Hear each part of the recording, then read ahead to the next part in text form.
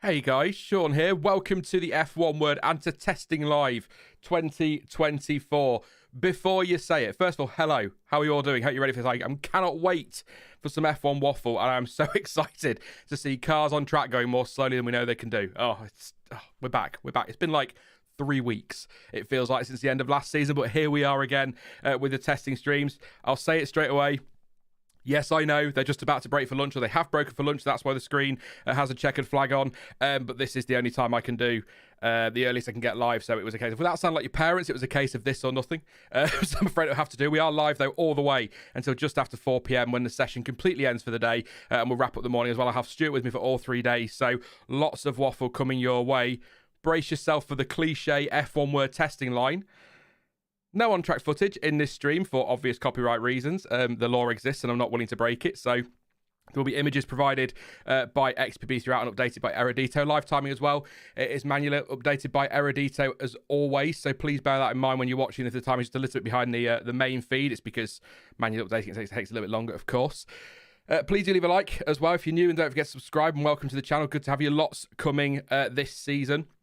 As always, previews and all that business. We're going to be live on Mondays after race weekends as well to talk about the whole weekend. So lots to come. And you can support the stream as well through PayPal, Super Chat, Streamlabs, all of that. Once again, we've got the £500 goal. We set it at around that every single year. If we can hit that, fantastic. If we don't, it's absolutely fine. I'll come to you throughout in chat. But if you've got a burning question you must ask, that's the best way to get into us, is with a Super Chat if you're willing to do that. If not, we'll see how we do. So yeah, live till 4.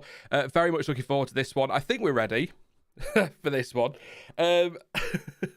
Yes, but it will be after this, it will still be the Monday races, Monday after the Saturday races, just to confirm.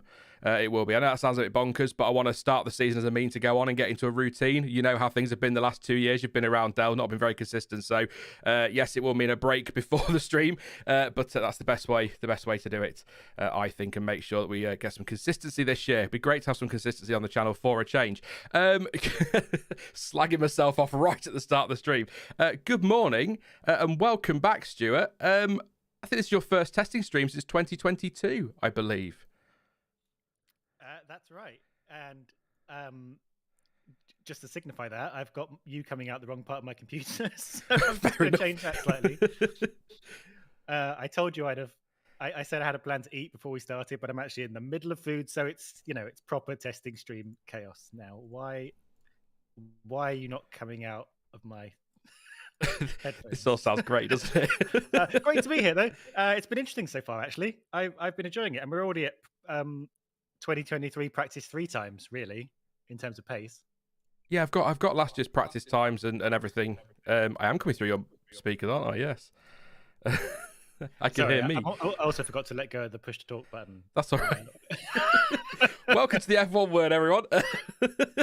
we love the technical teething issues.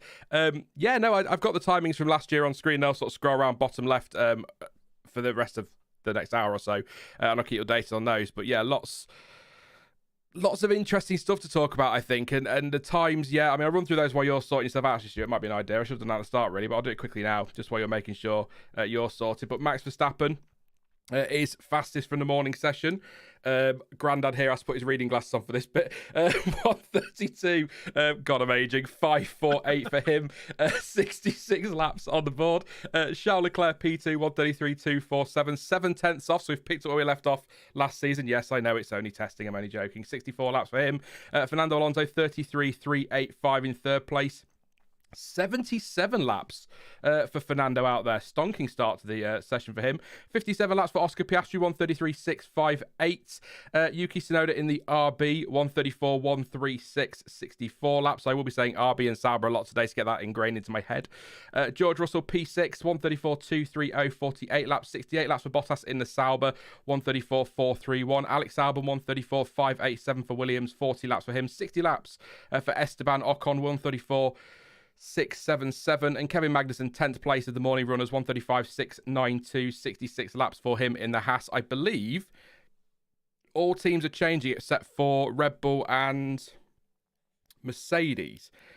So this afternoon, I believe we've got Sainz, Stroll, Norris, Ricciardo, Zhou, Sargent, Gasly, and Hulkenberg. So yes, it's all Verstappen and Russell today at Red Bull and Mercedes. I haven't got the tyres, unfortunately, because as is the case every single year, and we say this every year, Stuart, it's like a disclaimer at this point, I can never find a reliable source of who was on what tyre when they set their times. So I just tend to, if I find the information, I'll shout it out, but otherwise, no, basically.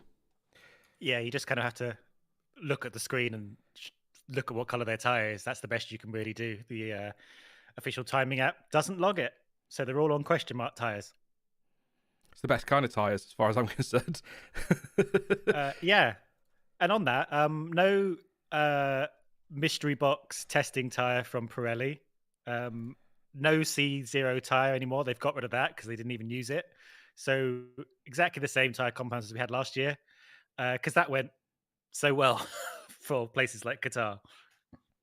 Yeah, it's with the tyres. I mean, we're straight into tyre talk. Look at that, picking it right where we left off last season. But no, just very quickly on tyres. I mean, this season's really fascinating anyway because there's no new compounds. It's all as you were last year, except they have got rid of the C0. Rest in peace. We shall miss you. We never saw it, but we've got C1 to C5 again and no new compounds. So I never saw an official line as to why that was. I assume it just they meet. If anyone knows, let me know. But I assume it's because they meet all the standards they need to, and they don't need to make any changes. So why waste the money when you think that they're probably going to bring new tyres for 25 and 26 anyway? In fact, aren't they going back down to the smaller rims soon?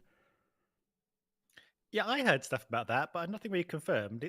That would be interesting after all that. Yeah. What was the branding today? I turn 18 or something, and they've reversed it. So there you go. Obviously not. Yeah, and only 2 more years of this rules formula before we move on to a whole another one again, which is kind of interesting in a way because last year the field was actually. I know it didn't look like on paper with the absolute Red Bull whitewash, but it was a very, very close grid in terms of performance differential. Like no one was really spread out from anyone else. And that meant as the season went on, of course, any little development that a team came forward with would kind of shoot them up the order a bit. So it really did kind of move around a lot and means that, a lot of things were up for grab this year. Maybe even the top spot, but definitely from 2 down to 10, we can't expect things to kind of stay the same as they are. So again, classic testing spiel. I'm not sure how much we'll glean from these next 3 days, but I'm interested to see if anyone shows their hand and puts themselves forward as like an early contender. I've been sort of getting the streams ready this morning in a bit of a mad rush because I thought I was done and I wasn't, which is always the case with me. But so I don't know if they've mentioned it on testing this morning. I've not really seen anybody mention it either. But this is just sort of on that note. This year is quite a big year for teams, isn't it, with their cars? These with the rules change in 2026 and then them not being able to work on their new cars until next year, the 2026 cars until next year. This is probably the cars we're seeing today. The foundation for the next 2 years worth of cars, because I don't see anybody bringing a brand new spec of car for 2025 and spending all that money on it and putting all that time into it when they're going to change completely in 2026. So I think this is actually, we could actually see this year, sort of the point I'm making is going back to how close things were in the midfield last year. I think this year we're still going to see quite a big development race, particularly in the first sort of half of the season. So I'm really excited to see how that shakes out. And I think it's a big year in that regard, because unless you're missing something, I don't see why you'd, I suppose it's a cost cap now season to season, so I suppose you've only got so much you can spend anyway, but why put all the effort into a massive 2024 car, then a massive 2025 car, only to then have to put all the work into 26 when all your focus in 25 should be on the following year's car, if you follow what I'm saying. So I think this year is quite a massive year for the teams in that regard. Yeah, I completely agree, and we've seen a big example of that with like the Alpine, who said the only thing they're carrying over is the steering wheel. They've totally revolutionized the car. Haas have also said they sort of reached a bit of a development wall last year with their car. They had a number of problems, including particularly with tires, but they were like, they've sort of gone back to the drawing board with this year's car to kind of go down a new avenue. But I think you're right.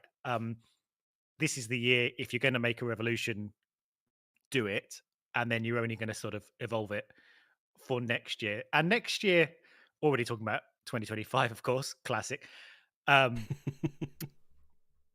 Next year, we're going to get what we didn't really see last time the rules changed properly, because the last time the rule change came in, there was that sort of COVID kind of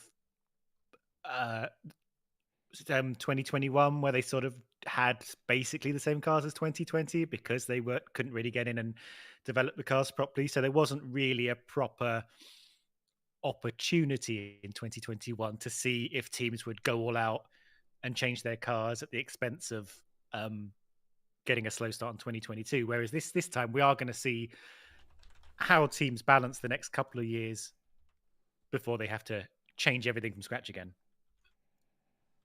Yeah, and I hate talking about next year. We haven't even got to this year yet, but that's just the way F1 is, isn't it, sometimes? But I'm really, really fascinated to see, because I think some teams like Alpine, they really needed to make a big change, didn't they? Because last year they were kind of all over the place. A team like Williams, maybe they'd want to make a big step, but they don't necessarily need to, because I think they had a really good season last year and they seem to move in the right direction. They've got James Allison doing a good job, and I'd say someone like a Haas, for example, needs to go big this year. But Rasputin Reborn says in chat, one team might push 2025 for one season of glory. Could you see a team like Haas? I mean, I think it's far more likely they'll write off the entirety of next season. But do you see a team like Haas maybe just going all in on 2025 and maybe finishing 5th in the championship or something for some nice bonus points and some extra money? Or do you think it's just not worth it for one season of glory to then end up with 3 or 4 seasons of pain, which I suppose actually sums Haas up quite nicely when you think about that really good year they had a few years ago? Was it 2018? Where they started so well and picked up lots of points, then kind of disappeared, and they haven't really bounced back from that. So do you think anyone would take that risk, or do you think it's more likely long-term planning? Bearing in mind a team like Haas, for example, as I keep bashing Haas, but Haas have been long-term planning now since about 2019, and they still don't seem to be getting anywhere. Yeah, and Haas, of course, have said they were once again in a building and development year, as I feel they have been constantly. Which is sort of an interesting point. I'll get back to. But to answer your question, I guess if you're a smaller team, there's an opportunity gain from going all out on 2025, while the others are, well, not resting but distracted by 2026. You might be able to get yourself some sponsors, a bit of prize money, and create a little bit of a platform to build from. But that's a short-term gain, really. And after, even if it, gets you some personnel or cachet or something for the next year or so, sponsorships, you've got to take that forward and, put your money where your mouth is, or people will leave again. I mean, we've seen big teams like McLaren, and McLaren didn't do this, but McLaren, went through a period where they almost lost all of their sponsors because they weren't able to deliver on track and back at the factory. So even if you get a bit of a boost and get some money in, get some people in, you it's not going to last you long. But that doesn't mean teams won't do it. We've seen teams make all kinds of strange decisions over the years. Thank you very much to Stefan. Good afternoon, mate, or good morning, or it'll be nighttime where you are now, won't it? Says, welcome back, Sean. Keen for an absolute banger of a year. Easy first title for Piastri incoming. Also cannot wait for the battle between Visa, Cash App, RB, Hugo, and Kick Sauber F1 team stake. Thank you very much, Stefan, for your super chat. Really appreciate that, mate, and your continued support on the channel. I want to come to the team names in a bit, but I think that we do need to talk about what is kind of the elephant in the room in some ways, other than us going live just to go for lunch. But I think we've got two.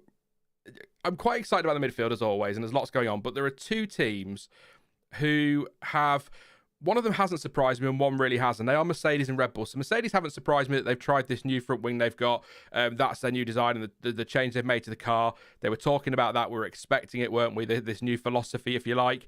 I think it looks like a very nice car. I really think it looks like a nice car. Loving I have no idea what the front wing's doing. I assume it's something to do with I want to say Y250. I may have made that up. I'm so good at the tech stuff. Even my geeky specs, I'm clueless. But yes, something to do with that. But yeah, I think that's a really interesting innovation. But what really shocked me at launch and today in testing as well from what we've watched, Red Bull flattened everybody last season. Certainly Max Verstappen. The Red Bull in the hands of Max Verstappen flattened everybody last season, won all but one race, absolutely dominant. They come out with what is basically a whole new philosophy on that car, which is heading towards the Mercedes concept, almost like the zero pod, and some say it may end up that way anyway. I'm really shocked to see that. But Adrian Newey doesn't make many mistakes. So, and I seem to recall we said in 2022 something along the lines of, if anybody could make that work, it's an Adrian Newey. What are your thoughts on particularly Red Bull, sort of from what you've seen so far? I mean, they've given it shoulder pads around the airbox and the engine cover, which is quite bulky. We're used to that really sleek designed Red Bull, and they've got a bit more bulky around there. You've got the slimmer side pods, but it's ballsy when you've just dominated a season to come into this season with a big change. Were they bored? Did they reach the ceiling of did Adrian Newey think he reached the ceiling of what the other concept could do and he wants to do this one? Has he found a way to make it work? It's fascinating, Stuart. I'd be really interested to see what you say on that one. Other than, I guess we'll find out in a few weeks' time when the season's actually started properly. Yeah, it's interesting, isn't it? It definitely was a surprise to see it, and but firstly, it was a surprise to see them actually put that car out during the launch, which they normally would hide, even though the lighting was terrible. So they covered up a lot of the body parts.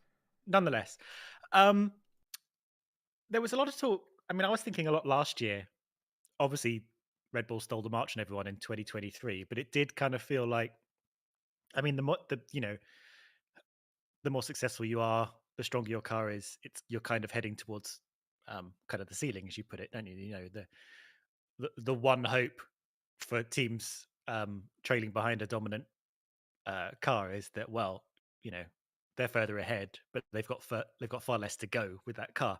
So actually, for Red Bull to say, maybe we have gone as far as we can with that concept, and we're going to go in a different direction. We've discovered something. The R&D has pulled some interesting ideas out, and we think we can make this work. I mean, it would be quite funny if Red Bull took Mercedes' idea and actually made it work really well. I mean, that would be the ultimate insult, really, I guess. Meme. Put them absolutely to shame. But I think, was it Helmut Marko talking about this? One of the people at Red Bull were saying, and again, this could go either way, but they were saying, Mercedes saw a lot of potential in that design, in the wind tunnel, on the computer. Like when they put that car together and they tested it at the factory before they actually put it on track, it was like, this is the way to go. This is going to deliver. And of course, they put it out into the real world and they could not make it work. And Red Bull themselves said, this could happen to us. It seems like it's the right way to go with this car, but until we start testing it and racing it, we could end up going down the wrong route ourselves. And we know Red Bull are prone to talking themselves down early on, or highlighting anything that may seem like they're on the back foot. But that is an opportunity. But still, I think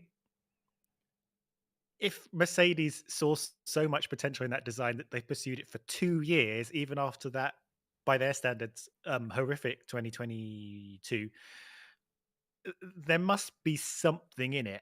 And like you said, maybe Adrian Newey is the guy to kind of figure out how to make that work.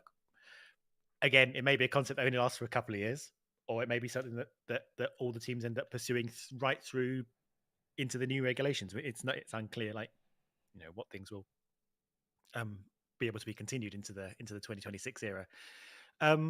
But yeah, it's going to be interesting to see. There are actually a lot of air intakes. We saw, if you're watching the official F1 testing footage, they were highlighting actually on the sort of shoulders either side of the driver where the halo connects.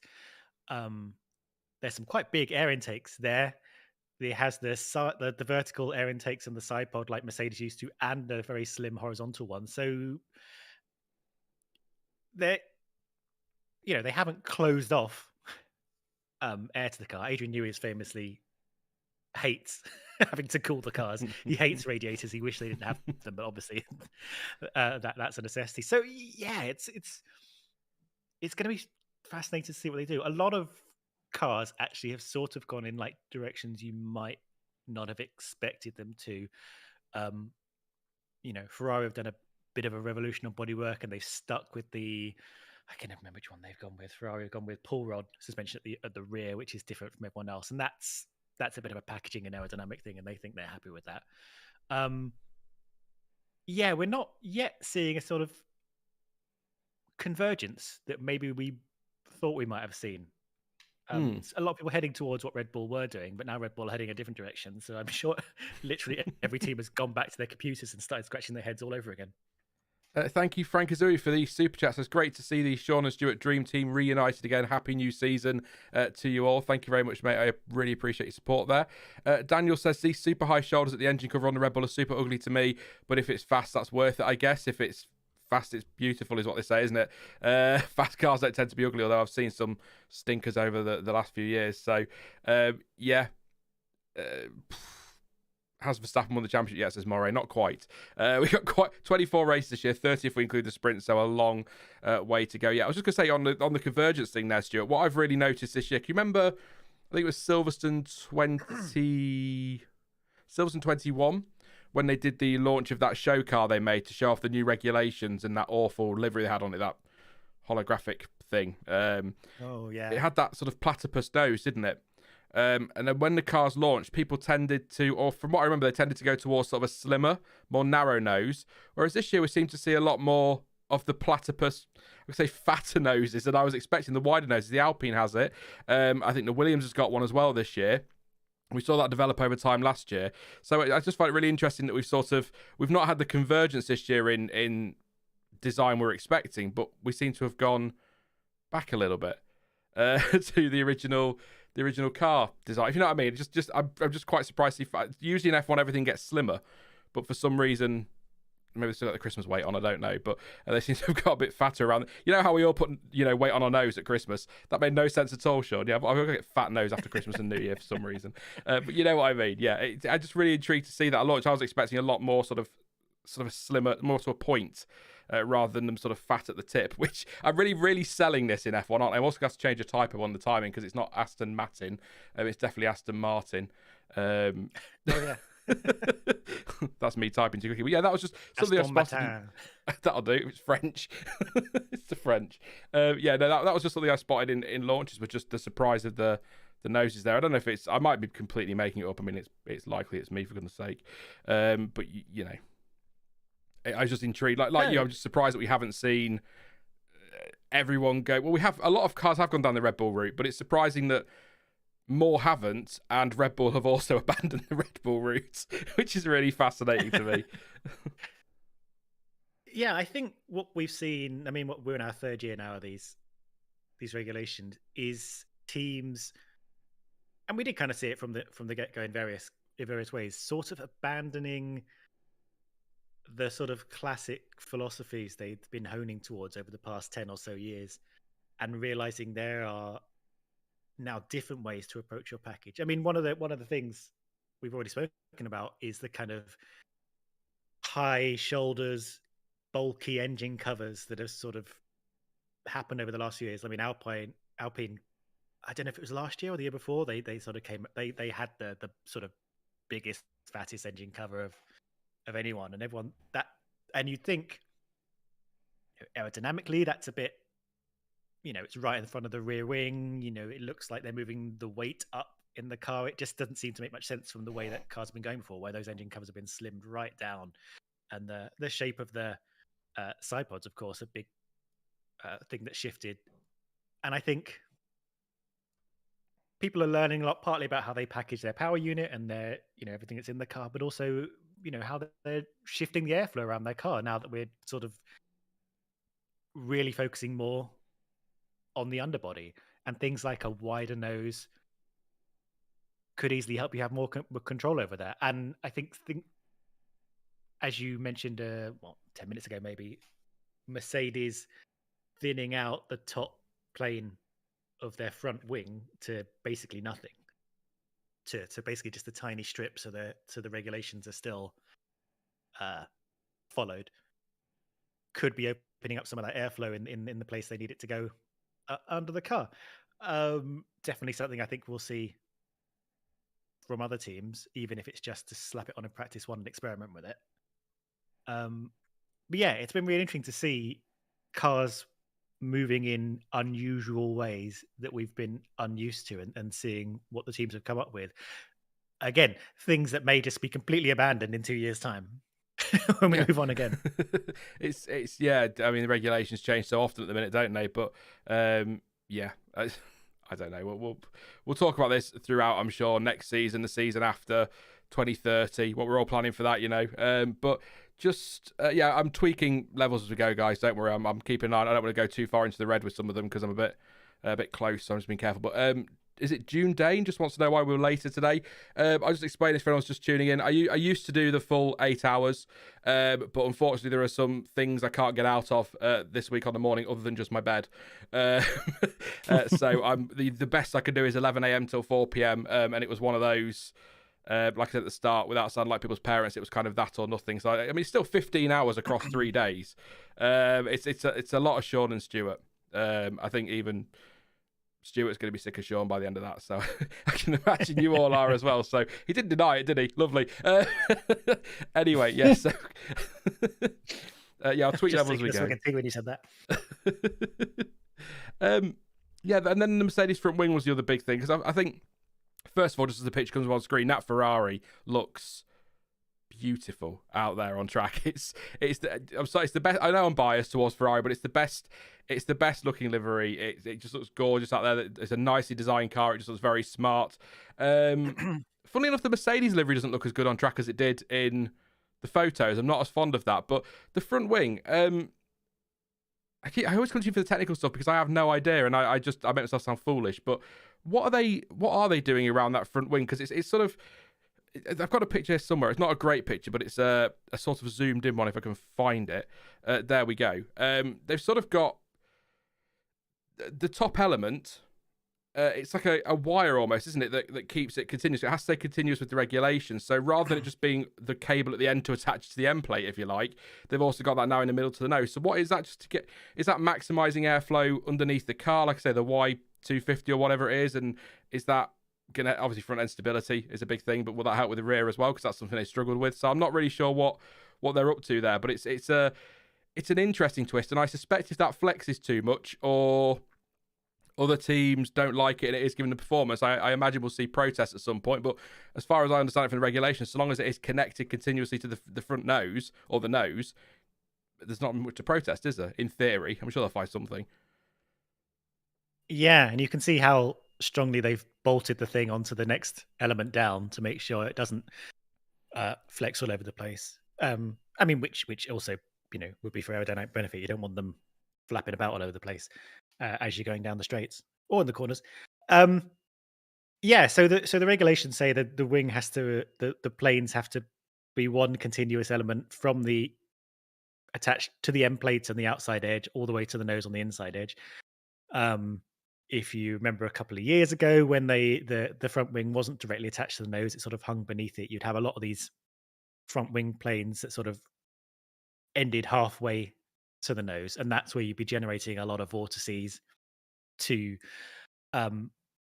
channel sort of aerodynamics along the side of the car. I think we all remember the problem with vortices, and you have a lot of dirty air, and you throw up a lot of that. This is what this was designed to get rid of. If you just have one simpler wing with all the planes attached directly to the nose, so you can't have these vortices. Now, I'm not an aerodynamicist, so I can't tell you exactly how much this particular wing will allow you to start generating these vortices. I'm sure you'll be able to get there a little bit, because essentially the wing is tapering almost to a point, so you're going to have a lot of the air. So the vortices are generally generated by the air sort of falling off the edge of the wing plane. They sort of fall off and start to curl around under the car. And obviously, if the wing is a continuous plane with edges on either side, then it can't fall off. It just has to go straight over the body of the wing. So it's going to allow a little bit of fall off and allow a little bit of vortices to be generated. Nothing like the Y250, which was it's just a geometric term for like the width of the area in which you can generate these vortices. So yeah, I think that's what they're trying to do, and trying to channel some of that strong air down the side of the car as they used to. I feel that if everyone starts doing it, the FIA may start stepping in. Probably not till next year, but I guess they might say you got to have a minimum depth or something to kind of stop this, because while we like innovation, we do kind of prefer people to be able to race against each other. Yeah. So I think they might add a little clause to the rules this year, next year, at some point to stop that if it seems like it's causing problems. Okay. But it's interesting. We've seen plenty of this kind of thing happening on the outside of the wing with teams. It's not unfamiliar. In fact, you could sort of see it almost on that Merc picture there. A lot of the wings do tend to taper off as they get to the end plate to just allow a bit of airflow and vortices down there. But this is the first time we've sort of seen it on the inside. Yeah, I kind of caught Sam Collins or Ted Kravitz explaining sort of that. It was sort of almost if you've reversed it, if that makes sense. So it's really interesting. Like I say, I'm not great with that kind of thing. People know that. I'm not going to try and pretend either. But neither of us are aerodynamicists, so we'll try and pick what we can out of it. But just really fascinating to see Mercedes take that step, and I really want to see.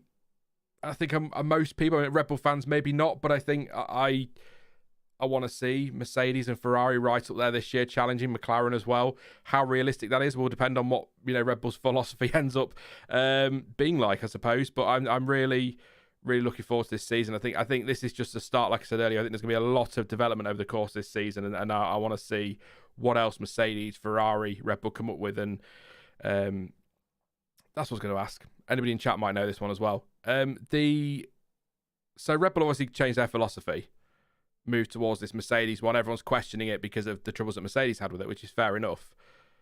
Theoretically speaking, is there anything in the regulations to stop Red Bull, if this car is an absolute disaster, just taking the RB19 and putting that on track in, I don't know, Spain or something, and running that for the rest of the season? Because I'm pretty sure that car would still do pretty well this season. So this is pure speculation. We have no idea. He's top of the timesheets. It's only testing, I know, but it's pure speculation. But if Red Bull have got it wrong, could they, in theory, put the RB19 out there? I'm thinking back to the days of, was it 2002 when Ferrari dominated and then put the 2002B out in the first part of 2003? Could they go back and just, I don't know why they would, because you've put the time into the car, but if it's not working, you could revert, couldn't you, to the old car that was working so brilliantly, in theory? Yeah, it still obeys the regulations. It would still be a legal car. I need to check. That's definitely still a thing you can do, because it doesn't count as like a development they've made. So I'd have to double check. I've been doing some of my reading the regs this morning as well to Well, that sounds like fun. To see if things. Well, the fun thing about the good thing about the regulations is, as the FIA publish them, they publish them with all the changes highlighted in pink, so you can see what's been deleted, what's been added, and stuff. There's some interesting things in there, but I need to check about that. That was definitely a thing teams used to do, although they didn't. Well, a lot of them didn't sort of revert back to their old car in the middle of a season, but not a lot of them. A few of them would start with their old car. Notably Ferrari in the early 2000s, who were so confident they would quite happily rock up with last year's car for the first 3 races before they launched their new car. That was a really weird time, wasn't it? Yeah. And the chat just pointed out the roll hoops changed, for example, so they would have to make tweaks to the RB19. But there you go. Yeah, I don't think there's anything that wouldn't take long to do, I'm sure. But I suppose that it changes philosophy in some ways, doesn't it? So I don't know. It was just like I said, I'm not being serious with the question. I'm pretty sure they'll stick with it whatever happens between now and the end of the season, and tweak what they need to. But it's just something I was thinking of. Thinking back to the good old days, Stuart, with the rose-tinted spectacles on about teams, because Ferrari used that quite a bit, didn't they, in the early 2000s when they were dominating. They'd run last year's car into the next season for a few races, and everyone would go, "Oh, it's close this year," and then out comes the next one. It can't be any quicker. Oh crap, it's massively fast.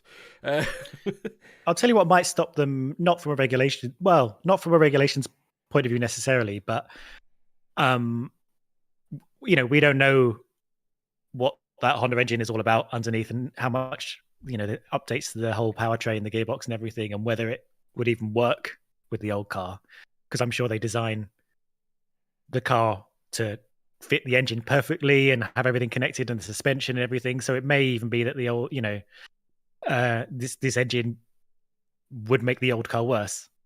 Perhaps there's a lot of things going on under the skin, but I feel like Red Bull aren't going to have to worry about going back to the old car. No, I think if that car wasn't ticking the boxes in the simulator, it would have been pulled pretty quickly, wouldn't it? If they were doing that. So that's my take on that. Just a couple of things I wanted to just wrap up as well from today. Did anyone see the Lando Norris tribute helmet to Gilles de Ferran?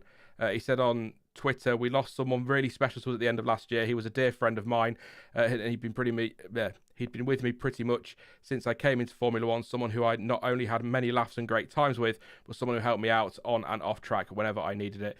This is the design he won the Indy 500 with, and I'll be wearing it today as my little way to say thank you for everything and to let him know we're thinking of him. He's still very much part of McLaren. I hope you like it. This one is for Gilles." I think Piastri as well has got a tribute somewhere as well. I'll see if I find a picture of that later. But just a really nice touch from Lando Norris was one thing I wanted to wrap up there. Yeah, and Annie just confirming that Piastri has something as well. But the other thing I wanted to talk about, just sort of on McLaren, I suppose, and Red Bull, tie them together quite nicely here. Zach Brown, bit stroppy all of a sudden about RB, the Red Bull sister team that's been in F1 since 2008, and he's not really complained all that. He's had his moments, but he's not really complained all that much. But it looks as though the RB might be a pretty rapid car this year, because it's taken some inspiration from last year's Red Bull. He seems a little bit concerned about it this year, and all of a sudden now he wants the FIA to have a look at junior teams and B teams. Is that just the usual? This is my take. The usual team principle, put the pressure on kind of stuff. The mind games in the media. The complaining over nothing, which I'm very good at usually. So I get that from Zach Brown, obviously. But yeah, he's my dad, apparently. But yeah, no, I found it quite amusing that we're expecting the RB to have taken a step this year with the help of the bits they can have from Red Bull, and now certain people are starting to complain about them as a B team again. Whereas last year, when they were stuck down the back and weren't really doing anything, nobody seemed to have an issue with it at all. It's a fascinating sport. Is our F1. Yeah, I mean, there's definitely, not necessarily mind games, but definitely as soon as anything comes along that, gets in the way of their ambitions, they'll start questioning it. I think there's possibly some things to be said sometimes about B teams and how we feel about that within the sport, and whether there's positives and negatives to these things, especially considering how expensive it is to be a Formula One team these days. The regulations, were updated, almost 15 years ago, to force every team to make the core parts of their car by themselves. They can have partnerships with other teams. We have partnerships between teams even that aren't in a B relationship. We have works teams and supplied teams. Yeah. We have people using other people's suspension, and there are some partnerships going on in the field, and I think, as far as I'm concerned at the moment, it seems to be balanced fairly well. I'm not too concerned about it. I imagine Zach's probably not too concerned about it, really, from an actual, is this a fair in the sport kind of thing. I think he's just poking the bear a little bit in anticipation. But to be honest, if I was Zach, I wouldn't be looking backwards like that. I think it makes him look a little bit weak to be saying, "Oh, what's going on with the RBs," when he should be maybe looking at the Red Bulls, looking at the Ferraris instead, and making it look like, those are the people in his sights, not the people who finished. Where did they finish last year? Basically ninth, right? Right. No, 7th, 8th. Oh Williams yeah, was they had a seventh, little they were boost eighth, at the yeah. end. Yeah, I think it looks stronger to be not looking at the people who finished 8th last year, to be honest. Red Raven says, considering Brown was pro Andretti, if memory serves, could have something to do with that. So maybe trying to push F1 to encourage Red Bull to sell RB maybe to Andretti, something like that. That's a good point, well spotted. But I don't think there needs to be any. I think I'd feel differently if Red Bull dominate this season and RB dominate second place, and the battle is for third, and we've got the 4 Red Bull cars out front every race, and you sort of then go, hang on a minute. But a lot of people talk about it being, I think AJ said in chat, an unfair advantage having 2 teams, but it's not like yes, we've seen AlphaTauri, Toro Rosso's getting out of the way of the main cars, but it's not like they're at the front letting them go for the win, and it's not like they're there to hold up cars deliberately and act like a Eddie Irvine or a Rubens Barrichello did for Michael Schumacher as a whole team.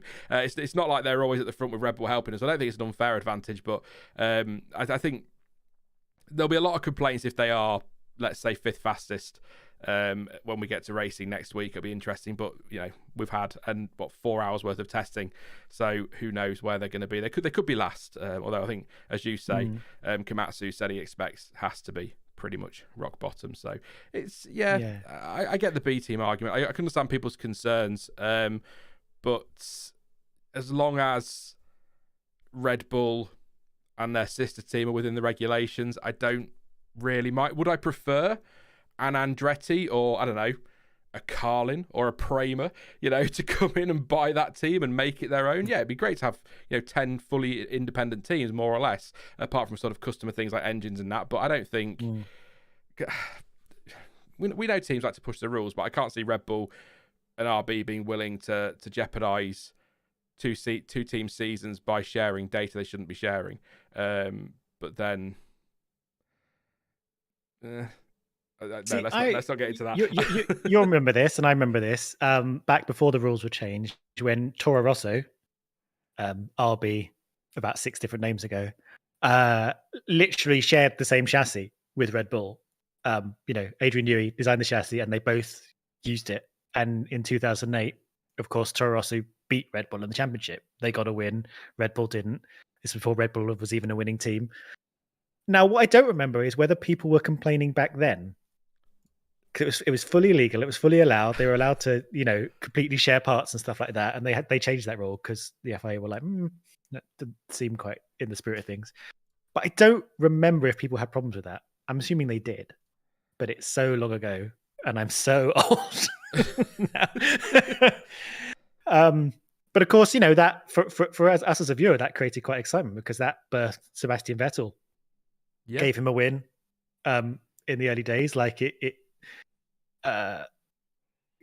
allowed Toro Rosso to do things they wouldn't have otherwise been able to do. But again, I mean, I personally think, let's, they should be designing their own car. But again, it was interesting for that 1 year.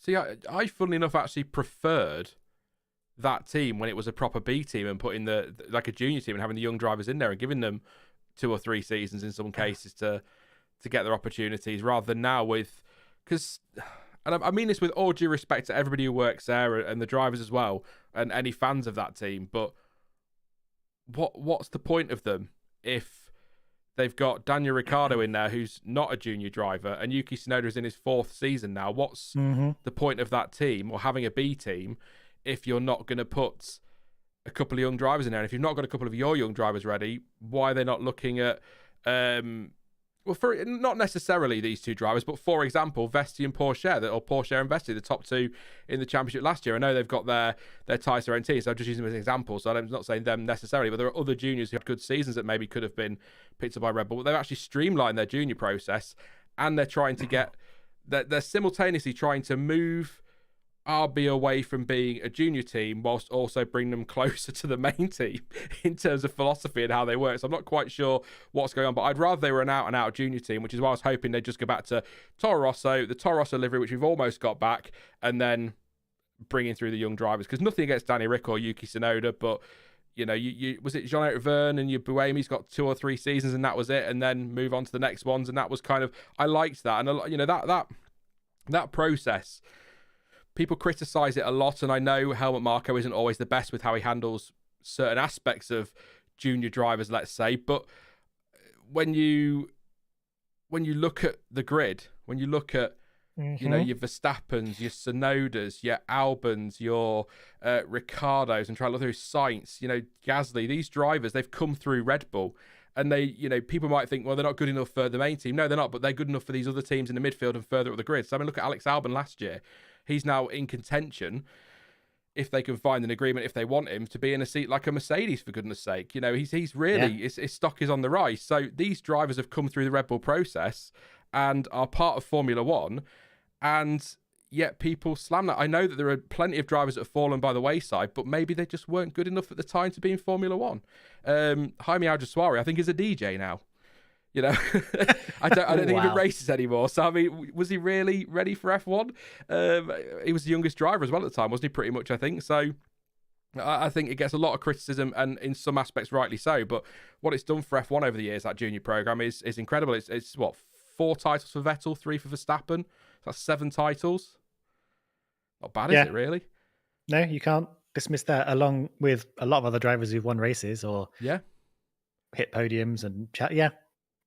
Well, Gasly's won, it's a real mixed bag of things, isn't it? I mean, often a lot of drivers have to sort of get brutalized by the whole thing, really.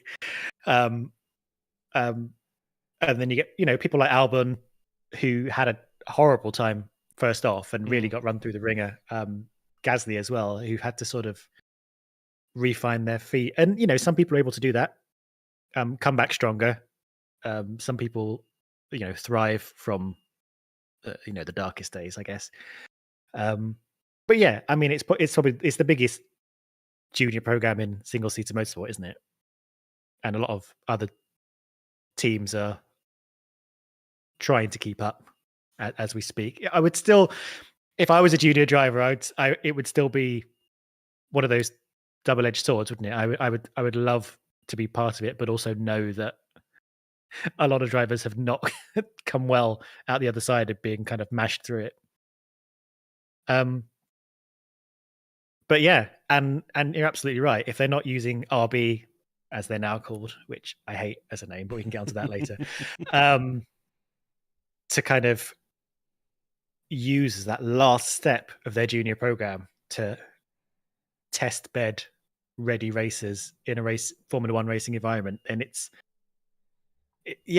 kind of weird. It's kind of what are they? What is their identity? I kind of agree with you. I'd rather either be a full junior team or be a full team with real ambition, which they're never going to be able to be. It just doesn't feel like they're ever going to be allowed to be championship contenders, regular race winners. I don't think that's the idea of them. But I don't. Yeah, you're right. I don't know what the idea of them is, and I think I think this is related to the whole issue we've had for years now of Formula One struggling to bring through junior drivers the way they used to. I mean, this year is sort of the combination of that, right? We've changed 0 drivers from the last race to this race.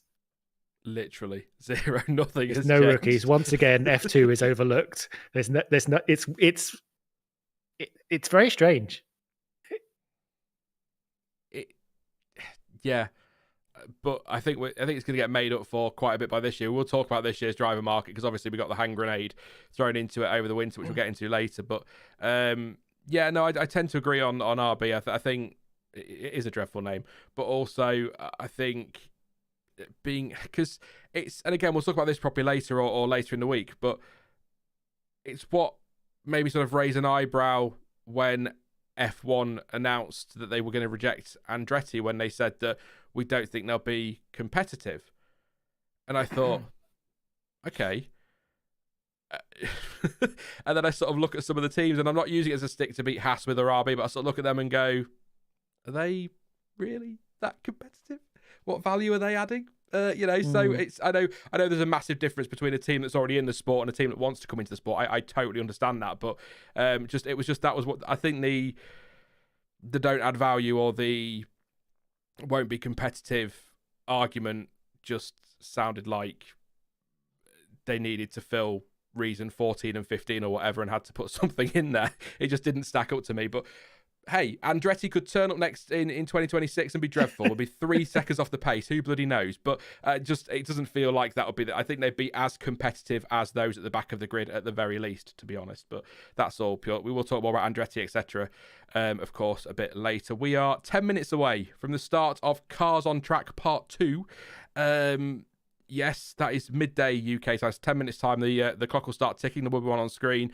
We'll go green, and we'll be able to watch some Cars on Track and talk about that a bit more rather than just this. Obviously, we'll still waffle like crazy. You can ask any question you like. It can be F1 related, ideally, but you can ask us anything. And if we want to answer it, we will. If we don't, then we'll just pretend we haven't seen it, or something along those lines. Keep it nice in chat as well. I know a lot of people are already starting to sort of talk about certain drivers crying because their car's terrible, and I'm not watching this anymore because Red Bull dominating.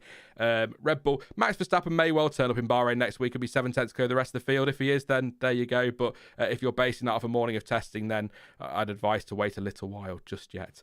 But yeah, you can also support the channel as well. If you've got a burning question that you must simply ask us, please do feel free to throw in a super chat. I think you can go as little as £1 or $1. I'm not sure what it is. So all of that will go towards the goal, that testing goal. Every single penny that you guys send during these streams goes straight back into the channel in one way, shape or form.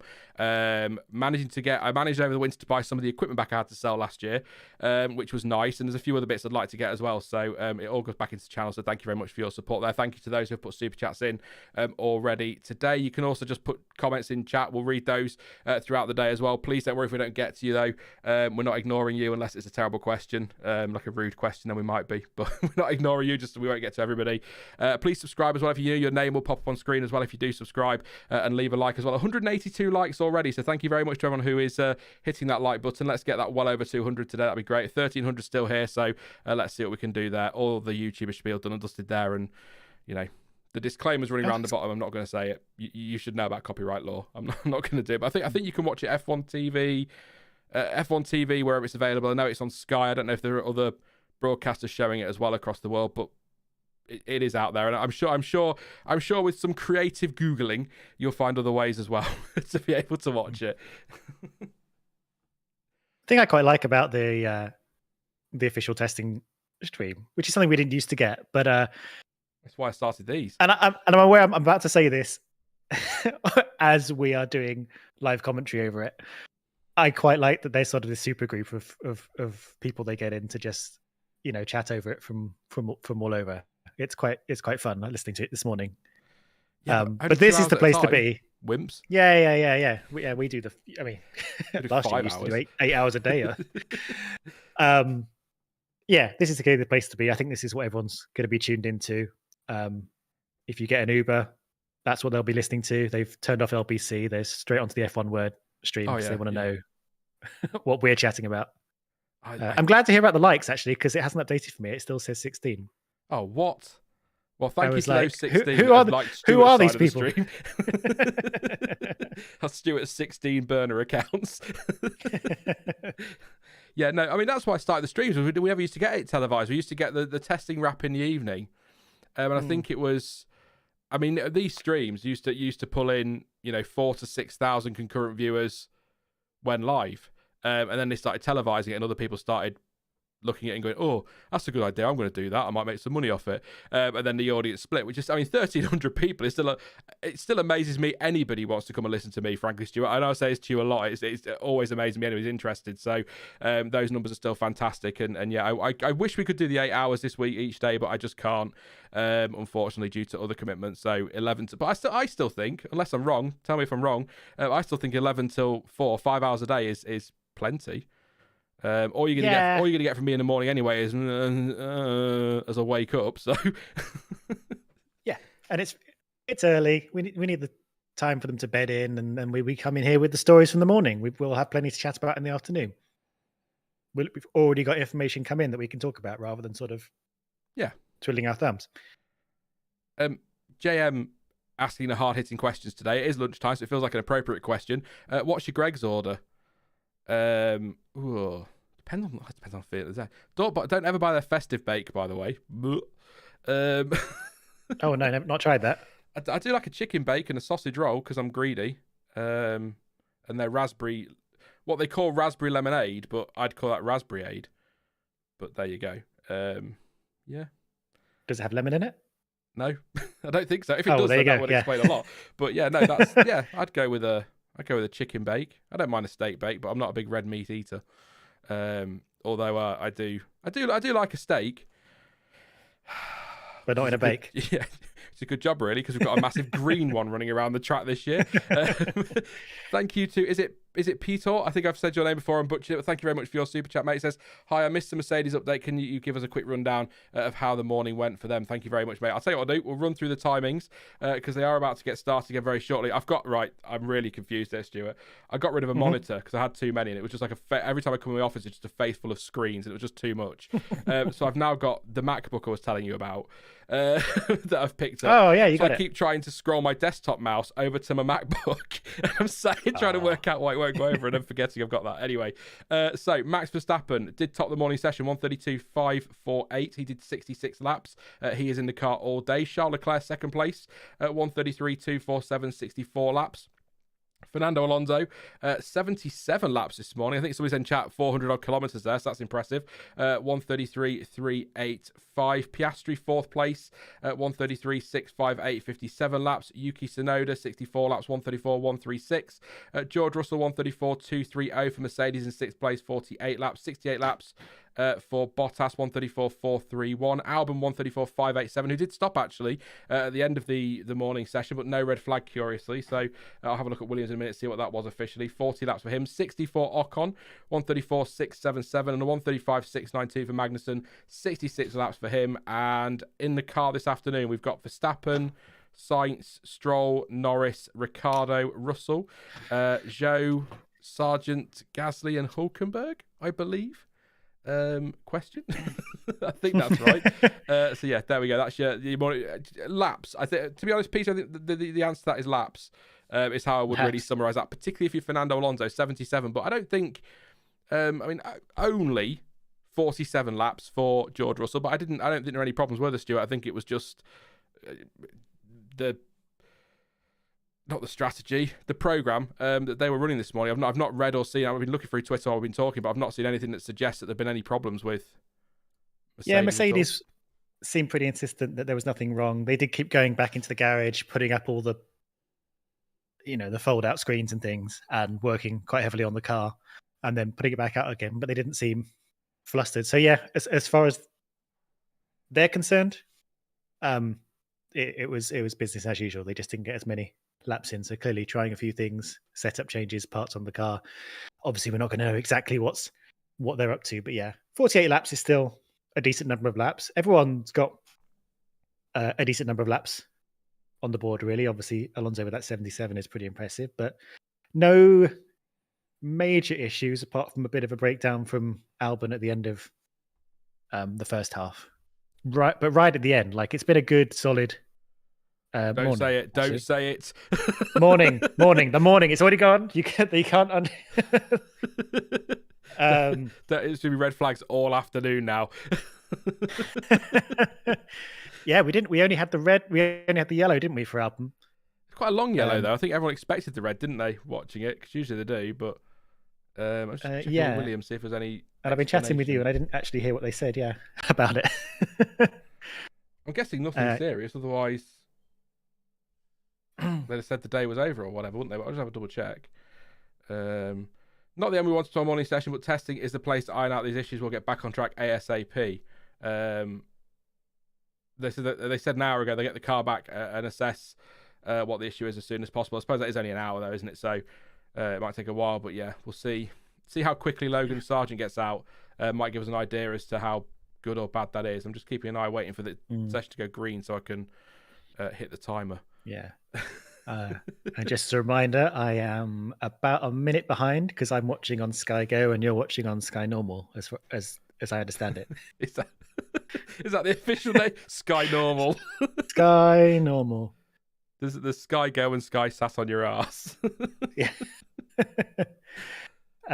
So what's this? Driver changes for Ferrari and McLaren and Aston, Alpine,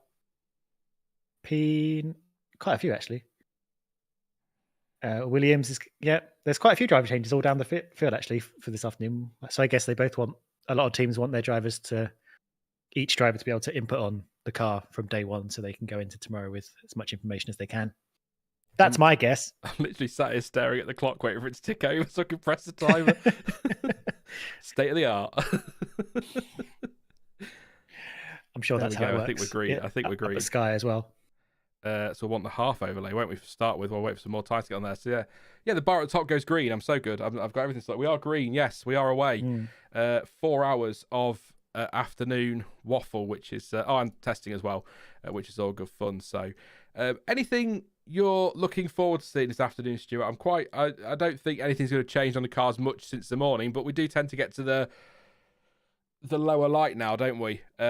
So we might see times come down a little bit, which is, I know times don't mean anything in testing, really. I mean, you can read into it if you want, but it's still nice to see someone come in and pop in a nice hot lap from time to time, isn't it? I'm just going to have a check, actually, while I'm saying that on the times from last year. If this goes up on there, I'll be so mad. No, there we go.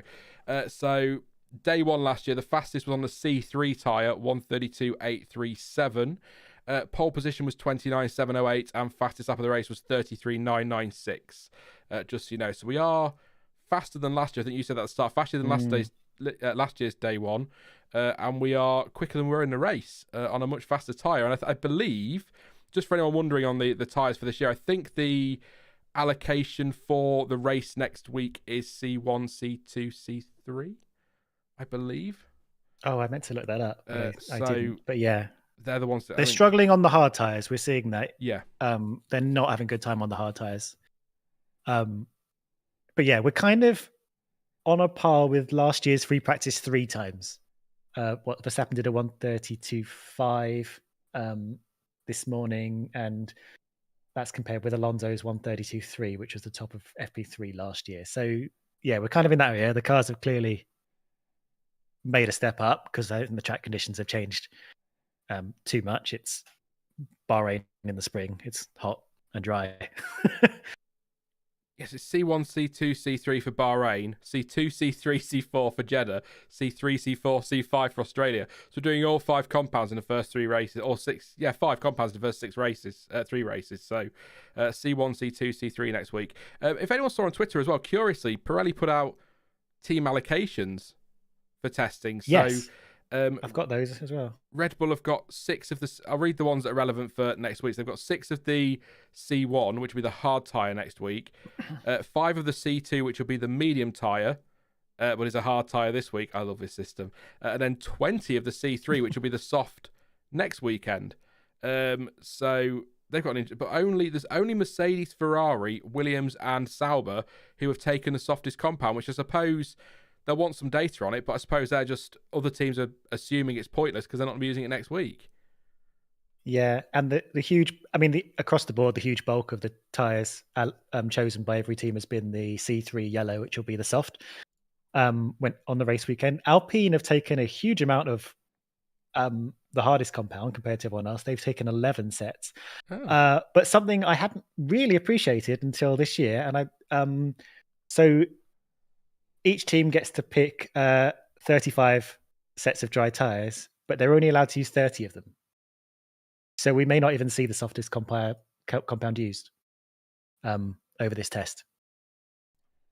I wonder if then those teams who have picked the softest compound have no intention of running it, and so have just picked those to get to the 35, knowing they're only going to use the other 30. Yeah. Perhaps. Yeah, probably. I'll put me the headphones in so I can hear the commentary. I want to hear Will Buxton with his sound bites. I forgot to put mine up as well. So it's interesting. So we're going to see a lot of the yellow. What's sort of the medium tire for this test for the most part. But yeah, we'll keep an eye out if anyone's using some of the harder tires. Probably if they use the harder tires, they're probably doing some slow, steady aero tests with the rakes on. That's when you're going to see the hard tires, I think. Yeah, I was having a look at the allocation now. Yeah, it's interesting. I wonder why only 30. If they're allowed to pick 35, but they can only use 30. Yeah, that's a weird. Why waste the money transporting the other 5? Maybe give them some variation in strategy or how they want to do their runs. Maybe, yeah. That doesn't include the wets. I know we might not need the wets and the inters, but I don't know if that includes those as well. Maybe doesn't, does it? No. Well, they did have rain in the F2 testing, didn't they, in Bahrain? So it's not you've got to be ready. It's kind of a point I think I was making last year in a stream when we're talking about what's the point in the wet tyre. I say, why bother taking it to places like Abu Dhabi? But the year you don't take it is the year you'll need it. So I totally understand why they have to just cover all bases. What should we talk? We'll just wait for cars to go back out on track and have a look at the driver tracker. Nobody out there at the moment. Just give a refresh, make sure we're all working okay. But yeah, nobody out there just yet. See what they say on Twitter. As you're ahead, you'll have to let me know when someone leaves there. I will do. I'll do it with a real fanfare. Why not? Hooray! Nobody out there a minute, but they don't tend to rush out, do they? This afternoon all the time. So I did want to just mention as well, we've got China back this year. Apparently so, for real this time. Yeah, for actually back. But I did my Everything You Need to Know video yesterday, and I kind of made this point in that it's going to be the first sprint race of the season. But we've not been to China since 2019, so that's one practice session on a track we've not been to since 2019. Is that FOM thinking about, the potential market over there, or is that FOM going, that should mix things up quite nicely? I mean, probably both, knowing FOM. Yeah, I think it's, thinking about the track, it's probably a fairly decent place to have a sprint. I mean, we haven't seen these type of cars run there. We've only been there with the old regulations. But, it's a nice, wide, fast track with overtaking opportunities. It could be a bit of fun, but yeah, I think just rocking up with one practice session is it's interesting. But when we've seen that happen before, it's made the whole weekend kind of interesting and tense. What year was it that they had to shorten the Imola practice just for logistical reasons? They only had one. 2020. Yeah, because they were rushing over from Portugal or something, so there wasn't enough time. And that brought a sort of nice tension to the whole weekend. So I'm looking forward to it. I'm still seeing as we're kind of stuck with sprints forever. I'm kind of desperate to see them work. I want them to be good because we're not going away. That's the point I keep trying to make to people. It's sort of like, look, people might not like them, but we're stuck with them, so we need them to be the best thing they can possibly be. So I mean, I think it starts this season with the new format. I think that'll work really, really well with the practice Friday first session, sprint quali second session. Saturday's first session will be the sprint, and then the normal qualifying, the Saturday afternoon session, if you like, the fourth session of the weekend, then the race on Sunday, and then the Parc Fermes, I think, will lift after the sprint so that people can make changes for qualifying in the race. So I think that's going to be better, but I still think they need to refine it. But I suppose they're doing it the right way, thinking about it with a clear head before we get into the season. Make a change or two at a time rather than completely ripping it up, because then they won't know what's worked and what hasn't. But I did find the China selection curious, but I think it could make things interesting. The other thing I find really curious is when I'm sort of writing out the calendar and I see Japan as round 4, my head will not compute that. It's supposed to be in October. It's very weird seeing it round 4, but it makes sense. Well, no, it doesn't actually. I'm gonna complain. Because it makes sense logistically. It doesn't, because they go Australia and then they'll all come back to the UK. Those that live in the UK, then they'll go to Japan, then they'll all come back to the UK. Then they'll go to China. Then they'll all come back to the UK. Then they'll go off to Miami, I think. I'm sure there are reasons why they can't do Japan and China at least back to back, but I don't think it really helps logistically if they're having to fly back across the other side of the world anyway, because they've got a week off in between. I also can't work out, and if anyone knows the official reason of this, please tell me, because I can't work it out, why we've got a month between Singapore and Austin, and then 3 weeks between, I think it's Brazil and Vegas, when we've just had you have a 4-week summer break, a handful of races, then another 4 weeks, then 3 races, then another 3 weeks, and then 3 races. If they're worried about knackering people out, couldn't they have spaced things out a bit better at the start of the year? I don't understand why we've got all that stop-start at the end of the year. it never makes much sense at all, does it? I'm trying to bring up the calendars. The Unless while you were talking about science on track, why are you talking about why we couldn't seem to back China and Japan and stuff like that? I was thinking a lot about how often we get the calendar much more spread out in the first half of the year, and then it all gets bunched up in the second half of the year, for no apparent reason. But now we're taking gaps all over the place, apparently.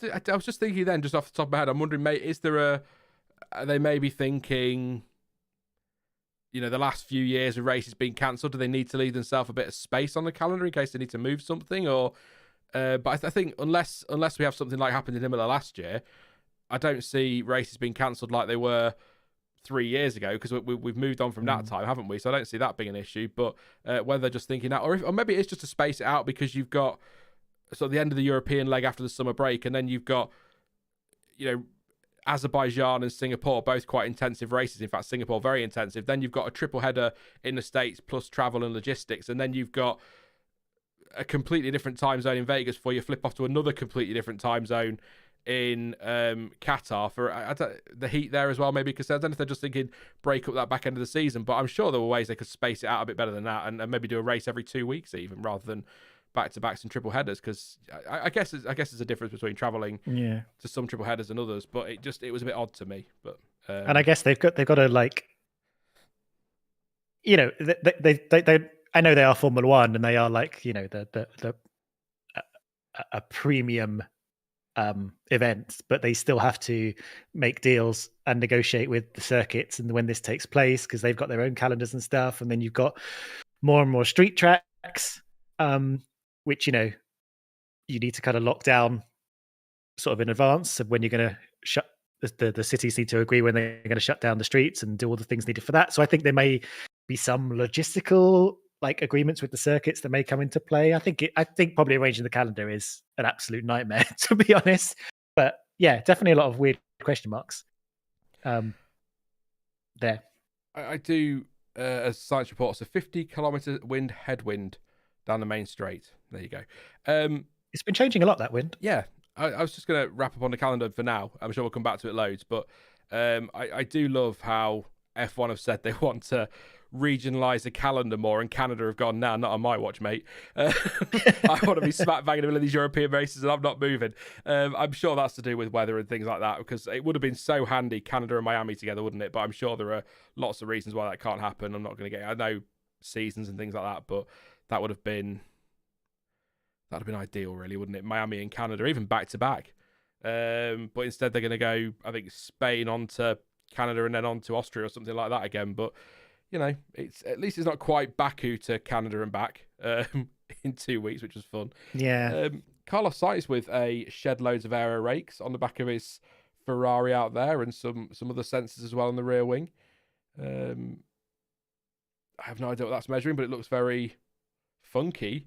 Looks like a Christmas decoration you'd find on somebody's lawn. I say find, not like go around stealing Christmas decorations, but you'd see on somebody's lawn is what I meant by that, not find. I'm not the guy who stole your reindeer. A lot of it covering the actually behind the tyres, rather than just straight picking up like the diffuser air. A lot of it's overlapping with the rear tyres, which is interesting. I wonder. Yeah.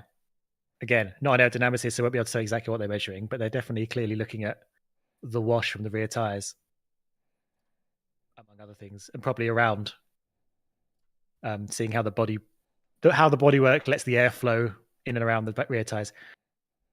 Again, we'll never see the results of what they're doing, but it's always interesting to see. A lot of bespoke stuff on the Ferrari as well. They had an interesting kind of curvy thing that fitted exactly onto the engine cover earlier. So they're not just slapping on big rectangular rakes and running out there. They've got a lot of stuff that fits very specific shapes on the car. So clearly taking this very seriously. MuzZZ says, I think the weeks gaps of the people, but the chassis still move to the next proximal race by sea. It's definitely for crews and things, isn't it? And it's not. I'm sure the cars will manage a race a week if they needed to. But yeah, no, I think that's.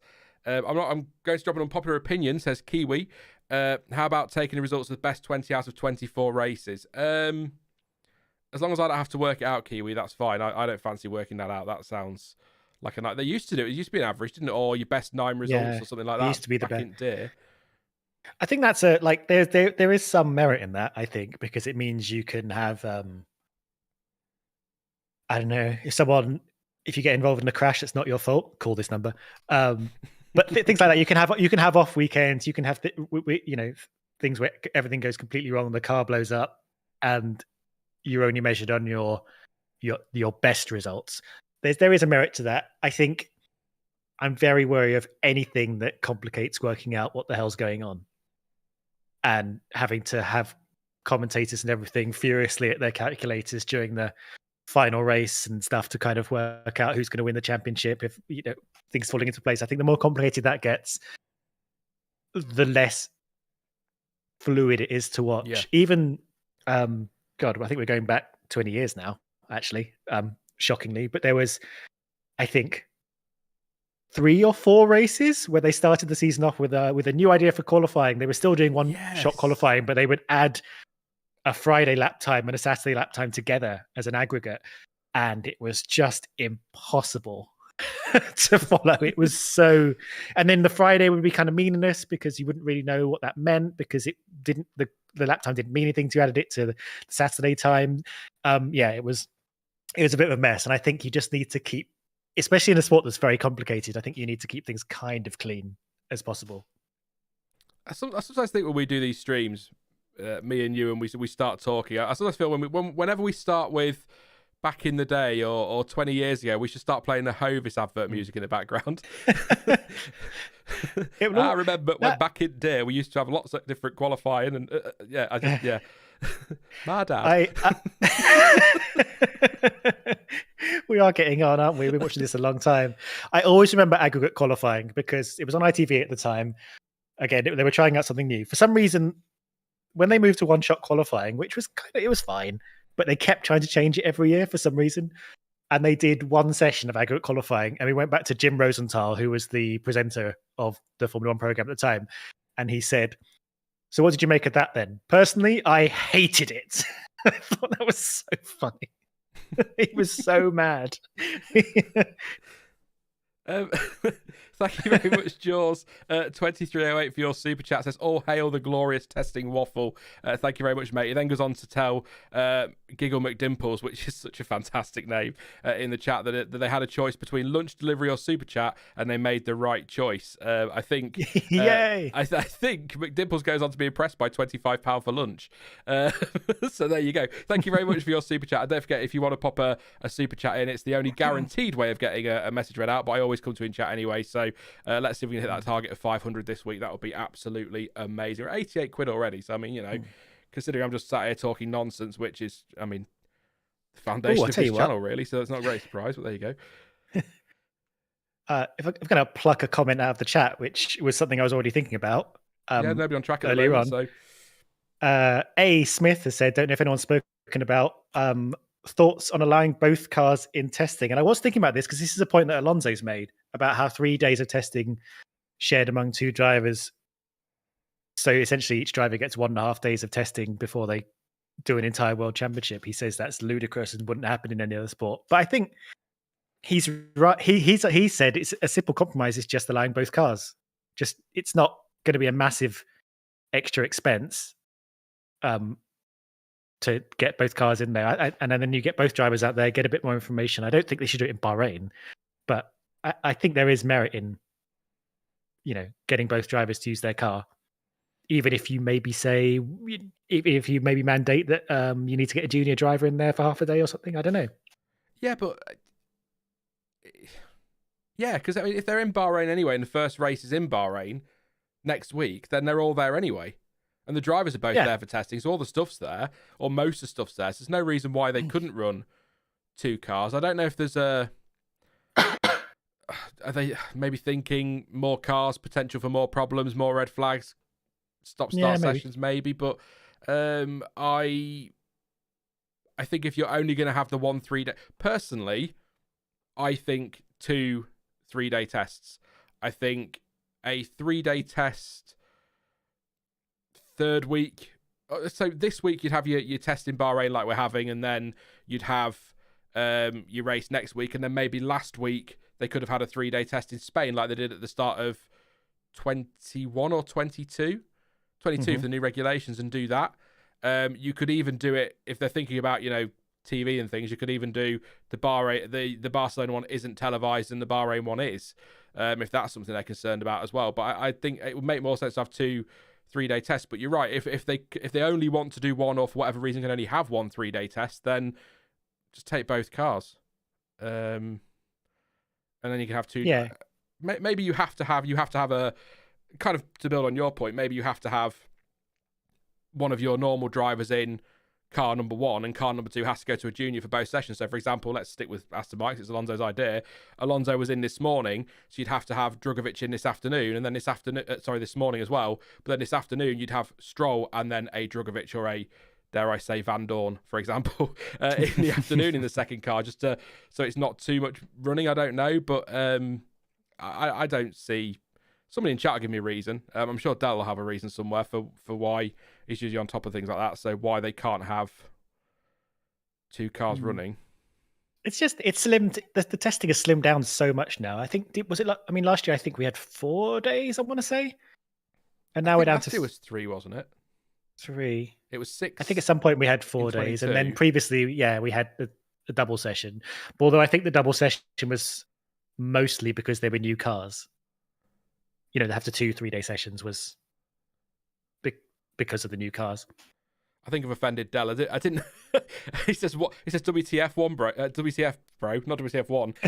Yeah. If you want to, you can do. I didn't mean it as a dig. I just thought you might have been on top of that, Dell. There might have been a reason that you knew why we couldn't have 2 cars. You're usually quite good with picking those things up. So, sorry if I offended you, mate. I didn't mean to. I know we like to have a bit of banter and a few digs at each other, but it wasn't meant that way on this occasion. I can assure you. But no, we used to have. I remember when I first started doing these, you had 4 days in Barcelona one week and 4 days in Barcelona the next week. And I think, here comes the Hovis music again. You go back even further, and I think if you go through XPB images, they've got sort of Barcelona testing 1 and then another testing, then pre-season testing somewhere else. And then you've got Renault testing at Paul Ricard and Ferrari at Maranello, and then they do a race and then they go testing again for another 6 days somewhere before the next race. It used to test all the bloody time, didn't they?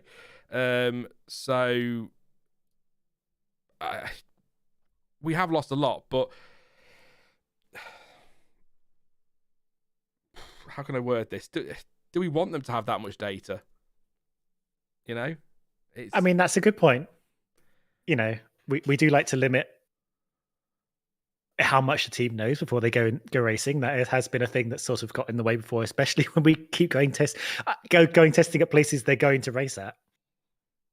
And that's a little bit of an interesting thing about the Bahrain testing, is that obviously we're going to race here in a week. Well, not in a week's time, but in a week's time from the end of this. We're going straight in. So they're like fully loaded up with as much information as. I mean, you probably should have a sprint in Bahrain, to be honest. They don't need 3 free practice sessions, do they? It's a good point. It's a good point. It's a great way to start this. I'm sure nobody would complain about that. Yeah. Maybe we should be going to like Portimao, or there's if you need to guarantee good weather, there's a racetrack in Dubai that I think is grade 1 standard. They have other options, but yeah, we don't need to have too much information specifically about this circuit. But definitely get on top of the cars, I think, is something. To be honest, I'm always astounded, considering they know they've only got 3 days of testing, that these days everyone just turns up with the car they built on the factory that they've barely put on track, and it all just works. Like, yeah. I find that fascinating. And they've gone out. I mean, they've probably done they've done a couple of hours of media day stuff, but not a lot of laps. But they've come out, they've done 40, 50, 77 laps straight out of the box. I think that's quite amazing, to be honest. Do you think there's an element as well from the FOM side, etc., of getting the races in the season as well? Because if you have 2 3-day tests, your launches are going to start mid-January. So I wonder if is there a are they thinking give the teams a bit of a winter break?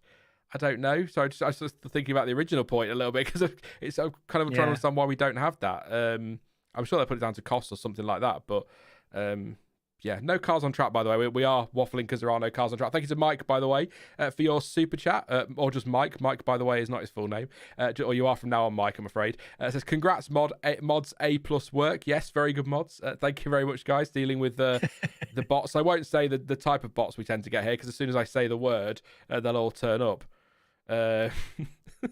Like your tweet the other day, Stuart. Made me I mean, I think you just came back to Twitter and chose violence or loaded sarcasm. Loved it. It's my kind of humour. So they haven't changed the engine or gearboxes much, if at all, so they won't have issues running, says Kevin. Fatigue for teams as well, says Warren. He agrees on that point. It's a good point, actually, on the end. If the cars are reliable, do you need 6 days of running? I suppose is the other thing, is it? It's not oh god, not like back in there when you'd have, in races where I think it's the point people made last year. Verstappen, it's different to when Schumacher was dominating, because there was always the chance that Schumacher's car was just randomly going to explode, but that doesn't tend to happen with these cars now. So it's why it felt different. There was never that tension that you're expecting the Red Bull to suddenly pull over with smoke and fire pouring out the back, but that was always a possibility with Schumacher out front. It didn't always happen. Ferrari was a relatively reliable car. I mean, compared to now, it was not. But back then, it would have been, compared to others, very reliable. But if you told me back in day when I was on way to Mill, when cars were blowing up every other session, that I don't know what I'm slipping into. But, that was more Geordie than it was anything. Doing a little journey around the UK, that we would we would be doing 3 engines, 4 engines a whole season, I'd be astonished. But I think in limiting, how many components they're allowed to use, they've made things pretty much bulletproof now. I mean, when was the last time? Well, how often a season do you see an engine go up in a big plume of smoke and the car pull over the side of the? That used to be such a common sight. And back then, you'd be shoving in a different engine every day. And, speaking of testing, you'd have a whole load of mid-season testing. Yeah. I used to go to Silverstone, where they'd have scheduled F1 testing sessions. Everyone would turn up and run laps, and it was free. You could just go in. It wouldn't cost you anything. You could just go into Silverstone, sit in the grandstands, and watch the cars go around for free. It was great. And that was in in the middle of the season, like June or something. That was back when Bernie never let anybody near the sport, wasn't it? You weren't allowed to see the cars in testing. It was against. He must hate this being televised.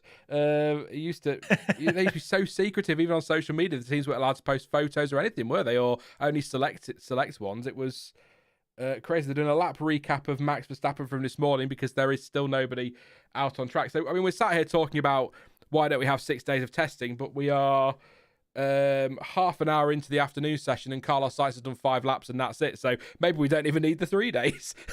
Yeah, Clearly they're not that bothered. No. Yeah, I imagine they're doing a lot of changing from one program to the next over lunchtime, and it just takes longer than an hour.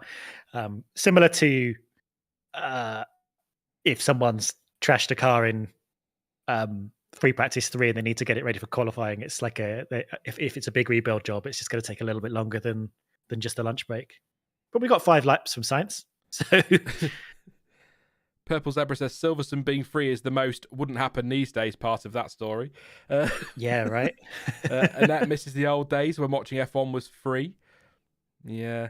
And Jack says a BMW quali engine that could last about 3 laps.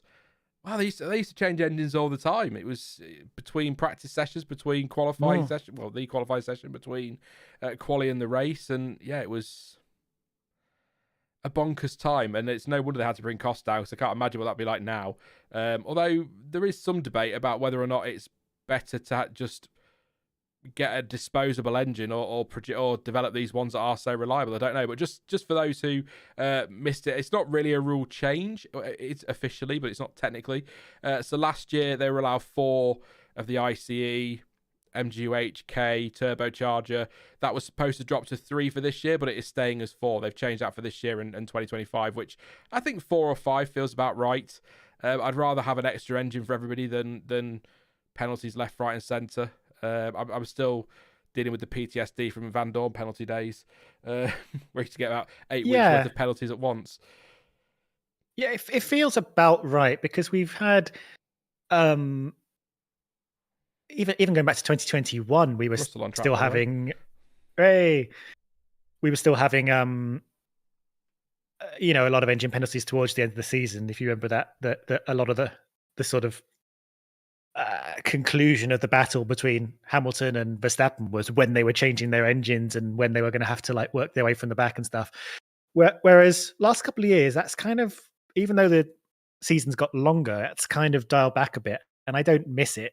I think we're seeing some engine penalties, you know, a little bit of a grid drop here and there for people, but it's not these like constantly switching out the ICE and constantly like working out when you're going to strategically change everything and just start from the back. I think if we can see that we're sort of on the edge, some people can make it, some people can't, then I think we're probably about right.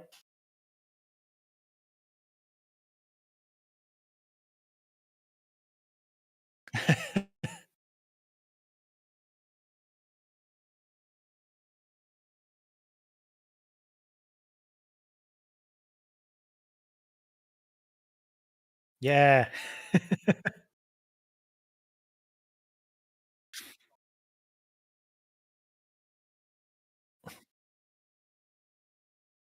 That's it. Normally it's a producer speaking to you in your ear, but you're just like... Yeah. I was muted, apparently. Sorry, Del. I had to mute the mic. So quick story. Russell's out on track. Science, I think, is heading out there as well.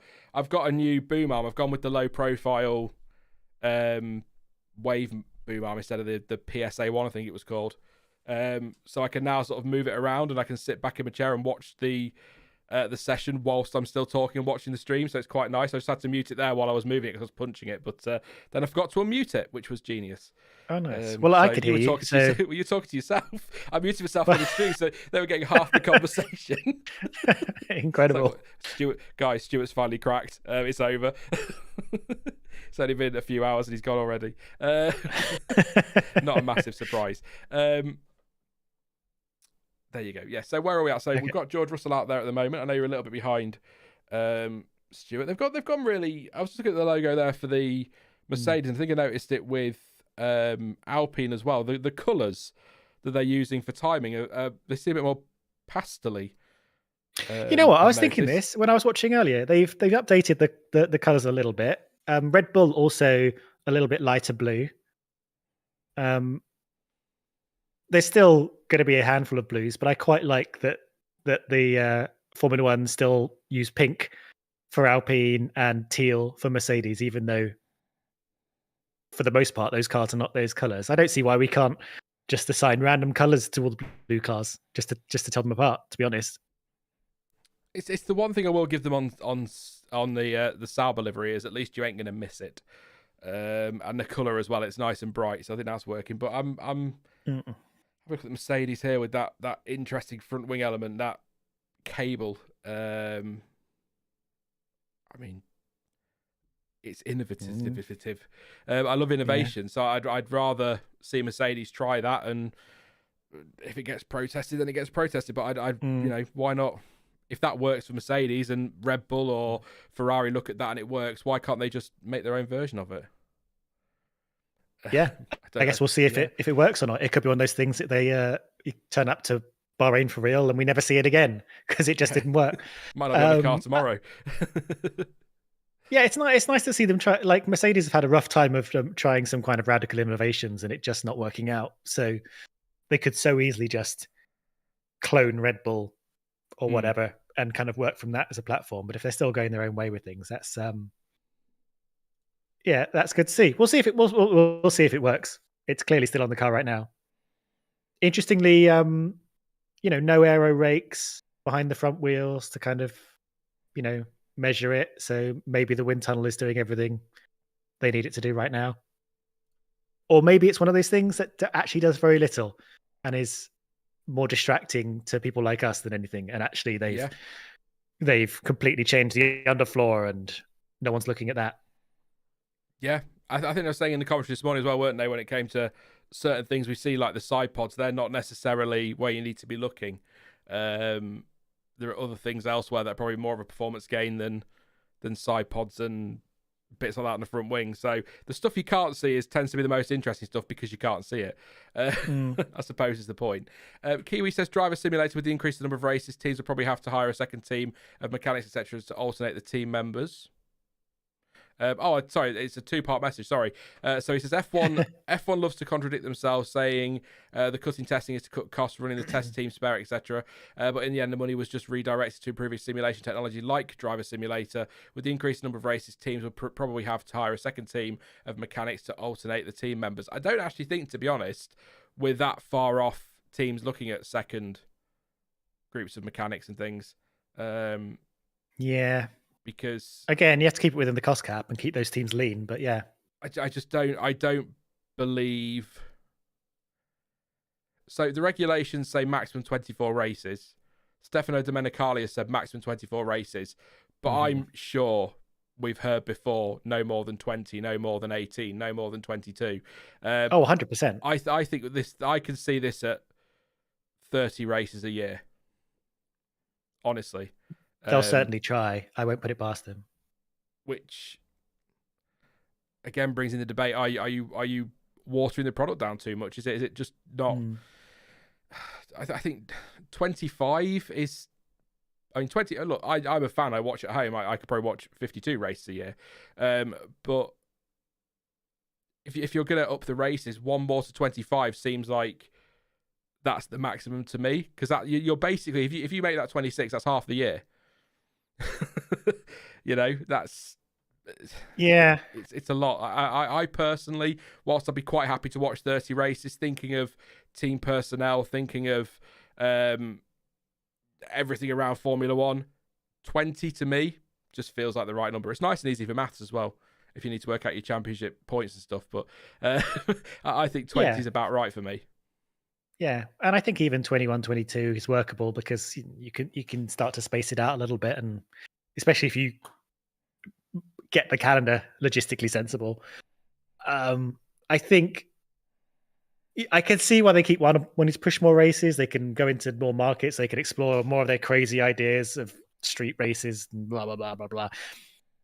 It's all money based, isn't it? They're all trying to extract as much as possible. But I'm not going to go on a huge rant about capitalism in the modern day, but as I think with a lot of places and a lot of organizations, you see there is a bubble at risk of bursting if you keep pushing for infinite growth. I think if you get to something like 30 races, there's a limit to how much you can extract in terms of revenue, in terms of fans, which then has to be divvied up among the teams still, and other teams going to be putting in a lot more effort, a lot more work, a lot more cost for not as much return and a whole lot of pain. And we could have, like you say, 20 races and 12 teams, and that could be a whole lot more fun. I think the balance of what F1 can afford and what the teams can afford and what people are willing to watch is I think an interesting one. And I don't think just chasing more and more and more is always the way to go, but that's what people will do, won't they? I think, yeah, I'm sorry, I've just been distracted by that. I think the live timing is now full actual live timing on the F1 app. We actually have tyre I can see tyres. That's exciting. Very exciting. However, it doesn't tell you the tyre set the fastest lap on. So I can tell you now, Max Verstappen is on track on the C1, and Sainz is on track on what I assume was a C3, because it's a medium, so C3. But it won't tell me what tyre they set their fastest. So still, one day when we do these testing streams, there will be a reliable way to have the tyre that they set their fastest lap on the stream. But until then, I'm not going to do it, because otherwise it just causes confusion. I will just, if you ask me and I can find the information, I'll tell you, but I'm not going to put it on the screen. So just for anybody asking about footage, I'll let chat deal with that one, because I'm only going to say it once in a stream, because I get really bored of saying it over and over again and trying to explain to people what copyright law is and why it's important we all follow it. Otherwise, there won't be any streams anymore because I won't be hit. Well, they don't kill you. They don't send hitmen to your house or anything quite as dramatic as that. But the stream will be taken down. The channel will be gone. So it's not. Yeah. But yeah, Sainz and Verstappen out there. C3 for Sainz. Use C3 and the C1 for Verstappen, which is the hardest tyre. See, I'm seeing the C3 C2 on the monitors, but I'm seeing him on white tyres on track. So that's still unreliable. So there you go. So I'm just going to shut up now. So he's definitely on the C2. So we have some pictures of tyres and icons of tyres on the app, but they're the wrong tyres. They're not the ones they're actually on, unless they are the ones they set the fastest. No, because it says, wow. So some fine tuning to be done. So he's on the C32, C3PO. He's on the C2 tyre. Not the C3. So there you go. That's the second hardest compound in the range. Max is definitely on the C1 because I've already seen that graphic on TV. So there you go. So all right. Well, yeah. So we can't always rely on the graphics, but I can. We will still have to do some work with our actual eyeballs looking at the track, which I suppose we're here till occasionally we should glance that way. If somebody says what tyre was such and such on, we could try and find that out for you. So it's not a problem. So don't worry. It's we're fans. It's a fan channel, I suppose. Technically, we're here to help each other, as if not just on testing, just generally in life. Yeah, please help. Send help. Yeah. So if it's only going to get worse. If you've got the information, let people know in chat if I can't get there first. So I did see someone saying as well. I think it was Rick saying that he'd get rid of Monaco. I will say that what I said last year. There are several street tracks I would get rid of before I got rid of Monaco. I tend to agree. I'd like Monaco to work better. But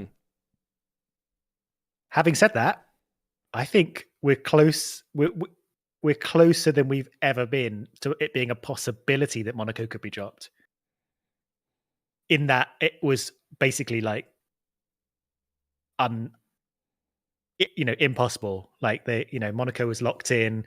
You had a special deal. It was like the jewel in the calendar, and I don't know if it is that anymore. We've got other races that I think Formula One finds more lucrative, and you'll have more VIP guests and things like that. I think Monaco is. I don't know. I think you could start negotiating harder with Monaco now if you were a Formula One. You don't seem convinced. No. I don't know. I don't think my view of Monaco. I don't know. There is an issue with the stream. I'm thinking live, which is dangerous. But the thing with Monaco is, I think I like it purely from a nostalgia tradition point of view. By the way, I love qualifying around Monaco. It's the session of the year, the qualifying session of the year. But I'm not sure on Monaco. I'm never going to be sure. Well, the cars are getting a little bit smaller in 2026, and hopefully that'll be a trend they'll continue for a little while to maybe get them a little bit more, racy. Like Monaco's never going to be an overtaking fest, but if you get them a little bit smaller and a little bit more able to have a go, that would improve things, I think. Did you see the video that Red Bull uploaded of the RB19 and their first car, which I assume is the RB1, on track together? Even in that relatively short space of time, the size difference is kind of crazy. I mean, you say a small amount of time. This is like 18th, 19th car, I guess, because of the 20 years. Because they come in. So they came in 2005, didn't they? So this will be their 20th. Yeah, I guess that's why it's the RB20. It's just that smiley dropped in my head. That's my head's work. That one. Why was it called the RB20? And we don't need to segue into this just yet, because I know you want to talk about names at some point, but I find it so annoying that the team RB is called the RB when the cars of Red Bull are called RBs. Aren't they called the RBs as well now, though? Aren't they RB1? I think it's the V-carb one from what I saw in a sheet. God. I need to double check, but bonkers. Thank you, by the way, to Vashek for your super chat. Says sending a bit of help. Lovely streams. Thank you very much, mate, for your support. Appreciate that massively, as always. It's I've got my head thinking about Monaco now, trying to work out what I change, but I feel like I do that every year, and I don't know if I should save that and come up with a proper idea that's a bit different, because I'm just going to say the Monaco 100 and make it a non-championship event, and everyone will go, you can't do that, no one will turn up. Yeah, I've said for a while, I'm very up for having a race on the calendar that's like a different prime event, the way that like the Indy 500 is and the Le Mans 24 Hours, where the rules may be slightly different. Maybe it's a bit longer and there's like a whole fanfare about it. I'm well up for that, rather than Monaco just being sort of, a standard weekend, but in a weird town by the sea. Oh God, malware. Sorry. I'm trying to open a link and it's oh God, no. What have I done? Sean's having a breakdown on stream. There we go. It's download. Right. It's fine. Day one. Start again. Everything's falling apart. I'm assuming they can still hear you. Yes, I think so. Yeah, no, I was trying to download the thing and it threw up a load of stuff that I didn't need to see. It's gone. Yeah. Yeah, it is the V-Carb 01 is the chassis name. So they've really leaned into that. But no one's calling them the V-Carbs. I felt like that was going to be a thing. When they first launched, I thought they were going to be called the V-Carbs, but no one seems to be going for that. I don't like RB, though. It doesn't sound nice. Do you know what sounds really nice? Is it Toro Rosso? It is Toro Rosso. That, for me, was a great way to connect the two teams and sort of nod to Minardi's or the team's Italian heritage. It was just perfect. They then changed it to AlphaTauri because reasons. I think this is something, I'll say this, and I agree with John too when we had the stream. I'll tell you what, we'll come to names in a second, and we'll come back to that point. Let's just have a look what's happening on track very quickly, because we've got 3 cars out there. This is where we're testing streams. We're watching testing, but we are, just to confirm, we're not commentating on testing for a couple of reasons. One, again, we're fans. We just want to talk about it and spend some time with you guys, because we'd be watching it anyway, so we might as well talk to each other and hang out, as the kids would say, I think. In 1995, they might have said it. But so it's not commentary, but we like to just have a waffle while we're sort of watching it. But I'll try and keep an eye on what's happening. But Lance Stroll getting in the car. Lance Stroll, who apparently Aston Martin have said they want to stick with their lineup for next year. Shocked. So I assume Stroll's in the car next year. So that's not a great surprise to anybody, unless Lawrence Stroll decides to sell it. But we've got Verstappen still out there on the C1 tyre. It says used, so he might be on the C2 now. Who knows? C2 at the moment for Nico Hulkenberg, who's going out there. Just starting his lap now, and Daniel Ricciardo's on the run to turn 11, and he is on the they put on the TV screen. That's helpful. On the where is he? Rick doesn't say. He's on his outlap, so he doesn't say. Yeah, it doesn't say. He's on his outlap. Ricciardo's out there on tyres somewhere, so we've got 3 on track. 4 on track because Pierre Gasly is coming out, and it's good to see as well. F1 have taken a leaf out of my book and gone pink for Alpine this season on their colours, so we've not got quite so much blue, which is good to see. Makes sense. So thank you guys, I appreciate that. Also the Hulkenberg livery, the Haas livery looks quite nice out on track, even though it is just carbon with white and red bits. I quite like it, but it's very much a Haas livery, isn't it? So. Yeah, I mean the classic Haas livery is nice. They when they stick to the black and the white, every time they've done that, it's looked nice. Every time they deviated from it, it's been a bit of a mess. But I think it's a nice clean look for them. I'm really enjoying actually seeing the cars out in daylight. I think the problem I have with a lot of the car launches is it's always in a moody studio setting. You don't really know what they look like. You can't really gauge the liveries, but now we're seeing like how they look on camera in daylight.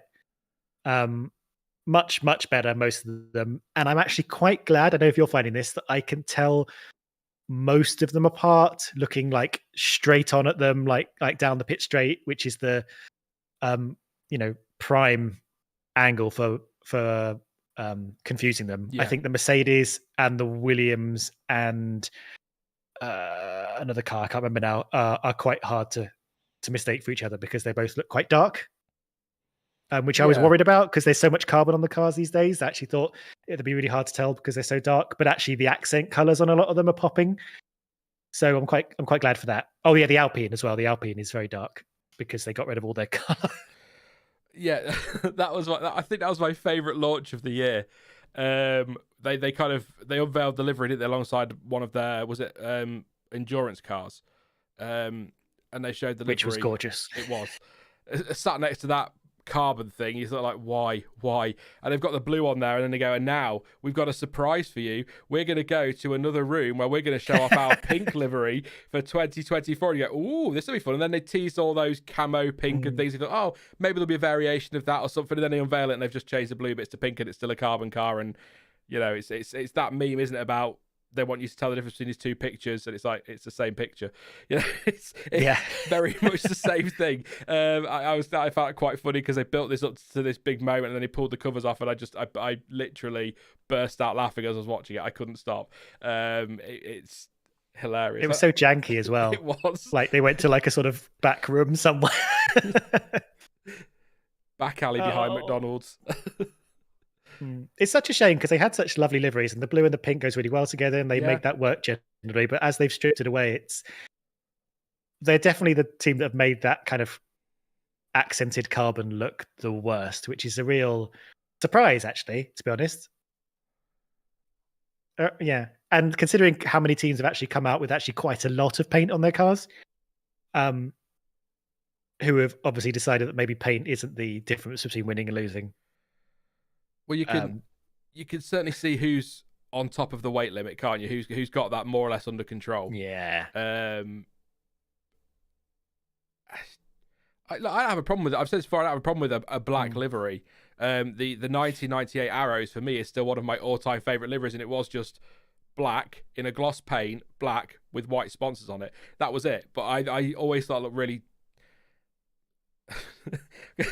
Trying to be useful, it looked really badass. I just liked that car. I thought it looked great, and the car design as well in the late 90s I enjoyed as well. But so I have no problem with that. It's just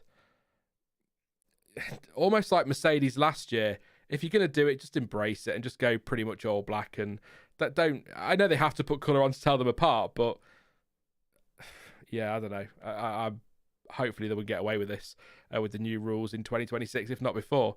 Yeah, I don't know. But which is what we've got. Still, Russell's out there now as well. He's joined the crew on track in the Mercedes. Big year for George Russell, by the way, I think. And I actually think for Charles Leclerc as well. Yes. Russell's going to be expected to lead that team at Mercedes next year, whoever comes out, unless they do go and get an Alonso, which is... A lot of people think that, and I think that as well. That would be my pick, would be Alonso for a year or two, and then an Antonelli if he continues to grow as they expect him to. But a big year for Russell. He was expected to really hit the ground running this season and bounce back from last year and show them that he is the horse to bet on long-term in that team, because if he can't do that, then they're going to be needing to look for another number one driver. But I say Leclerc as well, because Leclerc doesn't want to be losing to Sainz this year. And I know that's an obvious statement every year, but certainly this year, the last thing he wants to be is the driver that they signed up long-term and then lose to Sainz, who's leaving, and then Lewis Hamilton comes in, because that's going to be tough for him next year, potentially. So I think it's a massive year for Russell and Leclerc. And I do think Verstappen made some interesting comments on Hamilton to Ferrari when he said that that's going to be an awkward season for him, because sort of when it comes to sharing information, he's got a lot of time at Mercedes, a lot of experience, a lot of knowledge he's taking with him. Obviously there are certain things he can't say, and he can't hand data over, but he'll have it in his head. He'll know what they've been working on to a point. He can take that information with him again to a point. So I think there will come a stage this season where Mercedes, I don't think they'll completely cut Lewis Hamilton out. I don't think they just don't strike me as that kind of team. But I think he will certainly get less information towards the end of the season than, say, George Russell will, particularly about the following year's car, obviously, but also in general. So I think that Hamilton to Ferrari move has not just blown up silly season with who's going where, but it's also put a lot of pressure on some other drivers as well. I mean, Alex Albon, for example, he's contracted to Williams for next year, but as we've seen with Lewis Hamilton, there are always options and ways out of contracts if necessary. So if he will need to perform this year if he is on Mercedes' radar, if he does want to take a step towards the sharp end of the grid. So he can't afford a sloppy year either. So it's put pressure on drivers. And I think it's really spiced things up quite nicely. But I also think when you look at some of the drivers linked to that seat, prepare yourself for the most obvious statement I've probably ever made. They're not all going to get that seat. Only one's going to get it. Welcome. That is your great analysis. Only one's going to get it. So that does put that pressure on. And, let's say we get to, because I don't think the decision will be made soon, but let's say we get to the summer break and you've got Albon and Gasly are heavily linked to that seat, for example. I'm just looking at names on the screen. They're going to want to race hard against each other, which could actually spice things up quite nicely for us as viewers, because then you've got an inter-team fight as well. I don't know what I'm waffling about. Just I'm very excited about the driver market, and not just the actual contracts and who's signing where, but also what it means for the on-track action. But that all started with a big year for Russell, I think. 3 hours later, I got to my point, and it wasn't even a point. No, you're absolutely right. I mean, that has... There is a really interesting thing about the pressure it has put onto a lot of drivers here, and you're right, both in terms of like going for that Mercedes seat, which is still a hot ticket, even if they haven't had the best years. We'll see what kind of year they have now, but I think a lot of drivers are definitely going to be eyeing that up. But in terms of people who are being shuffled around, like Sainz, of course, has to prove himself if he wants to be picked up by someone and not dropped unceremoniously in the midfield. And never being given the opportunity to have another race win. There's a lot of spiciness yet to come, especially if some of the drivers in the teams that are most going to be intertwined in this bombshell in the driving market are involved in the title race or involved in a lot of race wins. Like if that Ferrari is, right up there, looking for that title win, and Sainz is part of that title battle, but knows he's going to leave, or even with the the Mercedes, if Hamilton's right in that title battle, but Mercedes are wanting to start to like pare back the information they give him and start to create that bit of a gap, for their own intellectual property, that's going to be really interesting. And we all know Alonso is also looking at that Mercedes seat, which would be a real wild card move. So yeah, Norris on track as well, by the way, now. But I need to nip the Lou for a quick, Mm-hmm. Like we all do it. I don't know why I'm making it so secretive. Like, shh, don't tell people. So I'm gonna throw this question at you while I just quickly do that, and I won't be a second. It won't take me long. So, but I'm making you Toto Wolff for a couple of minutes. Right. You don't need to do the accent. It's fine. Thank you very much to MD Games for becoming a new member. Thank you very much, mate. Appreciate that. Mando Doris Games. I don't know why that's what came into my head. Yellow flag. What? You're Toto Wolff. Who are you putting in that car next season alongside George Russell? And I'll be back in 3 minutes. All right. That's a good prompt. And a tricky question. There was a lot of talk on the official F1 stream that's on Sky about the I've already forgotten his name, but their junior driver who's about to move into F2, who sounds like a real hot ticket. Chat will remind me who that guy is. His middle name is Kimmy.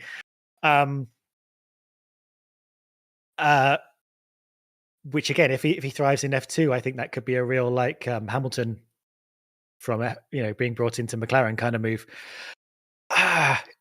And again, I think it would be really funny to put Alonso in that seat for just a year. Antonelli, thank you. Is his name Kimi Antonelli? Some people in the chat saying Ricardo, but I like. I was a big Ricardo fan in his heyday, and I'm just less sold these days. I think he needs to reprove himself that he's top tier again. I think he got a bit mentally off the game, so he's a little bit off the boil, and I'd like to see him do a full season, without breaking any parts of his body halfway through. That would be nice.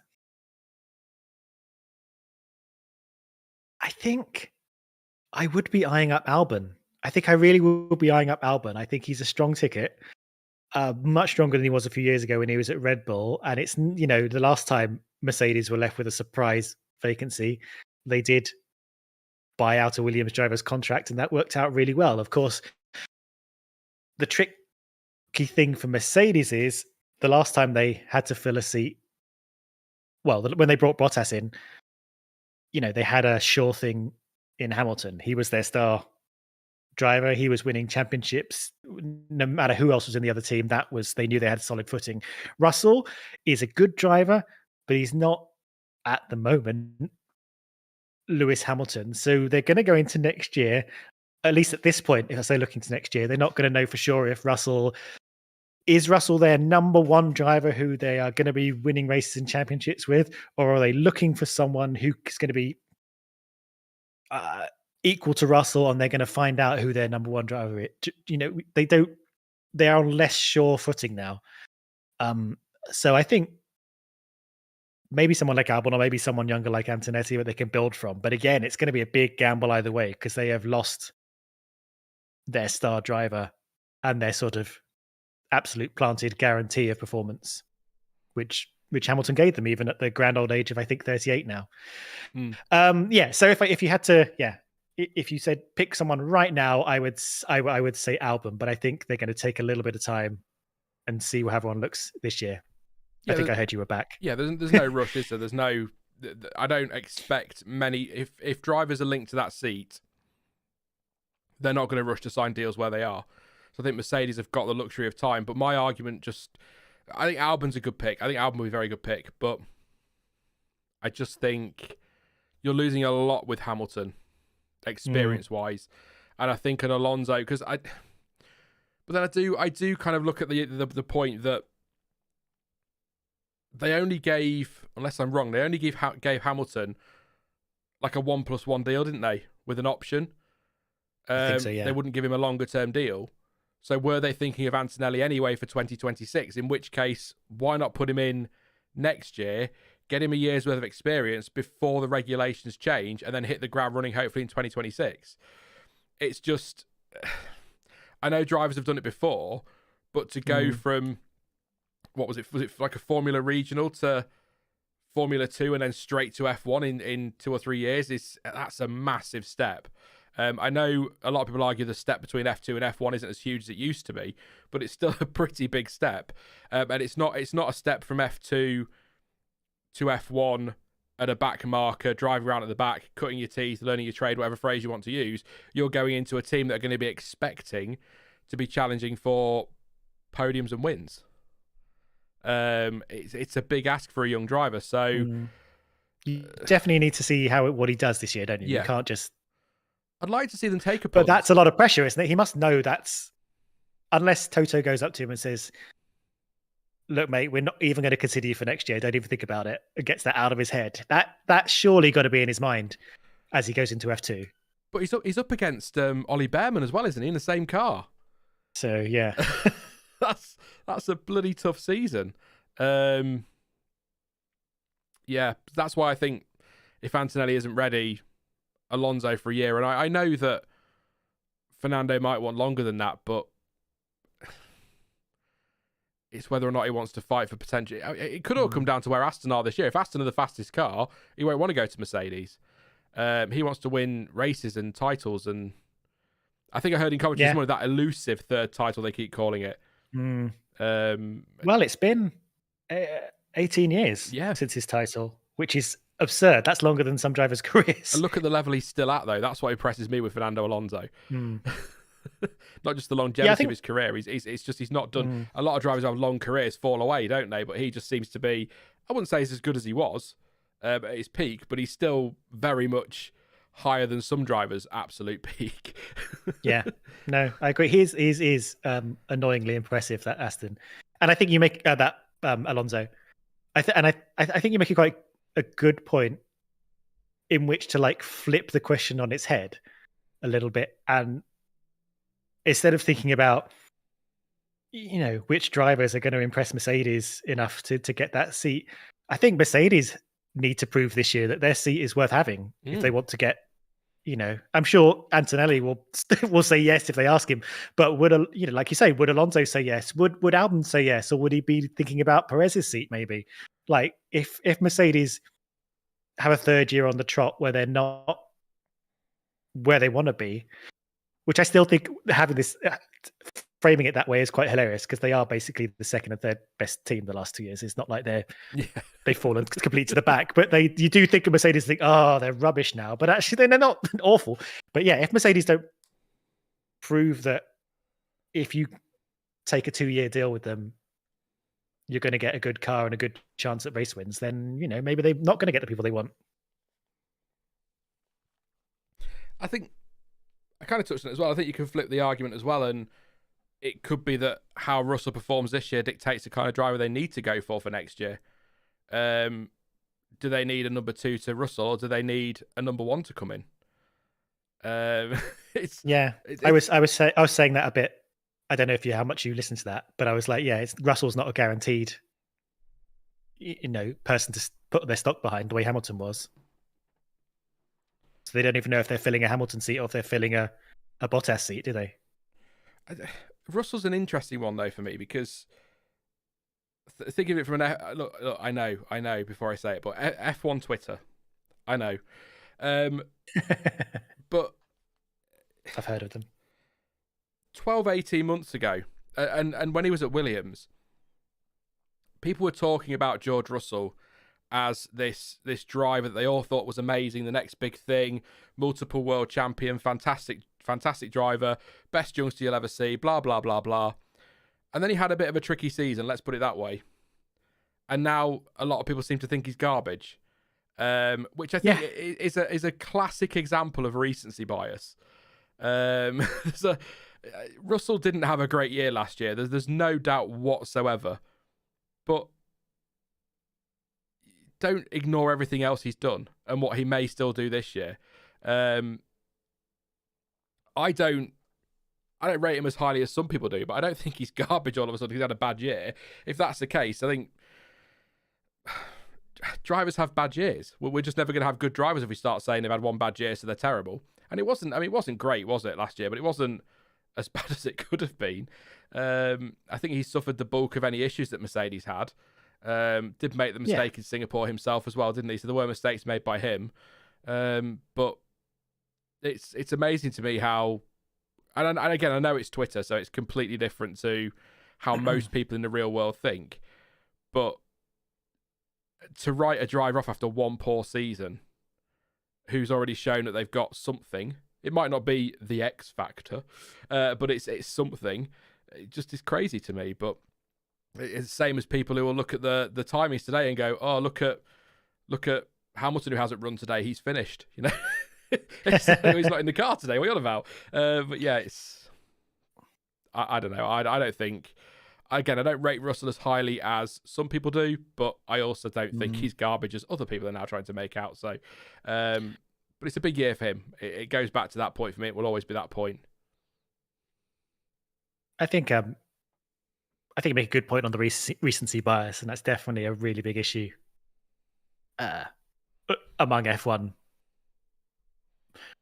fans, watchers, Twitter, all of that thing. I think it's very easy to just talk about what you see now and not look at the bigger picture and how drivers can have difficult years, be it with the way the car is, be it with the way things are going. And I think he did have one of those years. And I think he also, similar to Lando Norris, I think he put a lot of pressure on himself, and he made a bit more mistakes. And I think Lando Norris, in fact, Lando Norris has very specifically been trying to work on that very issue. Lando Norris makes too many mistakes, and I think George Russell made some mistakes last year, some quite big ones. And that's something you can work on. If we're at the end of this year and he's still making a lot of mistakes, then we got to start, telling him to get it together. But yeah, I think he's still a solid driver. I think maybe the vaunted title we gave him when he was quote unquote stuck at Williams, begging for a top seat, that he was going to be like the next massive thing, and he was just being constrained by the Williams. I think maybe his value has come down a couple of notches since then, but that's up to him him to prove it. I don't think he's, in a good Mercedes car, I think he'll be up there winning races, probably challenging for titles. I think he's part of that really strong batch of people that include, Leclerc, Verstappen, that bunch that came in around that time. I think they're all good, solid race winning drivers, and I haven't particularly devalued Russell that much. I agree. I do. I do agree. I'll run through the times in a second. DJ Naked or Thomas says, here is a topic, Sean. Is Lewis pulling a Ricciardo and running from a strong teammate? For me, it's quite no. I don't think the Lewis. I said this in the reaction stream to the news that we did. I think the Hamilton move to Ferrari, is less about what he needs to do and more about what he wants to do. Lewis Hamilton has, I don't care what your opinion is of him. I don't give a damn, but he has nothing to prove. He's won the most races of anybody. He has the most pole positions. He's got 7 world titles. He's and it is 7 before you start. He's got so many records in F1, and he's proven year after year after year that he is a top driver, and he will eventually. People won't accept it now, and it's the same when it's often the same when drivers. It was the same with Schumacher. People won't accept it until long after he's retired. He will go down as one of the all-time greats, if not the all-time great for some people, and that's fine. But he's got nothing to prove, and he's talked in the past about how Ferrari is the dream. Yeah. And so I think that is what this isn't about. Does he want to win another title? Of course he does. Does he want to win races? Of course he does. Is he moving to Ferrari because of that? Possibly. I think it's more because he wants that dream of driving for Ferrari. That is how I view the Hamilton to Ferrari. It's not the same as if he'd made the move 5 years ago when if he had a strong teammate alongside him then. Was it Rosberg or Boss? That's back 5. I can't remember. It's been that long. But if he'd had like a Russell-esque teammate alongside him or a Norris-esque teammate that people think that Ricciardo ran away from, Verstappen-esque teammate who people think Ricciardo ran away from. I think if he'd done this 5 or 6 years ago, maybe, but now it's about him just wanting to drive for Ferrari. And I think I'll be honest, I kind of want him to win a title at Ferrari because I've thought about it since the stream because obviously Schumacher super fan. He's my hero. The idea of somebody breaking his championship record in the team he made what it was, I wasn't sure how to feel about it, but when I think about it, I'd quite like it because then that puts Lewis Hamilton in that rare bracket of drivers who has won titles at 3 different teams. And I think that'd be quite nice. And I think a fitting way to do it at Ferrari, plus I'm a Ferrari fan, so it'd be nice to see them back at the top. So if he wins the drivers, they might win the constructors as well. So, bonus there for Ferrari. But I that's how I feel. I don't think this is something Hamilton needed to do. I think this is something he wanted to do, is my view on that.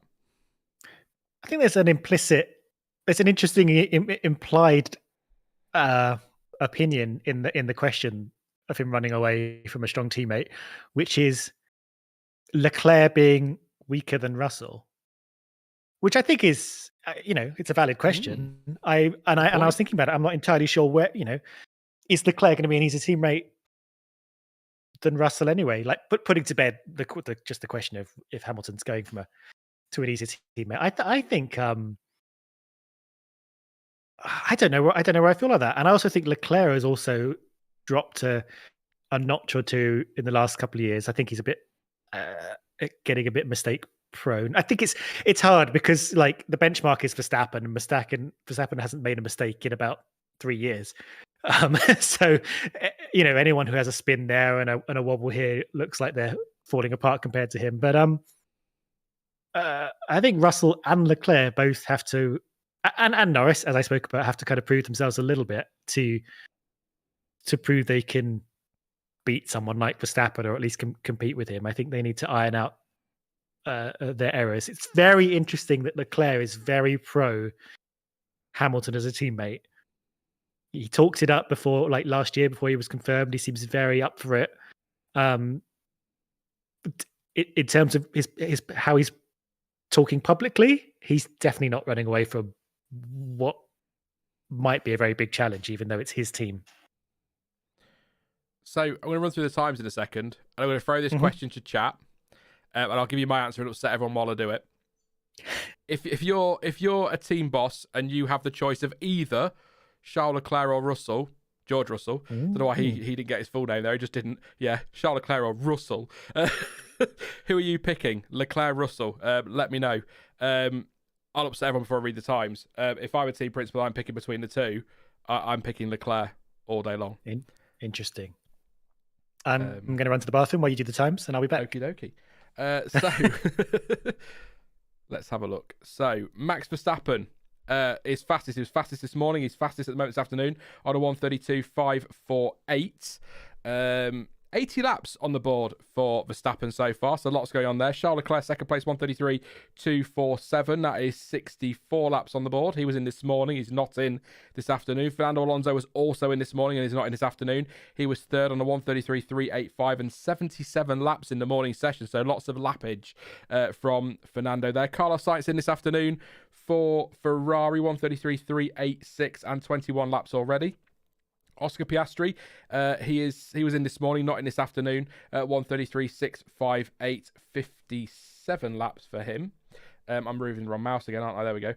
George Russell, sixth place, 1:34.109, 61 laps. He's in all day. Yuki Tsunoda, seventh place, 1:34.136, 64 laps. He's not in this afternoon. Ricciardo's in for him.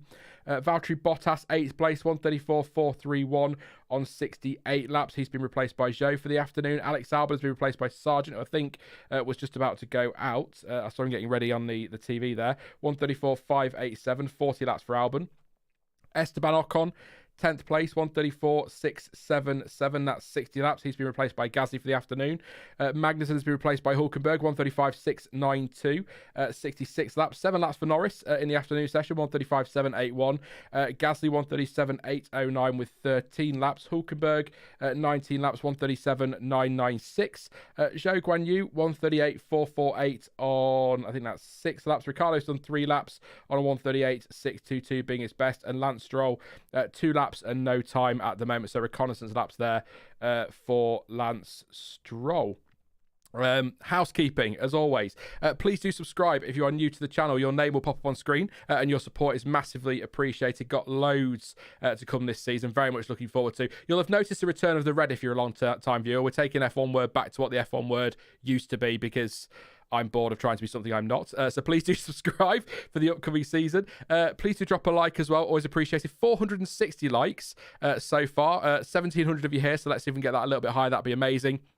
And you can support the stream as well with a super chat, not donation, but a contribution on PayPal. You can use Streamlabs as well. We always come to you in chat for questions throughout the day, so don't worry if you've got a question you want to ask. But if you do want to pop in a super chat to support the channel and help us reach that £500 goal, that would be absolutely amazing. And thank you very much to those who have already, including AC, who has been a member for 37 months in a row. Thank you very much, mate. And for your super chat contribution as well. Says Norris versus Piastri. Norris versus Piastri, Tsunoda versus Ricciardo, Gasly versus Ocon, who will come out on top at the end of 2024, and add Charles will smoke George in a oversteery car. So I'm going to scroll through chat, Stuart, and see what people have said on the George Leclerc thing. I should have done a poll, shouldn't I, really? It would have made more sense. But anyway, Norris, so the teammate battle at McLaren, RB and Alpine, who do you think is coming out on top? I'll tell you mine. I think Norris and Piastri, in terms of quality and race, could be very close to a draw. I'll go potentially controversially, give Piastri the edge. Why not? I was really impressed with him last year. Probably Norris, but I'll go Piastri. I think Ricciardo at RB, and I'll say Gasly Ocon, ridiculously tight, but Gasly will just come out on top. Good luck. Okay. God, I would have, it didn't seem that long ago. I would have been like, yeah, Norris would easily win that one. But actually, God, I really think Piastri is like drawn right up level with him by the end of last year. So that's going to be an interesting one. I'm still going to say Norris. I think he's got the experience to pit Piastri, but I think it's going to be very close this year. I do think Ricciardo's going to beat Tsunoda. I think he's just a better driver still, even though I was talking about while you were away that he's got to convince me this year that he's still as good as he was. If he can go a whole year without breaking his hand so we can see him over the course of a whole season. That'll be interesting, but I do think he'll shade Tsunoda. I'm interested to see if Tsunoda has a seat next year. Like, I think he's fine, but I think he's just kind of floating around in the middle. Versus Ocon, again, pretty close, but I'm going to go with Gasly still. I still think he's the better, more consistent driver, as long as he doesn't stay too mad. Good question, though. Those are actually very evenly matched pairings. With certain things on the line as well. Ocon's linked, both Ocon and Gasly are linked to the Mercedes seat. I suspect most drivers are going to be linked to the Mercedes seat this year, but they are at the moment. So that's quite an important shootout potentially. I'll just read some of these out because there's some. AJ says the result has surprised me. AJ says Leclerc better than Russell. Kevin says Charles. Jack says Leclerc. General Dragon LP says Leclerc. Warren says Leclerc. Purple Zebra says yes. Arve says Leclerc. Sard says Leclerc. Nuke Jukum says Charles, hands down. Civil Servant says Leclerc. Girl Weave says Leclerc. Forsey says Charles. Cabrini Con, is it? Says George. Tacitus says Leclerc. Charles all day, every day says Joseph. Strug says Russell. JW says Leclerc. Gingerfest says Leclerc.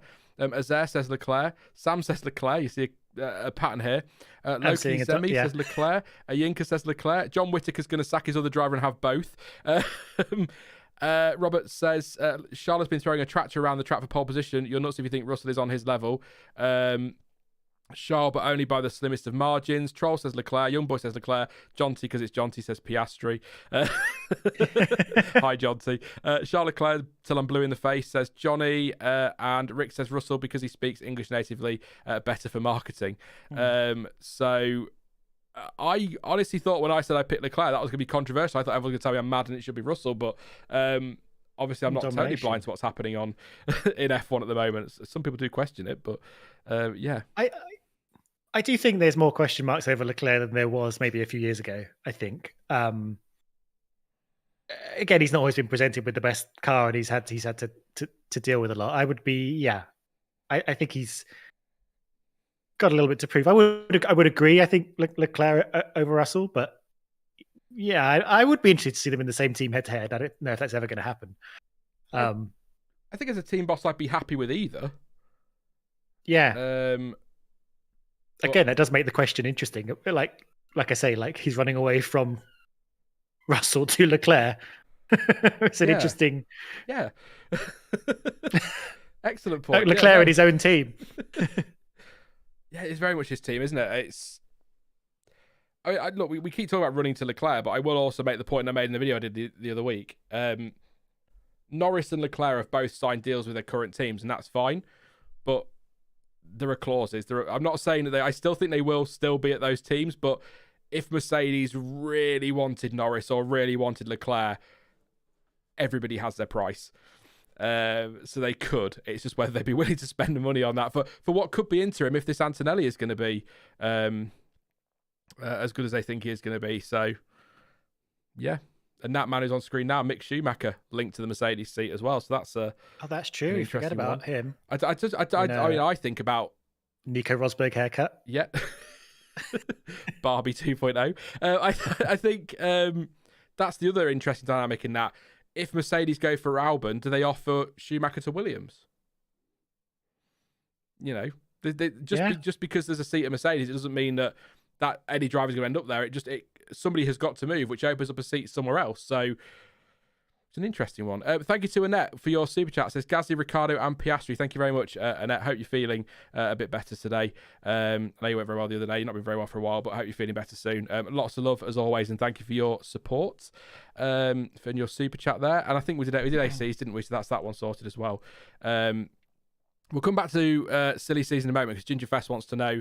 Actually, I'll answer this question. It's a fair question. We're sort of on a topic, so we'll do this, and then I'll have a look at the track for a bit, and then we'll talk about team names. But Gingerfest says, where does Sainz end up? That's a really tricky. I'm going to do a video of when the season gets started and just let things calm down a bit on the Hamilton Ferrari thing. But the easy answer is that he just takes Hamilton's seat at Mercedes. That's the obvious swap, isn't it? But it's Formula One, and the obvious doesn't always happen. So except for Max Verstappen winning in 2023, of course. The obvious occasionally happens. I think Sainz is a fascinating one because his dad's got links to Audi. The whole family have to Audi, haven't they? So it makes sense for him to go to Sauber for next year and get ready, get settled in the team, and get ready for that switch to Audi. He could be a good driver for them to kind of build around.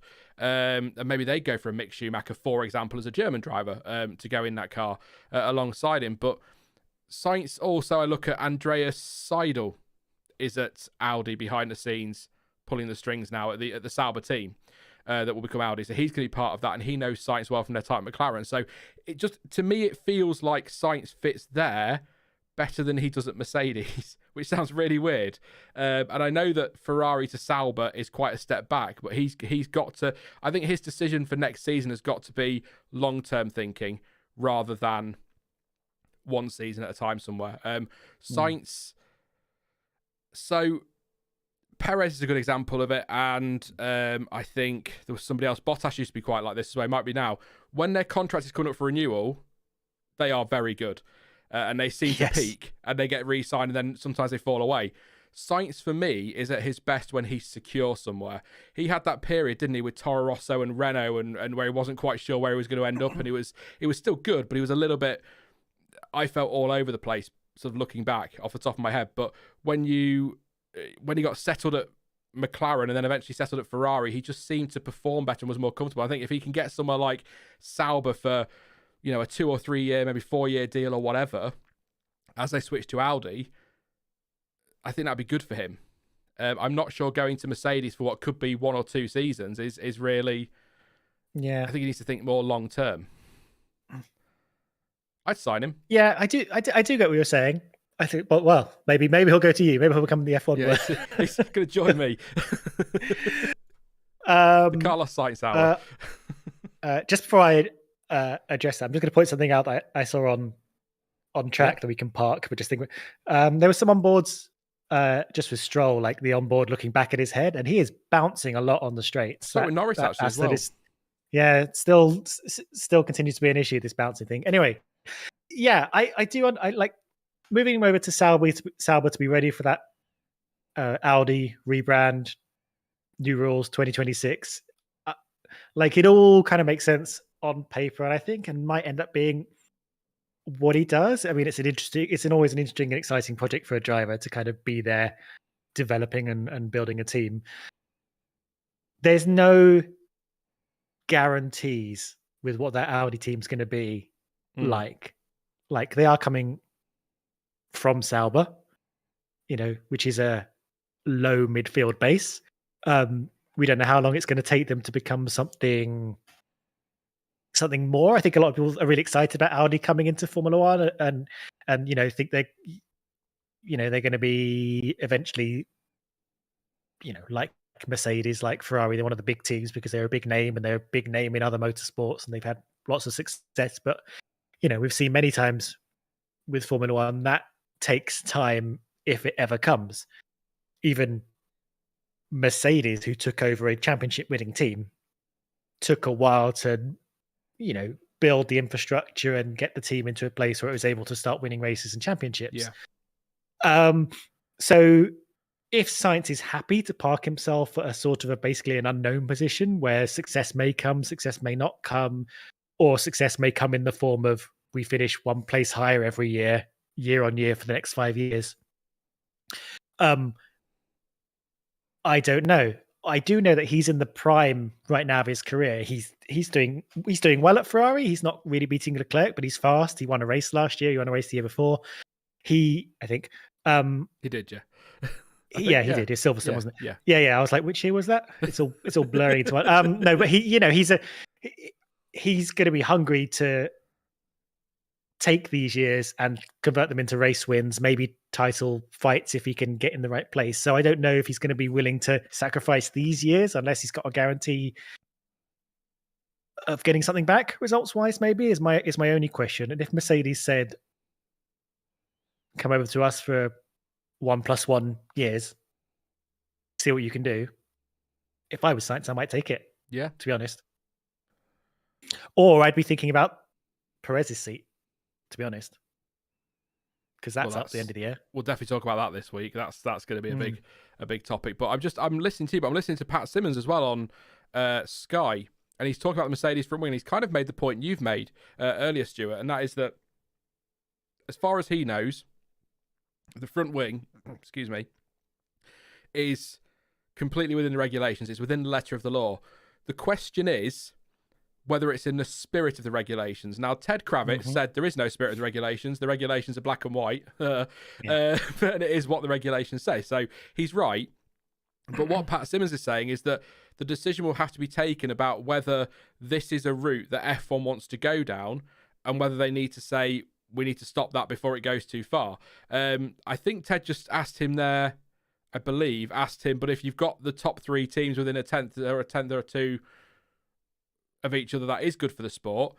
And he agreed with that. But I think his overarching point is, or my point to that is that, yes, that's true. But if Mercedes do that and get to within a tenth of Red Bull, and then Red Bull do that, Red Bull pull the gap again. I think what he's talking about is, do we want to see... I think it's the push to dirty air. I think that's going to be I didn't quite catch what I think yeah. My feeling is that the concern is this dirty air, the increase in dirty air. It's kind of what we had with, do you remember the sofa rear wing that Aston Martin introduced originally? That looked like a bit of a sofa, and he said it's not really in the spirit of the regulations, and that's what they're sort of talking about now, and it's really interesting. So he's saying that the wing will be legal, but it's whether it's within the spirit of regulations, and Ted Kravitz saying, well, regulations are regulations, as long as it's within those, it doesn't matter. But also, it comes down to what I keep saying. It was the same with DAS. People have mentioned DAS in chat there. Rick's just saying it's DAS all over again. I had no problem with DAS. If it works and it gives them an advantage, then to me, and I'm going back to the old Ron Dennis quote, it's up to Red Bull, for example, or Ferrari to rise to that technical challenge and create their own version of it. So if the Mercedes wing isn't within the spirit of the regulations, then fine, whatever, deal with it. But if it's giving them an advantage, build your own. I know that it's all around a car concept. It's not as simple as changing one thing. But if the car's legal, it doesn't matter. Yeah, I'm generally fully... I tend to agree. I think up to the point where... and again, the cost cap has mitigated some of this, but if you're spending an absurd amount of money for these like weird, incredibly complex parts that make, milliseconds of gain, which I think we've seen things sort of banned in that regard before. It's sort of just to stop an arms race spiraling out of control. Yeah. If I'm thinking about like if there are negative knock-on effects, and I think a negative knock-on effect of this wing might be we start bringing back turbulent air and getting away of, and bringing back things where we try to close down with these regulations. I think if that becomes an issue, then I'm fully on board with shutting that avenue down. If it's not, then just do better than the people you don't like. Yeah, because DAS was legal, wasn't it? But then it was made illegal for the following year. Yeah, as I recall. Yeah. So or the F duct. The F duct. Yeah, I think was the F duct the one where they had to move their hand off the steering wheel to operate. Yeah, I can see why they banned that. Yeah, that I can get. They were blocking the airflow secretly with their hand. I totally get that one, but yeah. I mean, DAS was very clever. It was. I thought DAS was genius. Were you on the stream when we spotted that, or did you come on in the after? I think it was two of us on stream, and I think it blew. I think it was me and you. I think we watched Hamilton on the straight pull his steering wheel back, and we went, Did you just see that? It's going to take off. What's going on? That's what we want to see. I love that about Formula One, and that's why I like the hype around this wing and the Red Bull change of concept. But and I think where's Dell? I think it was Dell. Where are you, Dell? No mid-season rule changes or technical directives. Rules are rules, and if you pass the test, it's good to go. I tend to agree within reason. Like something like the F duct might need to be stamped out. I get that, but I didn't have a problem with engine modes. I thought engine modes were fine. You can turn your engine down if you're dominating. Why not? You've built a car good enough to dominate. Why can't you turn your engine down? You've built an engine that's very good over one lap. Why can't you turn it up? I think the sport can be over policed at times. I think the question mark needs to be like, why do you want to stop this? And there are good reasons, and there are reasons that I think FIA shouldn't be getting involved in. Like, I don't think banning innovation for the sake of it is a good idea. But yeah, if the knock-on effects are negative for the sport, for the cost, for whatever, for things that you're actively trying to manage, then sure. But otherwise, crack on. I think it's quite fun. Red Raver says the name Das will never not be funny to me. In German, it literally means that. I like that one. And Rick said, if it's not pushing the edge, is it still F1? Well, quite. John says we're all on at the same time. It was Mark Prix that spotted it, and we then talked for about it for 5 hours. Sounds about right, yeah. Yeah, it sounds like a stream, doesn't it? Classic. There's I think we've got 3 days of this. There's still a chance for someone to pull something out tomorrow or Friday that's going to surprise us. There was some talk, I didn't quite follow it, and I haven't seen it anywhere else, but there's some talk that Red Bull are hiding their true nose under a fake nose. I saw that. Yeah, I heard that. Yeah. That everyone expects the sort of for them to pull off the sort of what a sort of covering at some point. So yeah, we'll look out for that. But if you remember, like Mercedes's zero pods that didn't wind up working in the end were hidden behind fake side pods for the first day of testing. Yeah. So there's every chance for someone to do a big reveal. They rolled it out and everyone went, well, that's last year's car. Yeah. I'll address it. A couple people asking about Christian Horner in the chat. I'm not wimping out of the conversation, but we don't know what's happened. We've got varying reports, varying rumours. Nobody knows for sure except those involved what's happened. So until we know officially what the decision is or the information is put out there by an official source as what has happened, I don't want to open that can of worms because I can end up looking very stupid and say some very dangerous things very quickly if we're not careful. So I have an opinion if it's what the rumours are alleged to be, but I'm not going to do that on a stream because not because I've been a wimp. You know me, I'm quite happy to talk about anything pretty much, but this is an ongoing. All I'll say is I hope that the investigation is done thoroughly, fairly, and without prejudice, and whatever the outcome, it's all been done properly is what I'll say on that one. So I don't. It's a very difficult area to talk about if you don't know what's true. Yeah, and there's a lot of rumors. Yeah, you don't want to get too much into rumor territory, especially with something that's pretty serious. To be honest, whichever way it goes. Yeah. Yeah. The only thing, and I'm not going to get into this, I promise. That was very strange for me is that normal HR procedures for this kind of thing is that the person would be suspended without prejudice, so they get paid and all that. They're just taken out for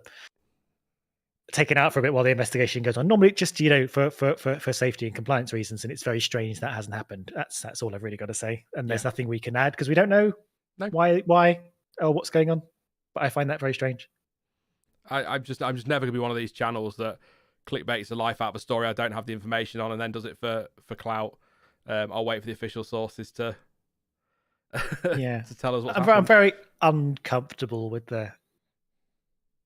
some of the way it's being chatted about and some of it in a very soap opera way and talking about factions within teams and all this kind of things when I think it just needs to be left to procedures. It didn't need any more than Christian Horner is under investigation for inappropriate behaviour. We'll communicate more when necessary. That's all the press needed to say. We'll let you know when something happens, and that's it. But they don't get their clicks that way, do they? So, Verstappen, Gasly, and Sargent out on track at the moment. Verstappen's still fastest, 32.5. Sargent is out there. Where's my other leaderboard? Sargent has done 6 laps. He's 36.1 is his best. He's down in 16th at the moment. He's only recently gone out. He was getting ready earlier, but he's only had a couple of reconnaissance laps, but he's putting the laps in now. And as I say, that Gasly pits. So just the 2 cars on track at the moment. Looks like it looks like Red Bull are going to be the first team to hit the century if they keep going at this rate. Although, Aston Martin quite close behind. If I'm reading this properly. I'm having to do some adding. Yeah, I know. It's not like I have a maths degree or anything. Actually, Sainz and Leclerc, what's that? Have they already done it? I can't add. Why can't I add? 95 laps. Sorry, Ferrari have done the most laps. Live edition. Sorry, for I you realise guys at home. I keep muting the stream so they don't hear me drinking, but I realise I didn't mute Discord, so you keep getting an earful of me drinking. So I do apologise. It's only squash. It's not like vodka or anything. I didn't day hear 3. anything. Hopefully, you didn't hear me eating an easy peeler about 10 minutes ago. Oh, an easy peeler. Best Yeah. kind. Why waste your time with a hard peeler? That sounded wrong. Anyway, let's very quickly. Tom, thank you very much for your Streamlabs super chat. Says, "Hey up, lads." Don't send me up northern again, Tom. I can't do it. If Horner were told to jog on, who replaces him and what impact does that have to Red Bull? And would we see Adrian Jacket in? Thank you very much for your super chat, mate. Back to the point. I'm not going to say too much on it because there's even lots of talk around if he goes. Does Newey go with him, or does that encourage Newey to stay? And there's a lot going on, but we'll wait and see what happens. But there's, from a purely professional team point of view, that's a long-term team principle. That's going to be he's going to be tough to replace. Like, if Toto Wolff was to leave Mercedes next year, he'd be very tough to replace. So I'm not sure what's going to happen there, but who knows? Maybe Gunther Steiner. Maybe he wants to go and fox smash doors at Red Bull. I don't know. Although Steiner and Marco, would they get on? Could be. He used to work at Red Bull, didn't he? Did Gunther Steiner actually? That's where one of his early days in F1 back at Red Bull, I think. Peter Sauber has a lot of ties with Red Bull. Yeah, there you go. Peter Sauber sorted. It's interesting looking at the team principals this year in terms of who's been in this exact role. It's only Horner and Wolff that have sort of been in it for any kind of time period. Like everyone else are babies. They've been in like one season, 2 seasons. Everyone's like sort of fairly new in their roles. Did you as say team principal? Did you say it's only Horner or Tony Horner? I was like, who the hell is Tony Horner? It's Tony Horner. Yeah, this is what's going to happen. He's going to turn up with a little moustache and a monocle. It's me, Tony Horner. It's me, see? Brand new. Anyway, Wonderful. Quickly, let's roll on. Let's see. So we've got Gasly out on track. We're on board with Gasly at the moment. So Sky have gone split screen naturally. And I say Sky, I think it's F1, isn't it? It's their coverage this year, but Sky do like split screen anyway. He's coming through the final couple of corners. They are technically 2 corners, but I see them as 1. Most people do. Over the line, 138. So 38 flat almost. So yeah, C1 tyre, I think. So not long. I think a lot of this will be long run pace. I always say this, but I think we get to sort of end of sessions, we get a few quick laps, don't we? And certainly on the sort of the final day, we get a few quick laps. But I know people will inevitably go, don't look at times, it doesn't matter. And I know that. And there are things you can read into certain things. Like, yeah, it's all we've got. But you can read into fuel loads and things and what it means. Science 32.5 up there in second place now. So, but it is still nice to see these cars going fast and doing some hottish laps. So I would quite like those. Norris third as well, 33.0. But yeah, I think just look at the century you were trying to work out, weren't you? I think you're right. Science isn't on track. Verstappen is, so he needs 9 more Verstappen, and that's the 100. There we go. Yeah. Pretty impressive. Last season, God, so many I hate laps, that Alpine so much. Do you really? What'd you say? Sorry, I'm just looking at it. Of all the cars, it looks like the one that's just. They haven't made it work. They haven't made this carbon with little color accents work. It just looks like they've just stuck a few blue stickers on, like you would onto your school planner. It's not a design. It's just some color on a bare car. Do you think? do you think they rolled it out and put it next to that nice that World Endurance car, and then just went, shit, stickers? Yeah. Just stick a few things on. That'll do. No, I don't like it. But let's do you know what? We'll do team names. We've come this far. We'll do team names and I'll run through the order again. And we'll keep an eye on track. We've got, actually, having said that, now I've picked a topic where I've got Verstappen, Norris, Zhou, Sargent, and Hulkenberg out there. So maybe we'll watch them for a minute. Zhou on a lap. He's currently down in 10th place. I say down, and it doesn't matter where he is, but he's in 10th place at the moment. I agree, Purple Zebra's estate looks like it's covered in Flovis. That's all it looks like, a black car with Flovis on it. So But you can spot it. You won't mistake it for another car. Yeah, you can't, and that's good. I'll always give them credit for that, but it's not a green I'm a fan of, that's for sure. But not going to miss it. That's all that matters. But it is a green. It is a green. It's definitely a green, but not a green I'm a fan of. And it's not another blue. It's definitely a distinctive. Yeah. That's why I kind of wished Alpine would lean into the pink a bit more. Yeah, just go for it. They're doing what, 10 races this year? They said in the pink, but 8. But clearly, for some reason, 8. Clearly not Bahrain, because they're not going to re-sticker the car, are they, for next week? I guess. Maybe they are. I don't know. What's he going to do, Joe? Over the line, 34 something. Why is it not updating? 33.8, sorry, for Joe there, up into 7th place, gaining some places. Just a reminder, the live timing on screen, you'll see on the stream, just takes a minute to update because it's done manually by Eru, typing away. By the end of the week, he sees the matrix. That's all he sees in front of his eyes, just a matrix. Ask him any question about last testing, he'll probably have the answer for you. About last year, it's still ingrained in the brain. I kind of wish Alpine would just lean into the pink thing because it's distinctive, but also, and this is a pure content creator's problem, it's a real pain in the backside when you want a picture of the Alpine and you see a load of pink cars that they've not been running for 20 races. They only run it for the first 2 or 3. It's a bit of a pain. So just go with the pink. Go with the pink. It's fine. They're not really Renault. It's not like blue is that important, is it? To their no. Well, red, white, and blue, I suppose, French, but I guess. But they could have a red, white, and blue like airbox, like they do. They could incorporate it in somewhere. I mean, Ferrari don't do red, white, and green, do they?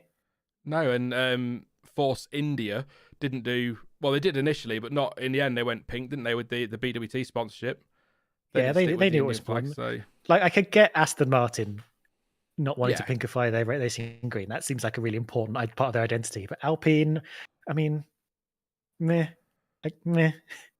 I mean, they're not even blue now, are they? They're not. It's not like they're. I think Alpine will go the way of teams like RB that go from Toro Rosso to AlphaTauri to another. I think Alpine will go back to Renault in the near future. They change their name every few years. Yeah, or Lotus or something else. Eru says, Sean lies. I can't say much about last year, but I can say there were 3,725 laps last year over the whole 3 days. Remember that number, 3,725. We'll check that one. Norris. Norris gone's fastest. Norris gone's fastest. 1:32.484 for Lando there. Good lap. Or as good as it is for testing. On the medium, which is essentially the soft.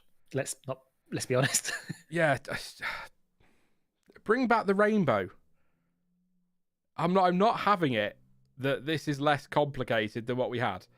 It's definitely not in testing, is it? No.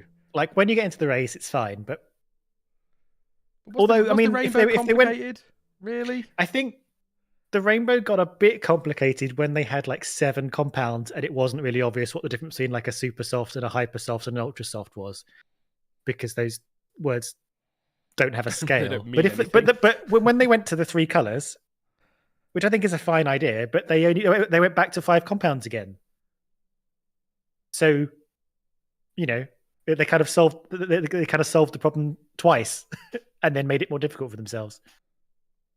Formula 2 still has super soft. I mean, I think it's fine.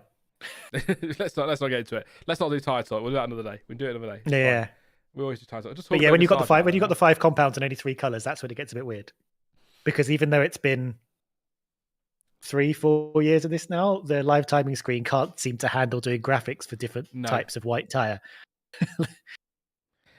It's a bit like me this morning with F1. They've sort of gone, we'll cover testing this year, and I've gone, I'll do my testing streams this year, and then they spent last night making sure everything was ready, and then they woke up this morning and went, oh shit, I forgot such and such, and then tried to do 2 hours worth of work into an hour and wonder why everything wasn't working. It's nobody reset it from last year. It's a nightmare. So everyone in the pits except for Sargent and Joe at the moment. So that feels like a good Hulkenberg, and Sargent. So that feels like a good time to talk about team names, Stuart. We said do it earlier. We'll do it now. Why not? I mean, where do we begin? Ferrari. Exactly. Ferrari. Pretty good. Love it. Solid. It's easy. Mm-hmm. I did love this morning by Will Buxton. I was on stream for about 20 minutes and he was already doing his going back through team lineage, is what I'm going to say. God forbid we question him. Yes, how dare on his credibility. Do not question Will soundbite Netflix DTS Buxton. He won't like it. I've got so much I'd love to say. I'm not going to do it. So we'll stake F1 team Kick Sauber, who have a big K in their logo on the timings tower because they can't have stake in some places. So you'd think we'd be calling them Kick, but no one's calling them Kick. Most people are calling them Sauber. I'm calling them Sauber, for the same reason that I wouldn't. And I know that the Sauber name and the RB name are a little bit different to the likes of Vodafone, McLaren, Mercedes, because Vodafone was the title sponsor of McLaren, Mercedes, and McLaren was the identity. With this, the identity is the sponsor, if that makes sense, or that's the way it's been put across. They might turn around in 6 weeks and say that's not the case. Yeah. So I wouldn't call Vodafone, McLaren, Mercedes that, but I'm not going to call Sauber all of that, but I think that is their identity. The weird thing is that they are facing a potential lawsuit in Switzerland because they shouldn't have stake on there because it's gambling, isn't it? Yeah, stake. Clues in the name. They can't have it in certain countries as well. So it feels like as a rebrand, it's not been absolutely brilliant. The only thing they've got going for them is the fact you're not going to miss their car on track. And I think the name is a bit daft, to be honest. But also, RB, do you know, the Visa Cash App, we'll treat that as a title sponsor as well. I'm happy to do that, not a problem. But RB, I mean, come on. Yeah, it's really nothing, is it? It's like they didn't even try. Visa Cash App Toro Rosso would have been fine. Racing Bulls was I saw that floating around a bit, and like I didn't like it, but that's better. It's something, right? It's an identity of some kind. Isn't that the company name though? Isn't that the name they've registered? Oh, probably. I've got an email somewhere. Hang on. I've got lots of emails somewhere, but on some of their emails at the bottom it says sort of Racing Bulls. So it says Visa Cash App Red Bull RB in the thing, and then in some of the emails towards the bottom in the thing they've got sort of a Racing Bulls copyright thing. So I don't know if Racing Bulls is but I didn't like Racing Bulls, but it's better than RB. And even I mean I still think, you know, if you wanted to go with a Hugo Boss thing, I still think Toro Bosso was the way to go. Yeah, I still and think that's the kind of humor that Red Bull kind of enjoy. I think the problem, like I've said several times before, that a problem I've had with Haas, not their name, but just Haas as a general team, is I don't really know who they are. I don't really know what their identity is. I have no feel for them in the way that I can. I know who Ferrari are and I know who McLaren are. They got a character to them. And if you call yourself RB, it's what is your identity? Toro Rosso had a feel to it. It meant something, and even AlphaTauri did. I know it was just like a clothing brand, but it had that kind of like Italian flair to it. But you're almost saying like you're not even a real team. You're just a sort of weird subsidiary we're using. It's I don't know how you'd feel being an RB employee or an RB driver. I don't know. There's nothing to it. It feels almost disrespectful. It feels stopgap. Like they've got something coming in the future, but they can't do anything. Like Stake Kick Sauber, we know they're going to be Audi, Sauber Audi, or hopefully Sauber Audi, because Audi Sauber, because Sauber Audi is really very close to. I keep getting it wrong calling them Saudi, which is a whole other conversation. It is a weird identity, and people in chat are saying Hugo because there's Hugo written all over the car as a sponsor. I think Hugo would have been a better team name. You know, it's quite cute, fun and an identity, and it's just very. I'm very kind of strange. hoping it's a stopgap. Maybe they'll take on a Ford-based identity or something when that comes in. One of the smaller Ford brands or something. I don't know, but unless they just go with RS, as in Oh God, no. I'm not happy. I also feel like I love that sort of second Toro Rosso livery. You know, it's very classic with the white and the silver and that really cool blue. But again, it's like, what is your identity, RB? What you've done is you just slapped on someone essentially a different brand's livery, so you're not even got your own kind of look and feel. A lot of people are debating that kind of white stripe across the nose, and I'm going back and forth on it. I quite like that it looks like a a mid-tier 1990 like 4 kind of Formula One team. It sort of really looks kind of old school. Yeah. But again, yeah, they couldn't even be bothered to come up with some kind of brand for them. They're like their own color scheme, their own anything. It's just weird. Just go back to calling them Toro Rosso if you don't want to be AlphaTauri anymore. I don't get it. I think my biggest issue with the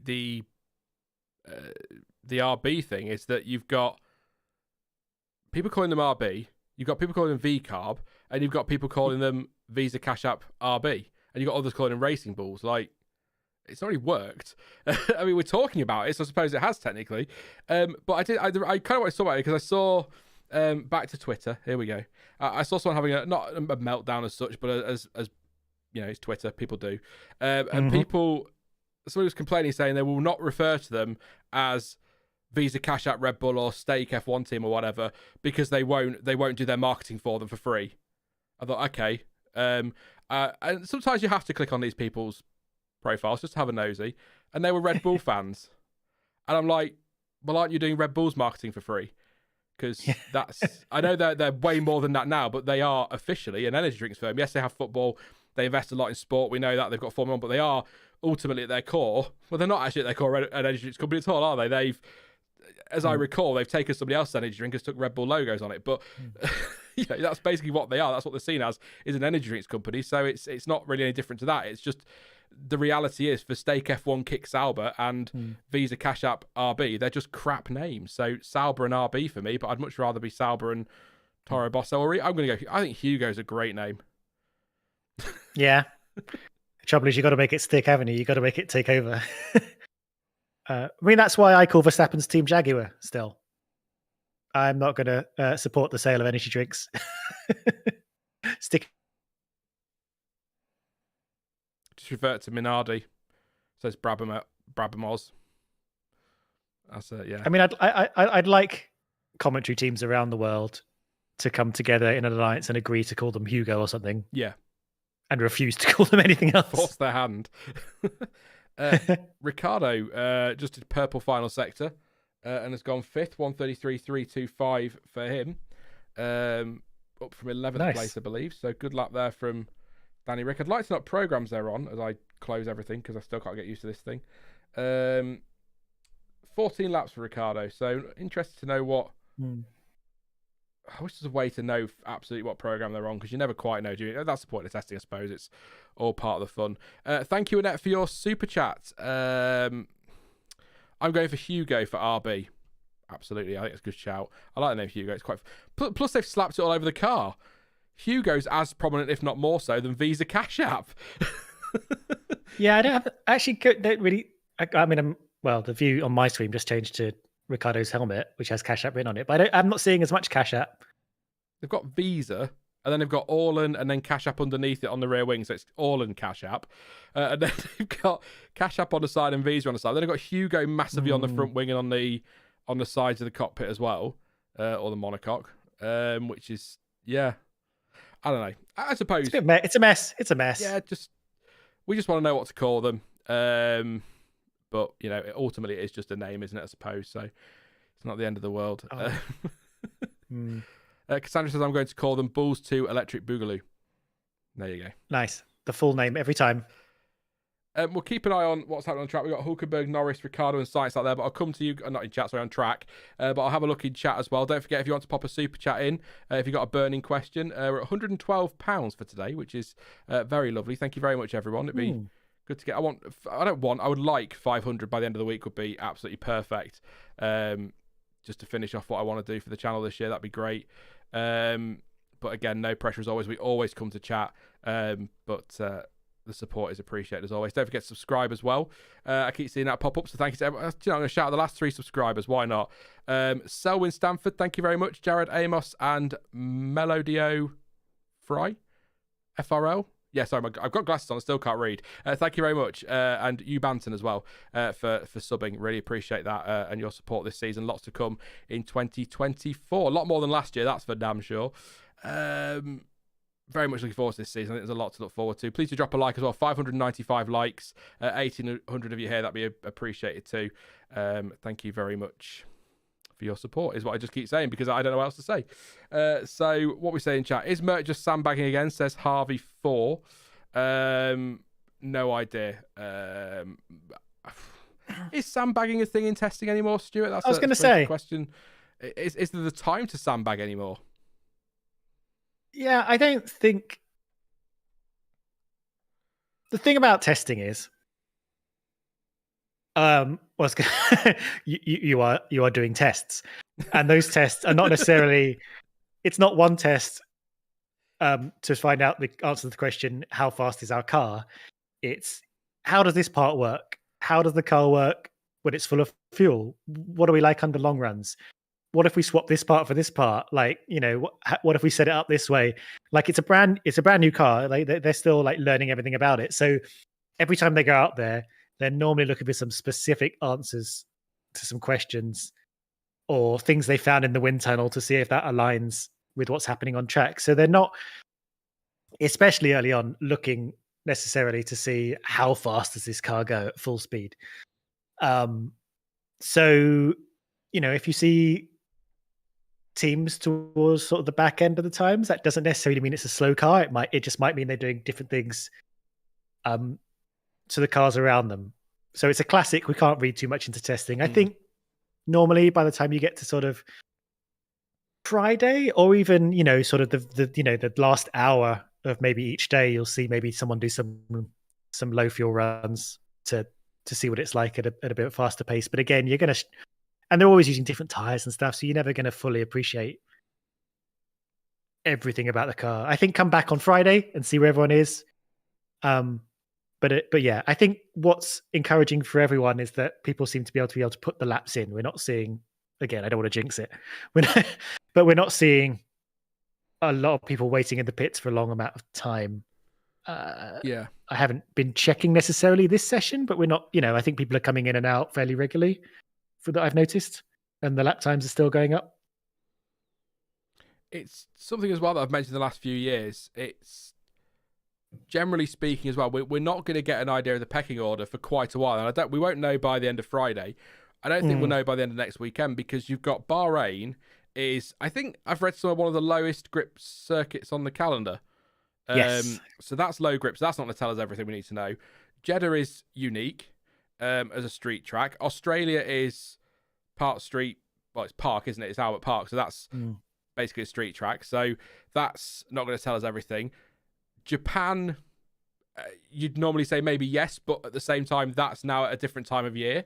So we might not get everything we'd know there. China, we've not been to since 2019. It could be another one of those years, because it's Miami after that, where it's actually Barcelona, where we get an indication of where the pecking order actually is. Maybe Imola, but Imola's quite unique in a way, isn't it? It's quite tight and twisty. So it could be Barcelona before we see a definitive pecking order, but then people are going to start developing again. They'll bring new cars by that point, won't they? They'll bring their B specs so it might all change.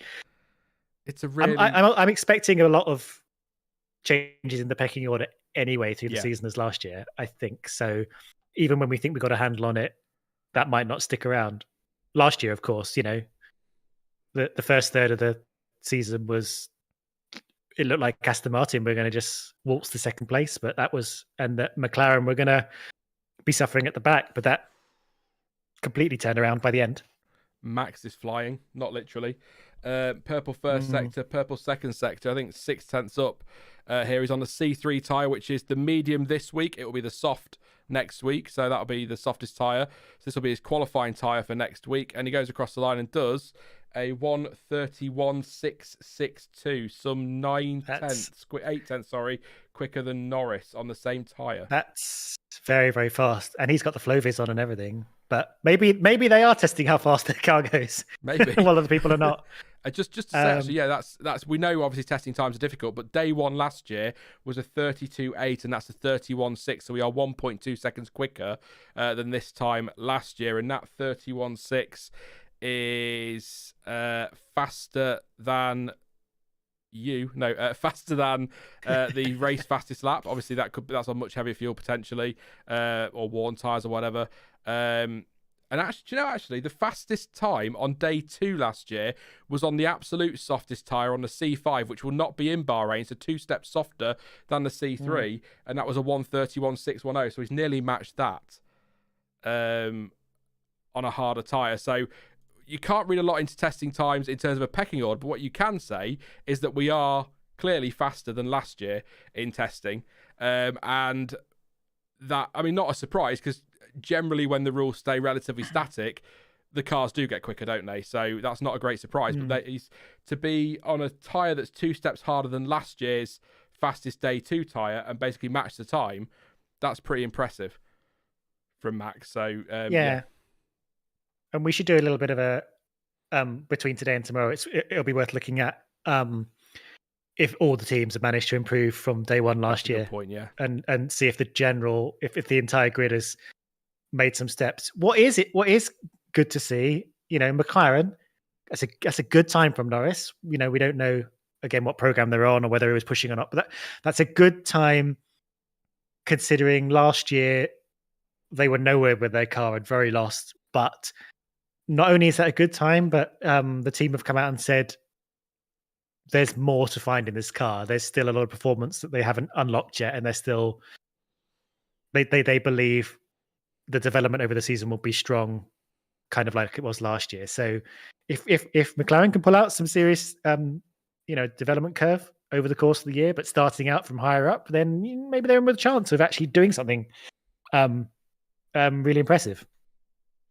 Hopefully. 1:32.4 from Norris. He's still in second. Yeah. I mean, that's a good time, to be fair. It's a solid time. Yeah. Where was it? I was going to go to chat. I was just going to ask you if you're looking forward to Drive to Survive on Friday. Yes, maybe. Exciting. I'm getting into, I mean, considering it was a Max whitewash and he doesn't like getting involved in Drive to Survive, that'll be interesting. I didn't watch it last year at all. I put it on whilst I was editing a video, and I did that for a couple of days, and I listened to bits of it that interested me, but I didn't sit and watch it, honestly. And I mean, I think we've had this conversation every year, but it's not. I'm not going to slate Drive to Survive.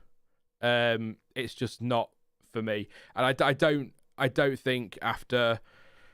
Oh, what will this be? My 32nd, 33rd season watching F1. I don't think I'm the target audience anyway, so that's absolutely fine. I'm not going to be.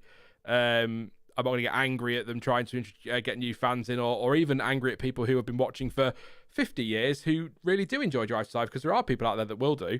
I do like it, as I said before, for the little bits and bobs that you get that we don't see, behind the scenes. But the general extra explosions and bangs over crashes and the bits cut out of context to add to the dramatic effect, I can't be bothered with any of that. So I just I think this year I'll probably wait until the stuff comes out, that I wait for it to come out and see what people are saying in terms of, you need to watch this episode because this was where Hamilton's negotiations or whatever had happened. That might be worth watching, something like that. But no,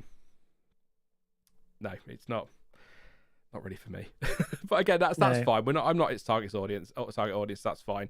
In the same way that I don't watch Love Island because I'm not the target audience because I have far too many brain cells.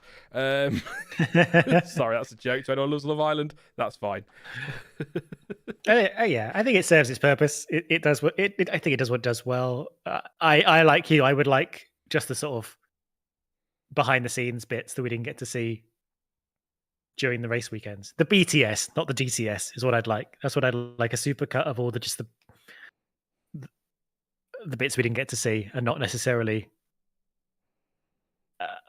people swearing at each other and Will Buxton saying very profound, if obvious things. Anywho. Yeah, just looking at chat. No, Mike, I had too many brain cells for Love Island, mate. What I mean by that more than anything is that any clips I watch of Love Island, I can literally feel my brain cells dying. I can feel them just going, do you know what? I'm off. I'm not doing this anymore. And Jonty's right, to be fair. DTS peaked at season 2, episode 7. Which one was that? I had oh yes, I know why. I know why. Yes. Just geeky specs does eyebrows to nobody who's watching. Nobody can see me doing it, but I did it anyway. You know, wink. Yeah, it's something, isn't it? It's a little bit of something. Sergeant Stroll, Gasly, also Verstappen, and Russell, by the way, out on track. Nice. Yes, my live timing app is live, even if my Sky TV is not. I think I might be more interested. I might be interested in watching Drive to Survive again if the seasons weren't 24 races long, and you get a bit saturated already. Yeah.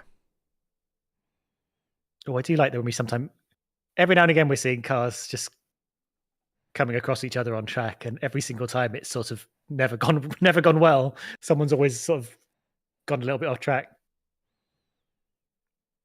Looking at Sam Collins, looking at the Ferrari, doing some analysis on it. He's got his Microsoft Paint out and he's doing some drawing on it. I'm sure it's slightly more high tech than Microsoft Paint. It's what I use when I have to draw on things. Yeah.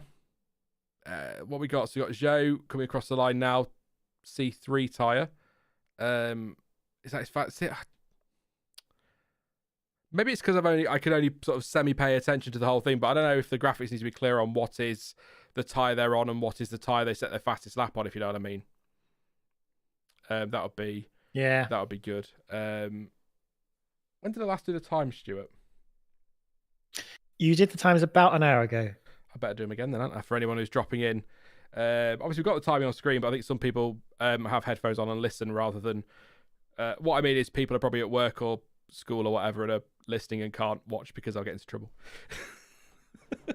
Oh, times have changed. I used to draw on the desk at school. Oh, God.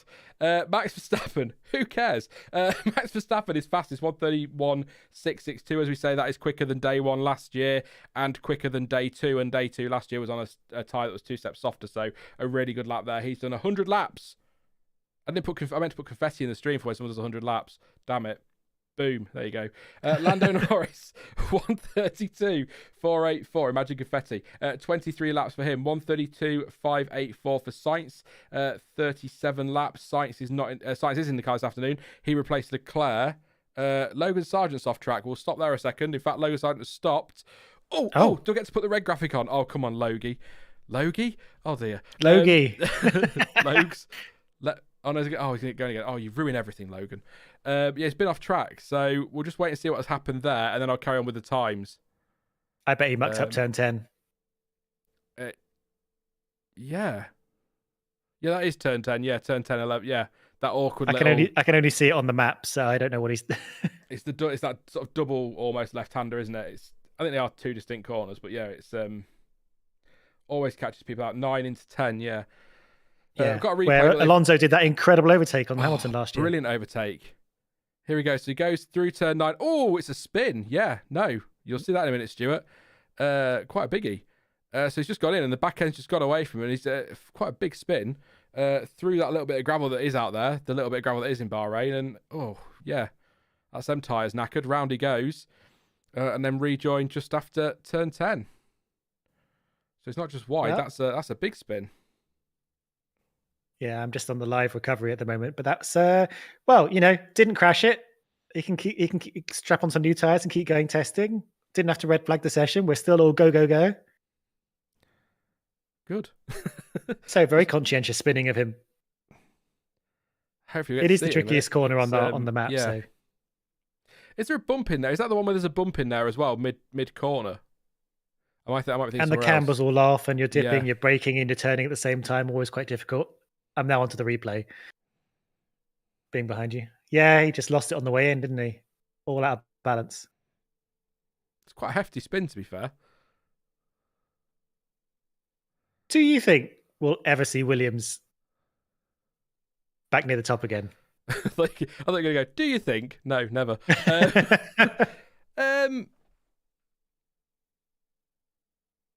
Give me a minute. I'm going to run through the times. I need to have a think. Oh, yeah. No, We you're stopped right. because of Logan. No, you've got me thinking now. I'll ask Chat. Chat, do you ever think Williams will be near the top again? Well, where do we get to? I was on science, wasn't I? P3, 32.584, 37 laps. Lance Stroll's now jumped up into fourth place, 33.074, 13 laps. Leclerc was in this morning, not this afternoon, 33.247. Yeah, 64 laps. Danny Rick in sixth place on a 133.325.16. 77 laps for Alonso this morning, 133.385. Oscar Piastri, 133.658, 57 laps. Zhou, 133.871, 19 laps. 70 laps for Russell, 134.109. Sonoda, 134.136 on 64 laps. Valtteri Bottas, 34.431. 68 laps for him. Chris Albon, where's that come from again? Alex Albon, goodness me. 34.587, 40 laps. 60 laps for Ocon, 34.677. Logan Sargent has just had his spin, 135.438, 16 laps. He is back in the pits, no surprise there. Kevin Magnussen, 35.692, 66 laps. Nico Hulkenberg, 37.0, 35 laps. And Pierre Gasly, 37.809, 27 laps. Perez and Hamilton are not in the car today. They're just on the timing graphics, so they're on ours as well, but they are not in the car today. Gasly is in this afternoon for Ocon. Magnussen for Hulkenberg, I think, all the way around. A Haas for the other Haas. Sargent is in for Albon. Zhou is in for Bottas. Ricciardo's in for Sonoda. Russell's in all day. Norris is in for Piastri, Stroll is in for Alonso, Sainz is in for Leclerc, and Verstappen is in all day. The Chris Albon thing only happens in testing. I've got no outtakes in videos where I call him Chris Albon. I don't know why. There's no Chris's at all either. I don't know who you're. Not even close to a Chris. Is there? I don't know who you need to tell about. You've got another rogue, Aston Martin. Now that Stroll's out on track. We need. Hello. Yeah, we've got French here. Aston Martin. Yeah. That was French, for anyone wondering. I'll just send a message now. French for Aston morning.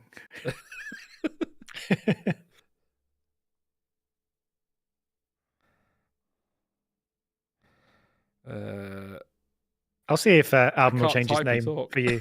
He seems up for it. Yeah, sorting it now. There you go. Sorry, I don't know where it came from. It was a few years ago, and we still don't know why. But for some reason in testing, I keep saying Chris Albon. It doesn't make any sense. Max, Lando, I'm sure Carlos, he appreciates it. Lance, Charles, Daniel, Fernando, Oscar, Guan Yu, George, Yuki, Valtteri, Esteban, Logan. I suppose Kevin, it's close-ish to Chris. The closest we can get to Chris, I suppose. Yeah, weird. Anyway, Hamilton's not in the car this afternoon. It's personal. Hamilton and Perez aren't in today. It's Russell and Verstappen all day. Just to let you know. I'm going to scroll through chat now, see what we can find. While I went to look up Stroll. Sorry, Stuart. Right? Isn't he bouncing around? Yeah. I saw it earlier. He's going to be aching. Yeah. I guess not as much as he was aching this time last year, but that's true. That is very true. I still think it's amazing he went racing in Bahrain, and what a job he did as well, to be fair, last year. Yeah, I'm actually a lot of respect for that. Given how good that Aston Martin was early season, I think I'd want to be in it pretty rapidly, to be honest. I went to look up Alex Albon to see if his middle name was Chris by chance, and I didn't realise he had a Thai surname, which I don't know how to pronounce, but it's like Angsusing. It's Alexander Albon Angsusing, I think. Never knew that. There you go. It's almost Chris, yeah. Basically Chris. Basically Chris. Why not? A couple of people saying that the season's over already. Cool. We'll see you next year in testing. No. Christian Albers says Jack ? Could be. Yeah. Anyway, let's see if you've got any questions in chat. Don't forget, if you've got a burning question you want to throw our way, feel free to pop in a super chat. We're trying to hit that target this year. That'd be absolutely fantastic if we do that this week. Thank you very much. As always, though, I will come to you in chat. So, what's happened to Russell's car, or with Russell's car? Nothing as far as we know. He did come in slowly, but he did a lap. He did a run through the pits, so he went around, was quite slow, pulled into the pits, drove straight through and straight out. If there was a problem, they'd have pulled him in the garage. So I'm guessing it was just part of the reconnaissance thing teams do. It's why sometimes at the start of the session, you'll see a driver will have like 10 laps and no lap time, because they'll come into the pits and then drive through and then go again. So just reconnaissance laps, I assume. But what laps has he done today? What laps? How many laps 70. has he done? 70. So he's not... There's 73. Not an issue, is there, for Russell, if he's doing those laps? So that's... Like I say, if it's first time watch test or anything like that, anybody, it's that column with the laps that we want to look at, really. Certainly for the first day, because we've got nothing to compare these to other than last year, and things have changed. So tomorrow we compare tomorrow's times to today's time, so there's something there. But really, we won't be looking at the lap count. And Max Verstappen 101 laps, Alonso 77, George Russell 70. So there's some good lappage there for those two drivers. Porpoising on the Mercedes, or is that am I bouncing? Actually, that's bouncing. Yeah, there's still some bumpy. Yeah. I can't believe. Well, earlier in the morning session when I was listening to some of the commentary, they were like, "This is still the original track surface from when this track opened." And then when I thought about it, I couldn't believe it's been 20 years of coming to Bahrain, which is amazing. And China as well, I guess. I mean, we didn't go to China every year because of the issues. But you know, I remember those tracks both coming out 2004, and now we've been a whole 2 decades going there. They're like fully ingrained within Formula One, really. So, who won the first? Was it Schumacher that won the first race then in 2004? It must have been. Is it 20? It's 2004. So that's 20 years since that dominant season, since his last title. Yeah. Well, that's a video. There we go. Mad, isn't it? Quick, write it down. And then asked me in December, you go, Sean, why don't you do that idea count within testing? Like, oh, yeah, I forgot about that. Gary, thank you for your super chat, mate. He says, I just learned that Adrian Newey had very little input on the design of the RB due to his lack of CAD knowledge. Any truth to this? Thank you very much for your super chat, mate. Appreciate that. I'd be surprised if he's had little input on the... I assume you mean Red Bull. This is the problem now, isn't it? Do you mean Red Bull or RB? I assume you mean Red Bull because it's Adrian Newey. I hate it so much. Stuart's just banging his head against the wall. I'd be surprised if Adrian Newey's had little input on the Red Bull, Stuart, especially given that they have gone with this change of philosophy. I know Red Bull have got a fantastic team behind Adrian Newey. He's the face of that team, and he is the one we all talk about, and he will be using his expertise, but he's got a great team behind him who'll be able to do it themselves as well. But we often talk about Adrian Newey. Just important to point out he's not just the only one there doing doodles. There's lots of people there. Yeah. But he does famously do doodles. Doodles. I mean, I'm downplaying it. He still works with old school pen and paper and engineering curves and stuff like that. And then, you know, he gets some younger people to, I say younger, I mean, he's literally the only one left doing things on pen and paper, but yeah, they'll input those ideas. I still find that fascinating.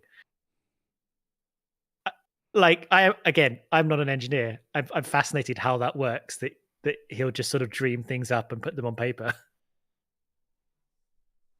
And then someone has to put them through a computer model. Like, how does this work? Wouldn't it be really funny? Sorry, we'll come back to your question in a minute, mate. I just had this vision now. Wouldn't it be really funny if people going, oh my God, could you imagine what's in that notebook? And then you like get on his notebook and it's just pictures of cats. Like... and we all think it's this really amazing thing, and it is just pictures of cats gradually getting better with more practice. Very aerodynamic cats, I'm sure. Yeah, so what was the question? Yeah, sorry. I'd be very surprised if Adrian Newey hasn't had quite a big input on this year's Red Bull. Definitely. Again, there's definitely a team there that can do a lot of it, and I'm sure they have more of an input now than they did.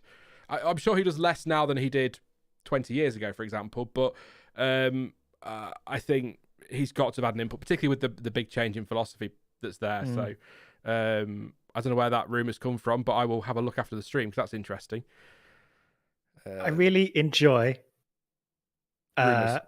With every passing year, Adrian Newey looks more and more like a lost Cornish farmer has wandered into the paddock.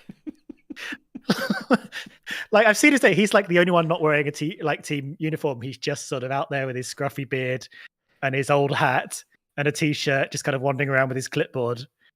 Have you ever watched Clarkson's Farm? No. Oh, I because anybody who has watched it will know what I mean. I was thinking like Gerald from that. Nobody can understand a word he says in his thick accent. Sorry, you might have to go Google Gerald from Clarkson's Farm later to get that, Stuart. But it's yeah. All right, cool. I'll remember to laugh tomorrow when I don't laugh. Understood. I'll go, morning, Stuart. Ha ha ha. That's for Gerald. That's for yesterday. Yes. I highly recommend. If you're not a fan of Jeremy Clarkson, that's fine. But to anybody, I highly recommend Clarkson's Farm because even if you don't like Jeremy Clarkson, the people around him are brilliant. They really are. My parents love it. I get he's a polarizing figure. I quite like him. He just need to just shh sometimes though. He's one of them. Just like that's Grandad back to bed. That's enough. Mm-hmm. When is Lewis testing? Says it's Viper. I think Lewis is in all day tomorrow, Viper, and then they've split it on Friday, so they'll be both in there on Friday. So yes, all day for Lewis tomorrow. Yeah, that's what I understand. So that's good news. I am coming to chat for questions. I'm just we keep getting on tangents on Adrian Newey's cat drawings and Clarkson's Farm. It's fine. People talk about Clarkson's Farm now. Let's see what we can find. It was Barrichello who won in 2004, says the Arrow. Oh. There you go. You see, we didn't know. Different Dare helmets. to dream, yeah. Rubens. Well, I didn't, but... 20 years since Bahrain. That is absolutely bonkers. Are you going to do a 30-year anniversary live stream on Ayrton Senna this year with Jonty, Stuart and Dan? I don't know what my plans are for the 30th anniversary. I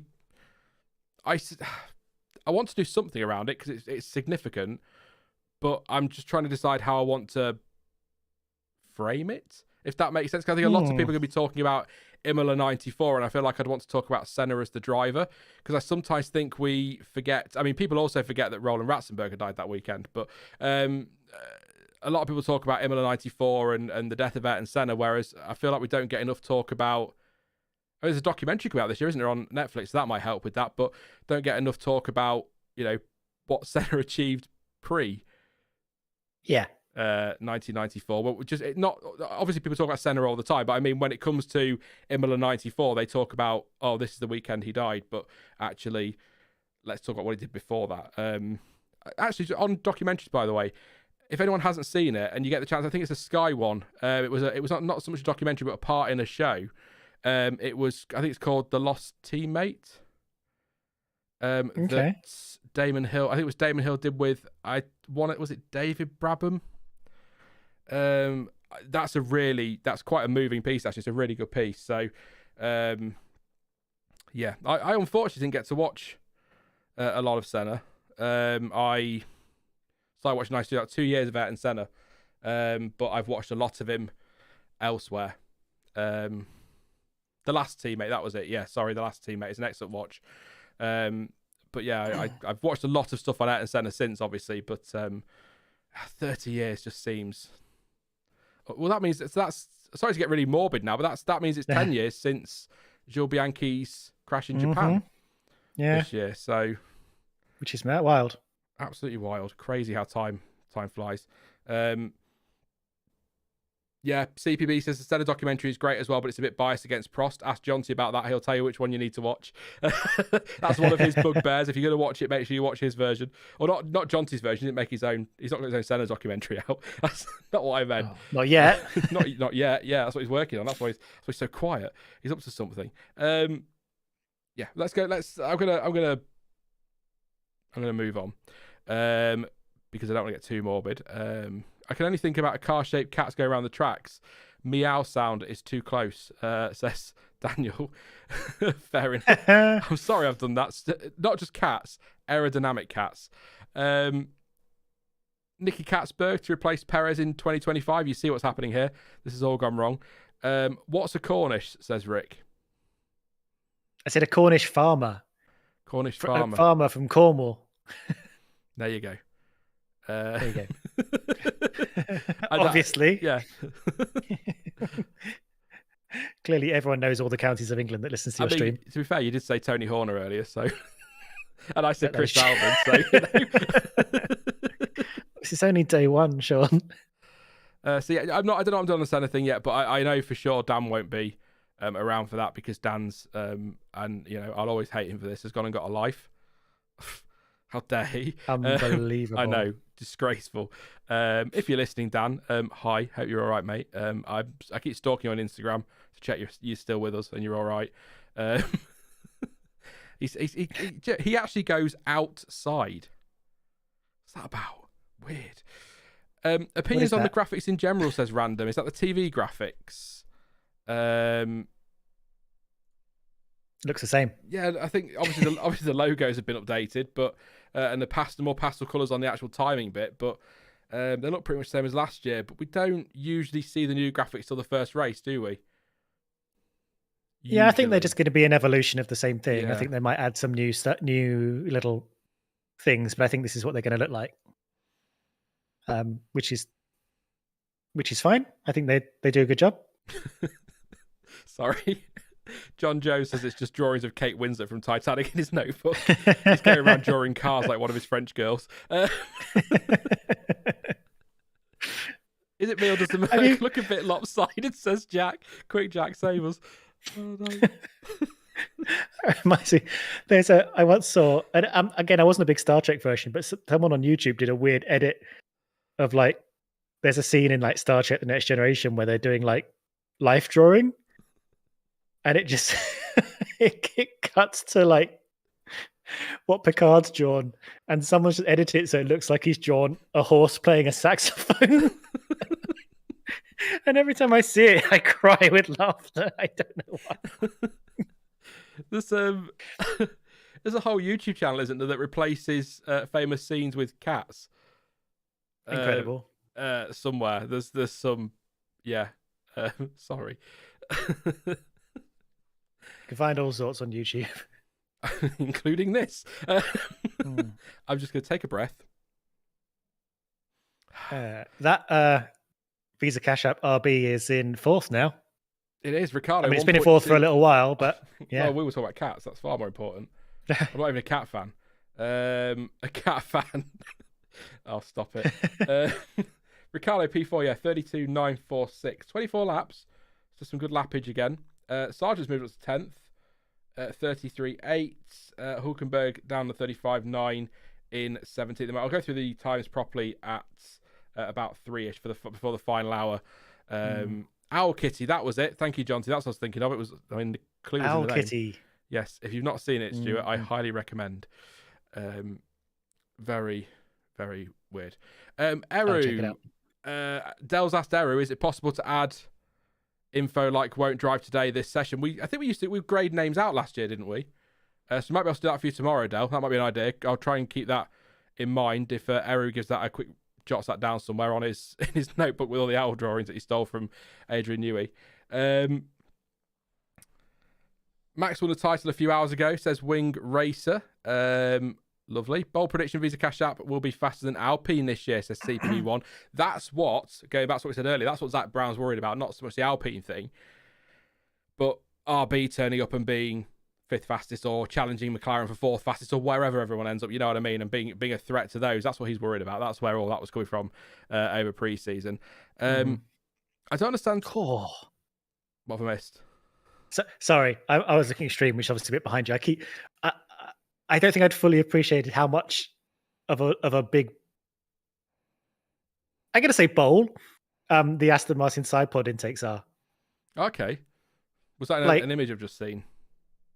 Well, no, again, my stream's a bit behind yours. They were in the Aston Martin garage, okay. But yeah, it's like a big. Well, look, okay, it's like it looks like a big toilet. If you know what I mean, like it's a big, like it comes out forward and kind of goes in like a vase. It looks like that, and I was like, I knew it did that a bit, but it was definitely much more pronounced than I thought it was. Yeah, so check out the Aston next time you see it. I will It's do. weird. Just watching Logan Sargent going slowly. Insert Nothing new joke there, then. here. There you go. Did it before I even said it. Round that, yeah, down to the final corner he's on the run to the minute. I assume gearing up for a lap or coming in the pits, but it sounds the car's gone past. Right, listen to it. It sounds a bit raspy, but I think these cars sometimes they just do at low speed, don't they? They do sound a bit rough. Some of these cars. So I also when they're running in low revs. You may have already said this, Stuart, but I am enjoying Komatsu as team principal of Haas and Komatsu on the side of the Williams. Yes. I'm quite enjoying that. Looking forward to the Ferrari running wolf next weekend. Just to rub it in. Yeah, to really hit home. It is nice to see plenty of sponsors on that Williams. Obviously not completely covered, but, definitely got some backing in there. Whoever these people are. What's the best livery in your opinion, says Alexander, or asks Alexander. Mine's easy, Ferrari. There are two reasons for that. One, it just is. And two, I'm biased. I love the colour red. And I love Ferrari, or I like Ferrari. I do love Ferrari. They gave me my best years in F1, so they'll always get that. But no, I'm... Aside from Ferrari...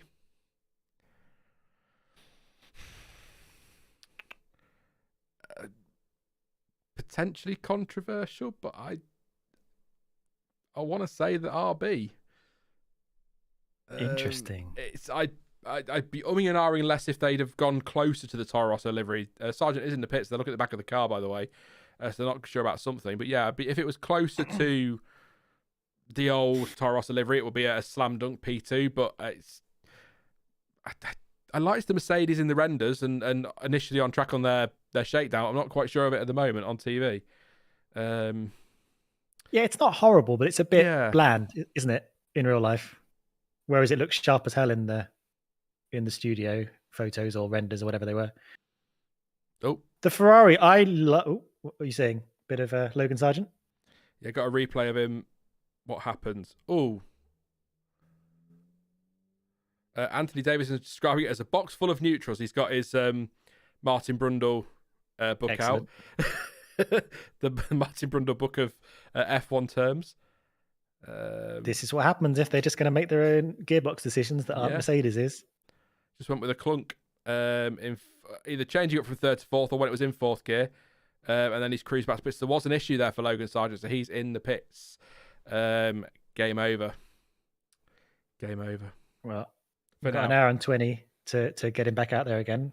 Could that be a Control-Alt-Delete reset? Or, I mean, usually when your gearbox goes clunk, it's not a great sign, is it? But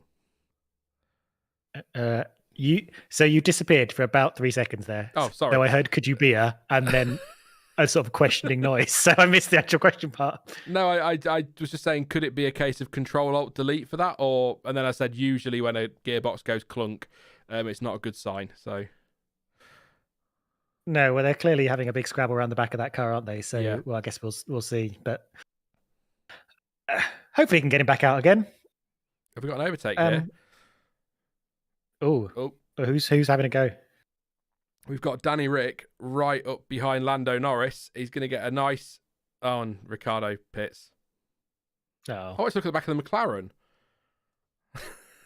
Thanks, Ricciardo. Next time. Off the back of liveries, I will say, when I saw the Ferrari one, I did fall in love with it. I thought it was really, really nicely done, really handsome. Using the yellow nicely. Yeah. I am so often surprised how often Ferrari can make a meal of a brief that's just make the car red and could really just muck about with it in ways that just kind of spoil it a bit. But this year they've really nailed it. Even last year they put the black in weird places on the side pod that kind of broke it up in weird ways. Or when they stuck that green mission wing on the side, and when they just really sometimes can make an absolute pain for themselves. But no, this time it looks really nice. I was worried they were, I was worried they were going to be another kind of like carbon car with red accents like everyone else when we were in that early bit of launches. But no, yeah, really lovely. Some slow And that Aston Martin livery, a classic as well. Yes, yeah, it's better with the non, what could you call it? Not the where these are the pink stripe, and now it's like that yellow. Yeah, that's better with that than that pink that they had when they had the BWC sponsor. It pops more nicely. I was saying just some slow-mos of Ricciardo locking up at turn 10 and Ricciardo at turn 8 hairpin. Ricciardo isn't a bit. I think we've only got Norris and Hulkenberg at the moment. We have indeed. So London Irish is just starting another lap now. Yeah, the lap counter is updating. It's all done manually, so there might be a delay, but it does get updated. Just to let you know, to anyone asking in chat. Chances Norris gets his first win this season, says Chet. Knowing Norris's, let's say, look, or the way things go for him, Piastri probably get it first. He's watching a big old lock up from Russell. Seems to be the way that he it goes. So yeah, no, I think if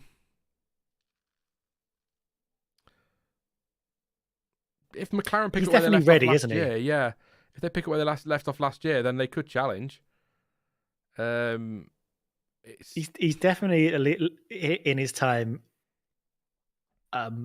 let some wins get away from him. I mean, definitely one, but there's this. I think there's definitely been wins within his grasp that he's not quite reached up and grabbed yet, which I think he needs to be able to do. Like someone like Verstappen doesn't let a win slip out of their grasp as an opportunity, even when he was not in that absolutely dominant car for the last couple of years. And I think you need to be that kind of driver who just will cling on no matter what to being given an opportunity. Mm. But as we said before on the stream, yeah, he's made some mistakes. He's doubted himself. He gets very wound up in the car, doesn't he? And I know they all do because their hearts are beating at about 200 beats a minute or whatever in the car and stuff. But if he can keep his strategy head on when he's in a good position, I think he'll do well this year. If that car's good, which it looks like it is, maybe. I guess we'll see. Yeah, again, it's early days. So difficult, isn't it? I saw so Daniel L said, "Look at Haas with 108 laps already. That's a great spot. Well done." And thank you for pointing that out, mate, because I didn't spot that. They have gone over 100, so 108 laps so far. 109 it'll be now for Haas, won't it, in total? So possibly more. Yes, 110 possibly. I don't know. It's over 100, so well done to Haas there. So the lap times aren't there again. Can't read too much into it, but the lappage is there. They're getting the laps in, and that's the most important thing today. So good stuff from Haas. I do like reading the doom and gloom comments because I says, and their name is I, by the way. I'm not just being weird. I says, if Verstappen doesn't win every race this year, then we can talk about other winners. And Alexander says, Red Bull win every race this year. Sorry, but that's the truth. I get your point. It's not the truth, Alexander. I totally get what you mean, but it's not the truth. I'm being pedantic, I know, but we don't know. Nothing's happened yet. So it would be nice if a Mercedes or a McLaren or a Ferrari could win next week in Bahrain, just so that we get rid of the "Are Red Bull going to win every race?" question for this year. You know, because it was fine last year, and I get that it was historic and dominant and all that, but that just became the narrative for the season, didn't it? Are they going to win every race? But at least we can say right off the bat then, no, they're not. No Red Bull hate. I can't bother with the same argument this year, but I would be surprised if Red Bull win as many races this year as they did last year. I'd be very surprised. Did you think I got into real mixed feelings last year? Because by the time Singapore came along in the season, and while it was really great to see something a bit different, I know what you're going to say, and have a bit of a surprise, but we'd come that far through the season, it almost seemed a shame that Red Bull didn't have it. Pissed off. It was a cracking fight, and I'm really happy Sainz won. It was great to see Ferrari win, obviously, but I totally agree. We come that far in the season, couldn't we just do it? Because then it's done. Tick that box. 18 won every race in the season. Finished. Yeah. Oh well, we've still got something to reach for. Although it's not something I really want to see again. No. And again, for those who get confused between wanting close fighting and think it's hate. It's not hate against Red Bull. We'd be saying the same if Mercedes were doing that, or if Ferrari were doing it, or maybe not me. I don't know. But it's just we just want a nice. I've said it every year. I don't care if Verstappen wins the title every year that he's in F1. I don't care if Hamilton wins the title every year he's in F1. It's how we get there. I want to fight. I want to see Mercedes, Ferrari, McLaren taking that fight to Red Bull, being closer, giving us some action at the front. I know the midfield action is great and that's fantastic, and I look for that. I will go and look for that crazy battle in the midfield, but not everyone does, and then it puts doom and gloom, and people, put you down for daring to enjoy something, because people aren't allowed to enjoy something on the internet anymore. You're not allowed to enjoy anything. So it'd just be nice to see a fight at the front this year, but a fight we would have had last year if Sergio Perez had been quicker, but then he's up against Max Verstappen, so Christ, I mean, that's not easy, is it? So we will talk about Perez later in the week, though. Not on that today. We've done quite a bit of silly season today, so we'll do that tomorrow or Friday, probably tomorrow. See how we go. And just to confirm, we will be live again 11 till 4 tomorrow. Just a reminder, 11 is the earliest I can do, so I can't do the full 8 hours, unfortunately, but 10 till 4, 11 till 4 tomorrow, which is still 5 hours, so there you go. Plenty of hours. Lots. And considering we're not across 3 days. Commentating on the actual or every single lap that's happening on screen, we're sort of having more extended F1 chats. I think that's plenty. Well, I don't actually think the main commentary do they? I think they tend to wander off all over the place and talk about F1 generally. Well, you got to, right? Because I've always said this. But why don't you commentate on testing rather than talking about F1? It's like, well, I never know what you say. Gasly's on his way to turn 11 much more slowly than he usually would be. We don't know what fuel load he's on. We don't know. I can't even tell you what tyres he's on at the minute. It's just, there's no point. It's different if it was a race or something like that, or a quali watch along or something, then you do. But it's you look for the big moments, don't you, on track? The spins, the lockups, the timings, the big laps that come in. But yeah. Speaking of, we are starting to see quite a few lockups now. We've seen Russell, we've seen Lando, again, Sargent. We're starting to see a lot more. I think they're starting to push a little bit. We have moved into the night phase now. I think the sun is either just about to set or has set. All the lights are on, so the temperatures are going to be dropping because it's the desert. So we're going to see slightly different conditions for this last hour, I think. just to be live. The temperature's dropping because of the desert. Just takes me back to last year when everyone around F1 was like, it'll be really hot in Vegas if it's hot in Qatar because it's in the desert. Yes, in the middle of the bloody night, so it's fucking cold. What are you talking about?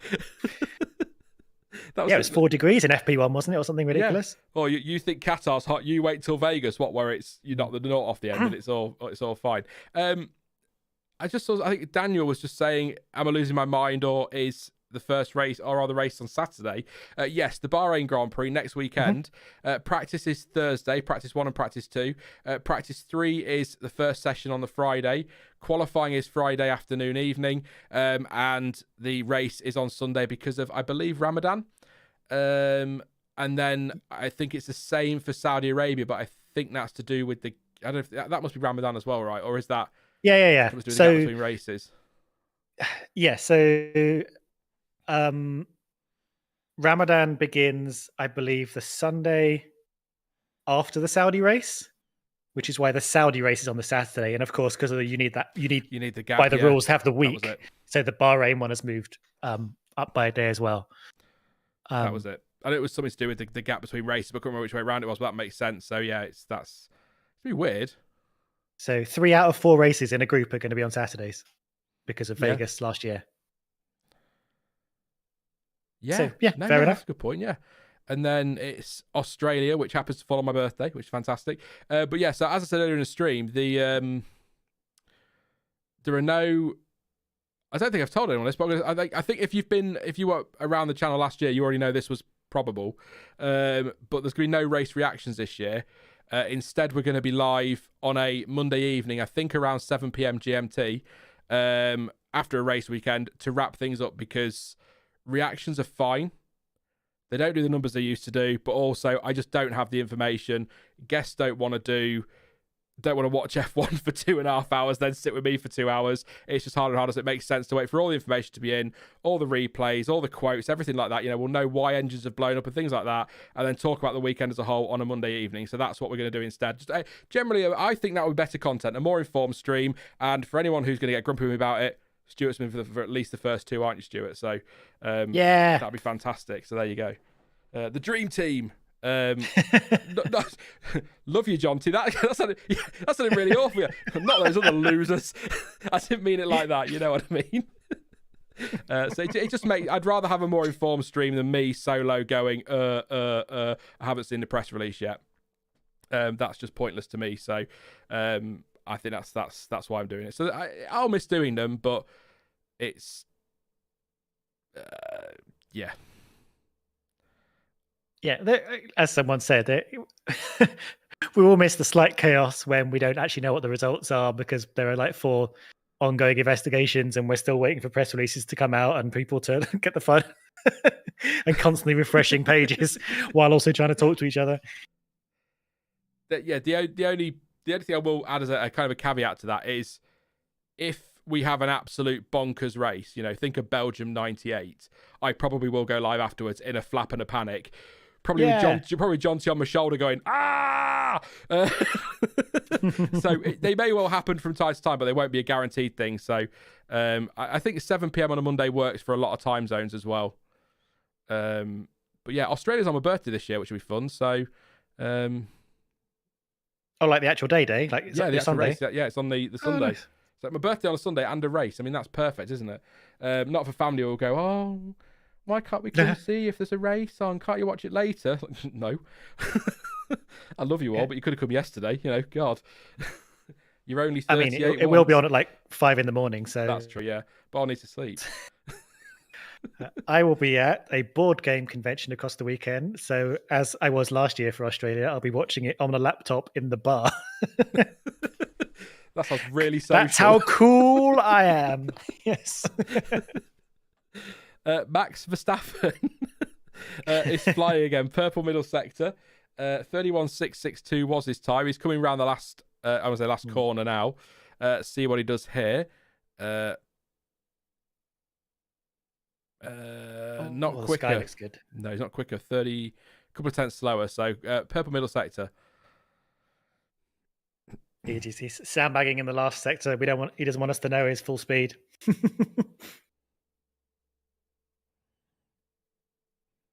I'm so looking forward to Friday and just seeing people just go for it at the end. So looking forward to Friday. Not that I'm not enjoying this.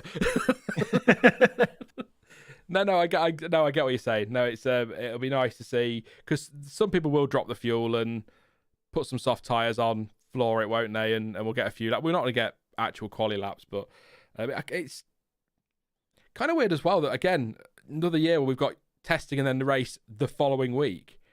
So there's not a lot of not a lot of time to turn things around here, is there? So thank you very much to Rick for your super chat, mate. It says my $5 for the entertainment. Appreciate you fellas.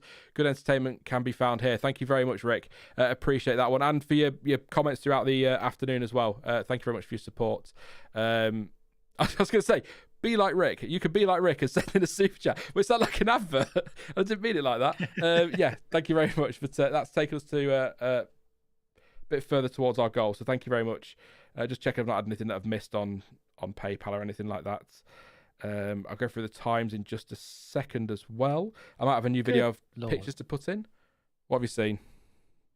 I mean, I say good Lord, and I thought about it for more than 2 seconds, and I thought, oh, that's really obvious. No, they had some stats for Verstappen on the screen. It was his 2023 stats, and his average finishing position was 1.3.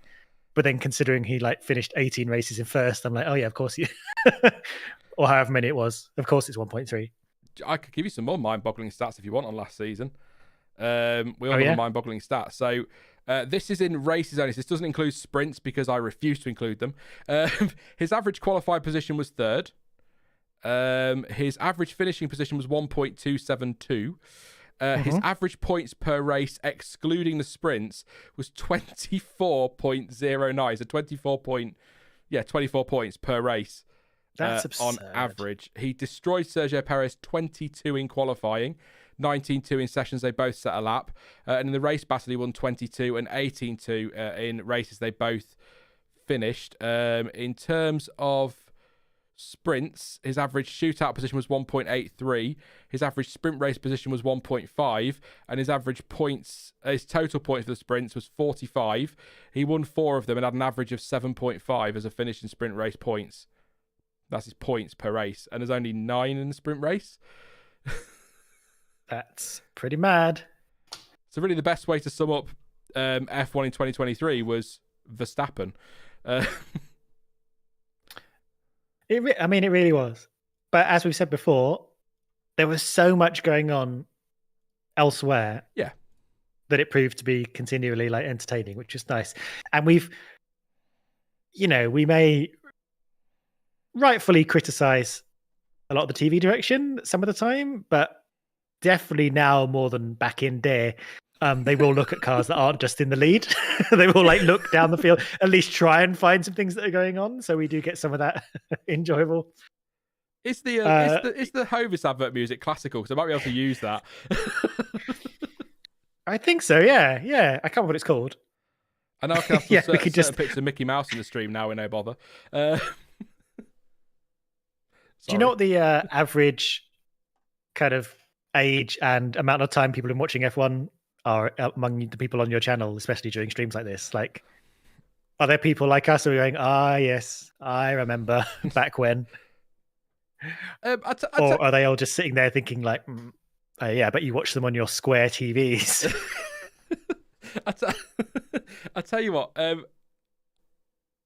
would put analytics up. I don't want to click on something that blows a PC up because, you know. Sure. But if anybody has, let me know. Let me know how. If you're willing to say, let me know how old you are in chat. Genuine ages. I don't want to see. I'm 83 million. And we'll see. We'll see if we not maybe make an average, but I'll see. It'd be interesting to know how old people are, who's the eldest, who's the youngest. That'd be really. That sounds. I know, weird, non-testing question, but when else am I going to ask this? Seriously. Coming in. Oh wow! Oh, God, oh my God! Lord. No, people stop. Some guy's 11 months old. Crash. I'm going to wait for that to stop, and then we'll come back, and I'll read some of those out in just a moment. I think yep, they're that number. Yeah, oh, that person's that number. That's great. Amira is 15 next week. Happy birthday for next week, Amira.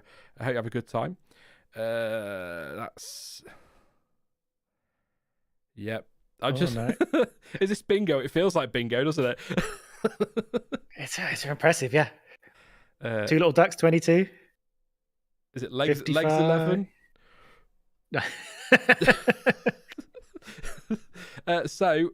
Rick, I don't hope you might be reading these out. You put them in a public chat, so you know. Rick's 45. So at the moment, Rick, you are the eldest. I've seen a 57. So 18 for Mrs. Way the Blazer. We know there's somebody younger than that. Random 16.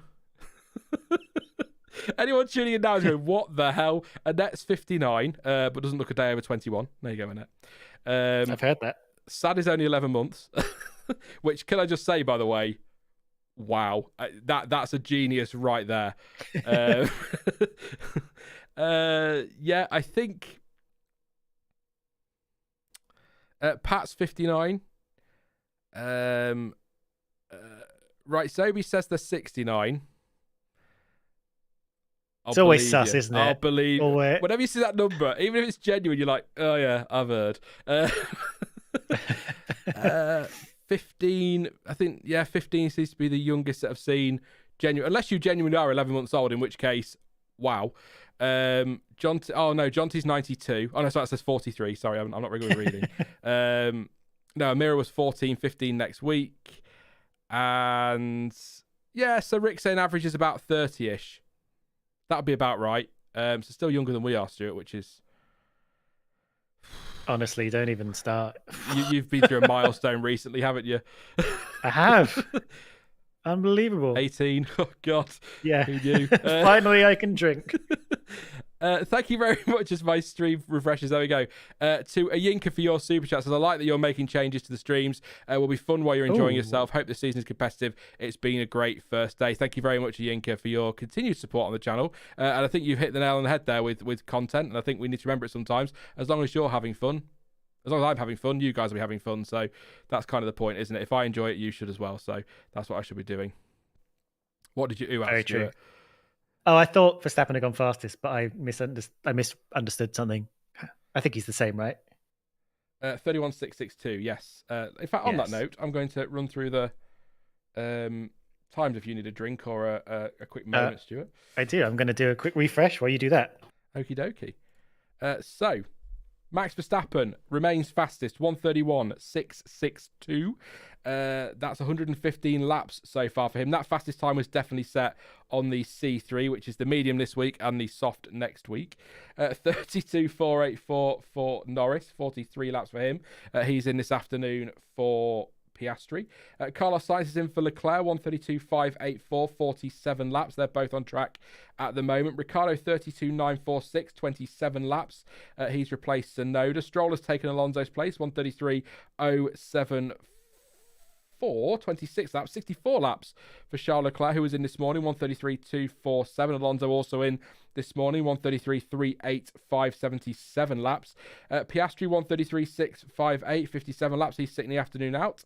Zhou is in for Bottas, 1:33.871, 34 laps. Logan Sargent replacing Chris Albon, apparently. 21 laps, 33.882. George Russell, 34.109, is 11th, 64 laps. He's in all day. Yuki Tsunoda, 1:34.136, 64 laps. He was in this morning. Valtteri Bottas was also in this morning, 1:34.431 and 68 laps. I'll say Alex Albon, 1:34.587, 40 laps for him this morning. Ocon this morning as well, 1:34.677, 60 laps. Magnussen, 1:35.692 on 66 laps. He was in this morning. Hulkenberg is in this afternoon, 1:35.906 and 50 laps. And Pierre Gasly also in for the afternoon, 1:36.415, 39 laps. Sergio Perez and Lewis Hamilton are not in the car today. They're in tomorrow. I think Perez is all day tomorrow as well. So both Perez and Hamilton in all day tomorrow. So there's your times. As always, please do drop a like. 715, 1600 watching. I'm going to give you a target. I never do this for likes, not very often. Can we get those likes to 1,000 with about 300 away? That'd be amazing. So please do drop a like if you haven't already. Don't forget to subscribe as well. You'll see your name pops up on screen if you subscribe. Lots of content coming this year. And don't forget, you can also support the channel with Super Chats, PayPal, Streamlabs, and all of that jazz. Links in the description. You follow me and Stuart as well on social media, and Stuart's channel, which I'm sure many of you are subscribed to, is linked down in the description as well. So thank you very much. Yeah, so Verstappen's still fastest is the main story. We've got less than an hour to go. That was good timing on the timings, actually. We have had another super chat. Do you know, I moved all my setup around over the winter and I can't get anything to work anymore. My mouse won't go to the right screen, nothing. General Dragon, LP, thank you very much for your super chat. Says it's still mad that the last time Max finished outside of the points was in Spa 2016, excluding DNFs. Thank you for your super chat and for your for the immediate need to send me to Wikipedia. Thank you very much, mate, for your support. I appreciate that massively. And that's £133 actually on the target. So thank you very much, everyone. That is phenomenal. That's going to go into some more equipment for the channel and some bits that I want. I could do some new foam tiles. Some my old ones are a bit, well, not great. Let's put it that way. They do the job, but they've moved from house to house, and they, you stick things on a wall, then take them off, and they get ripped, and they keep falling down, and it's that's something for later in the year, though. So I'm not saying I don't believe. I just need to see it. So all of last year he scored, only failed to finish in the top two once, and that was in Singapore. He finished fifth. And actually, to be fair, I know that this is shoulda, woulda, coulda, but if there was a safety car in Singapore and it was well timed, he could have been on for a podium or maybe even a win there. Who knows? So he retired from Australia last year, which was 2022, which was mechanical, wasn't it? And Bahrain was mechanical. Italy was retirement, GBR. So every race he's finished has been in the points. I guess that makes sense. Since 2016, the last time he didn't score a point when he finished a race was Abu Dhabi 2015. Oh. Yeah, I guess that makes sense. Because he's always been in that Red Bull, hasn't he? And it seems it's rare that the Red Bull is not going to be in a points winning position. Oh, I'd love to know that stats across the other drivers as well. Yeah, so when I read it sounded surprising. Then when you actually look back, you go, no, that does make sense. Rob, thank you very much for your super chat as well. Says, late to the party, has anyone mentioned that Williams is now using a regular steering wheel instead of the screen attached to the car? I hadn't noticed. Yeah. Oh, yeah, that's the thing. Thank you very much, Rob, for your super chat. I'm now going to go and look for Williams pictures. I'm appalled at myself. Yeah, end of an era. I think, when did these new like steering wheel displays come in? 2014, something like that? So there's a solid 10 years of ignoring what everyone else was doing. Yeah. Oh, thank you for that. I've looked when next on board with them or anything, but no, I didn't. I just didn't twig. I just saw a steering wheel and just assumed it was a steering wheel. But it's significant for Williams. Of course, as you said earlier, Stuart, the only thing that Alpine haven't changed is the steering wheel. So maybe in Williams, that's the only thing they have changed with their budget. Maybe. Big dash screens was 2014. Which it would have been because that was when the regulations changed and they needed all that information on the readout, didn't they? For power unit temperatures and all that kind of thing. Speaking of it, time marching away from us. Yeah, this is the 11th year of hybrid engines, the 11th year of drivers having their own numbers. It's really we really have had quite a few years since what felt like still feels like a fairly new and novel thing to me. Yeah. Both the hybrid engines and the driver numbers and stuff. But yeah. It's been around for a long time. Yeah. No, you're right. No. Oh, dear. I'm weird, isn't it? Maybe because we've only had that sort of 8 years of Mercedes dominance, it all felt like one block of time, maybe. But still. I feel like driver numbers are like the most universally good thing that Formula One have introduced in a long time. Like, it was just a great idea. It works really well to this day. No, I have no criticisms. Jonty says 16 years since F1 banned spare cars. Wow. Purple Zebra says, in related news, my back hurts. Yeah.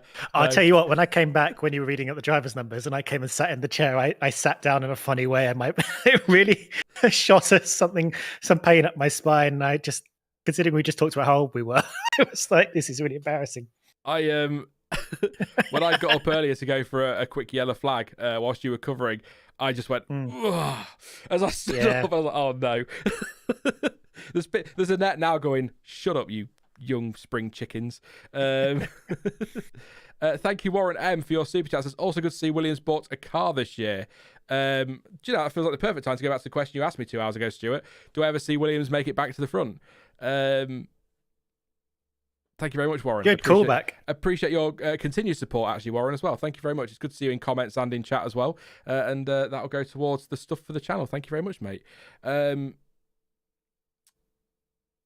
Do I think Williams will get back to the front?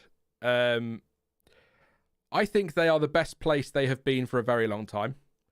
Mm-hmm. I think James Vowles has done a cracking job. And last season wasn't even his car. This is his first car, if you know what I mean, as team principal. A bit like Fred Vasseur at Ferrari. So it's it's going to be an interesting year to watch how he's made a difference there. But the differences he made last year, despite the fact it was his first year, were really impressive. He's got I'd love him to keep Albon. I'd like Albon to stay because I think they could really build that team around him. And I think they're in a great position. But I don't... And bearing in mind, actually, that probably 5 or 6 years ago on the channel, I would have said in testing that I don't see McLaren back at the front. So things can change. I'm not convinced Williams will do it. I know we've got the cost cap and that now, but they probably haven't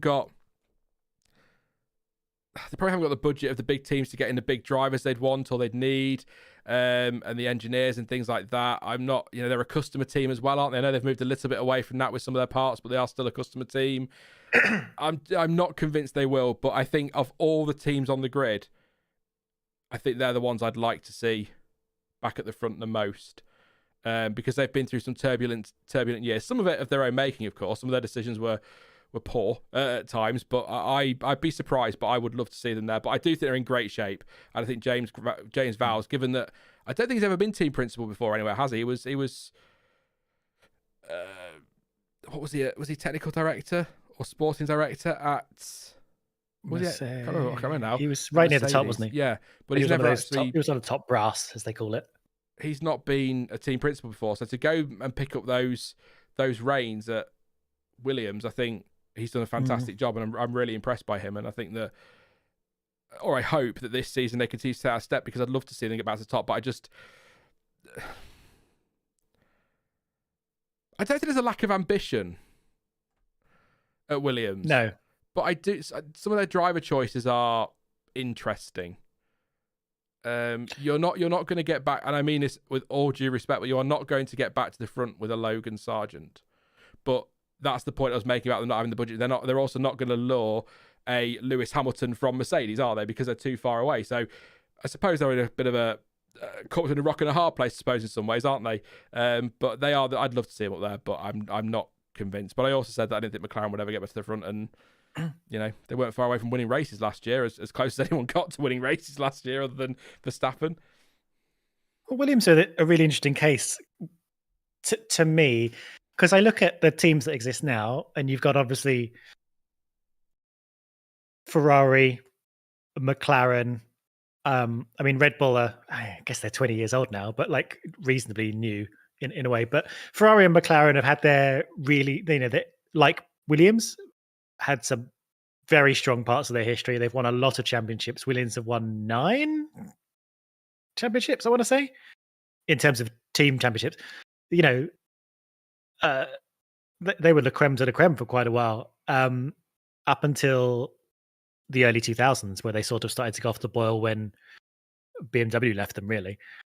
And they haven't been able to sort of maintain that status of being a top team in the way that McLaren still did during their horrible Honda years, when they were struggling. Like, they still felt like a top team. I think they built infrastructure, and I think Williams suffered a lot.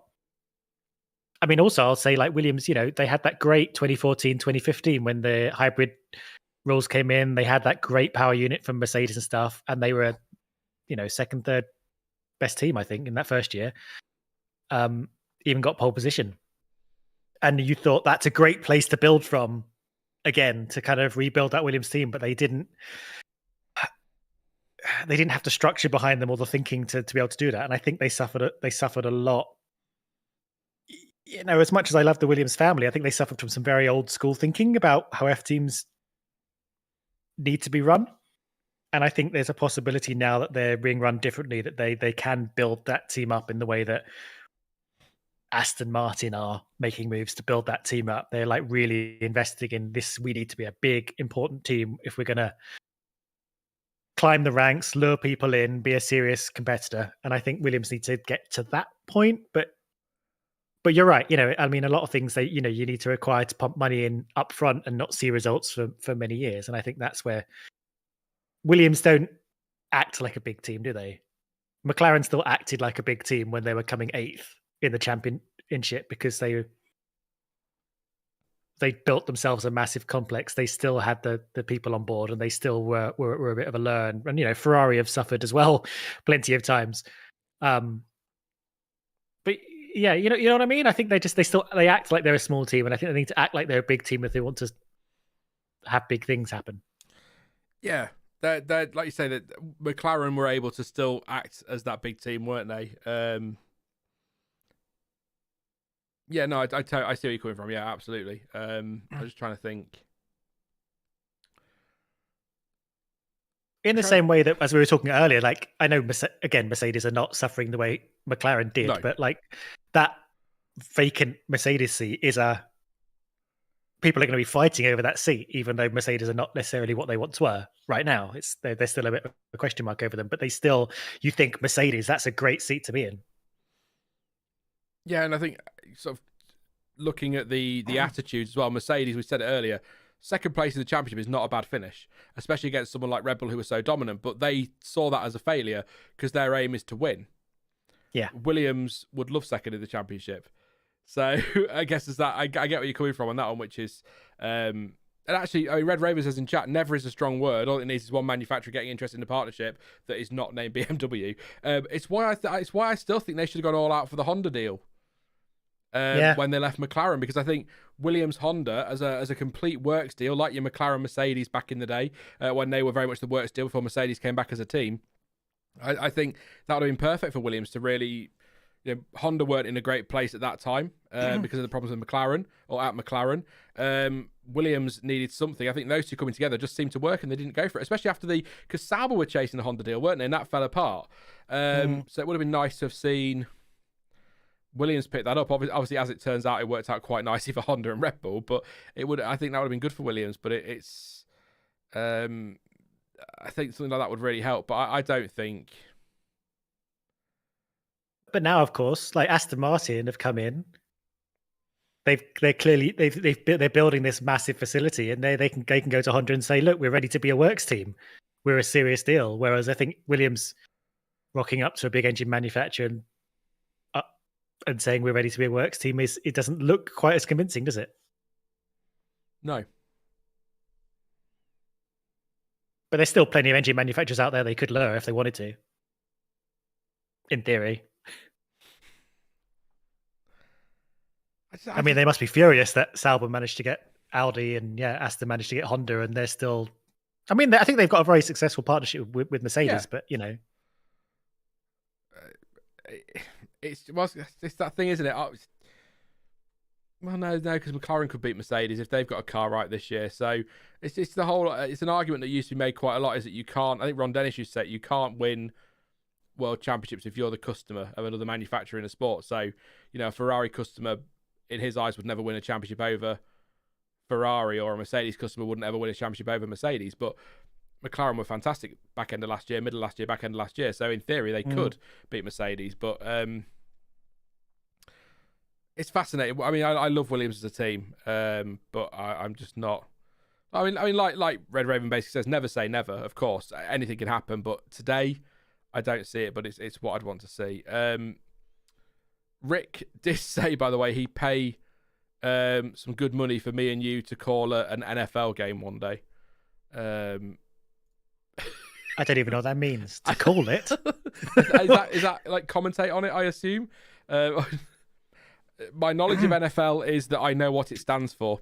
That's it. So that would be hilarious. It would be us going, something happened. I heard a stat recently that an NFL game has an average of like 14 minutes of actual play over like 3 hours. Really?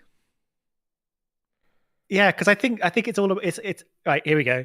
Two people talk NFL who don't know. There you go. But I think they'll sort of do a bit of a shuffle forwards and then stop and then sort of reset and then maybe go to an advert and then come back and then they'll shuffle forwards a little bit more. Like I think it's a game of slowly trying to move yourself towards the goal. Towards the goal end, the end zone. I want to say the end zone. They have, basically what I'm saying is they have a Spa 2021 every game. As I understand, the way you're saying shuffle forwards, it's in an advert. It sounds like ITV have bought the rights to Strictly Come Dancing. They shuffle forward a bit, advert. Shuffle forward a bit, advert. Yeah. No. D-Stack11 says, "Oh man, stick to racing." I think that's wise.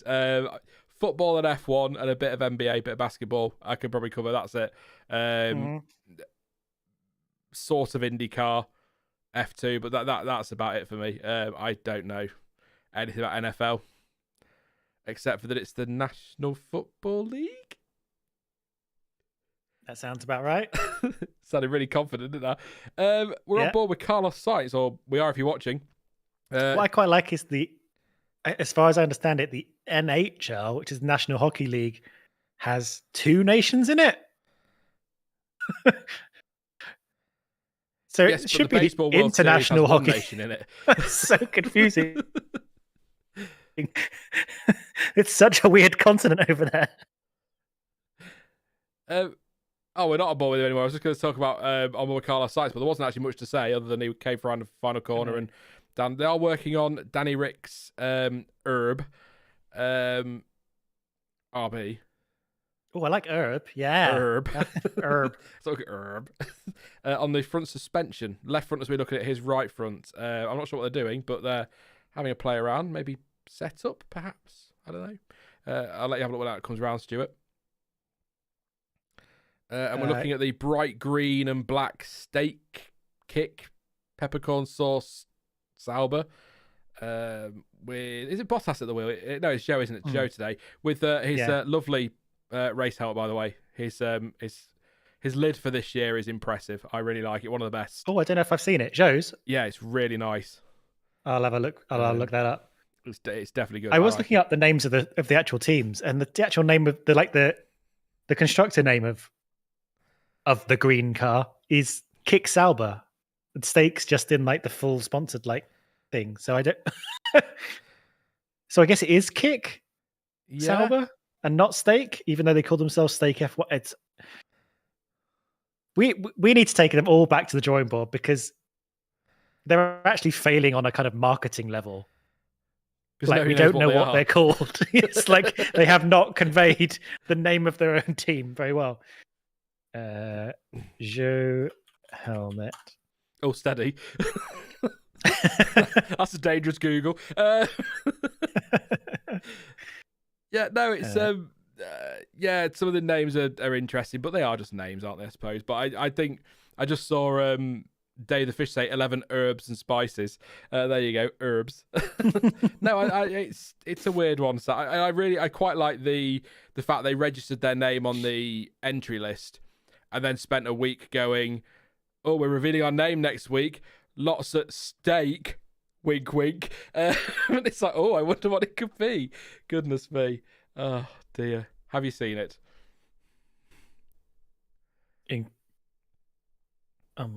Sorry, I got distracted by basically nothing. Basically nothing. I was looking at his helmet, and then I saw a picture of Max Verstappen, and then a guy with massive arms standing behind him, and lost all train of thought. Fair enough. We reached that part of the day. So somebody saying that Kick is the chassis name, Kick Sauber. Well, I got it up here. So the entrant is Steak F1 Team Kick Sauber. The constructor is Kick Sauber F1. The chassis name is C44 because that's the one thing that's been consistent over the years. So the constructor name is like Ferrari or Alpine Renault or McLaren Mercedes.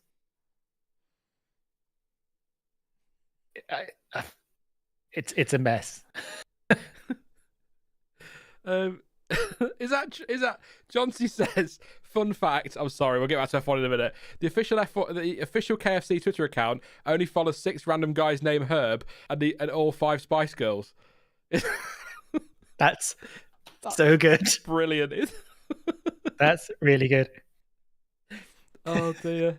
Anyway, we will stop kicking Sauber. We will. It does sound like an instruction or a news headline. Steak F1 team kick Sauber.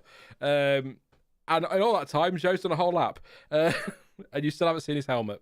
I looked some pictures. It looks pretty nice. It's got a little skyscraper. It's got a like a holographic brain on the top, as far as I can understand. Like they're not going to change their helmets every couple of races. Different in Saudi Arabia, won't it? Stroll. Yes, Stroll, Norris, Sainz, and Hulkenberg on track. Norris P2, Sainz P3, Stroll P5, Hulkenberg P18. Joe is not on the driver tracker, but he is on the TV, so I assume he's on track. Anybody else I'm missing? No, Russell's not out there, is he? No, so there you go. Yeah, your driver's on track at the minute. I don't know what they're doing lap time wise. Norris 42.2 in the middle sector, which is not too bad. Oh God. What have I done? 2.4 for Sainz.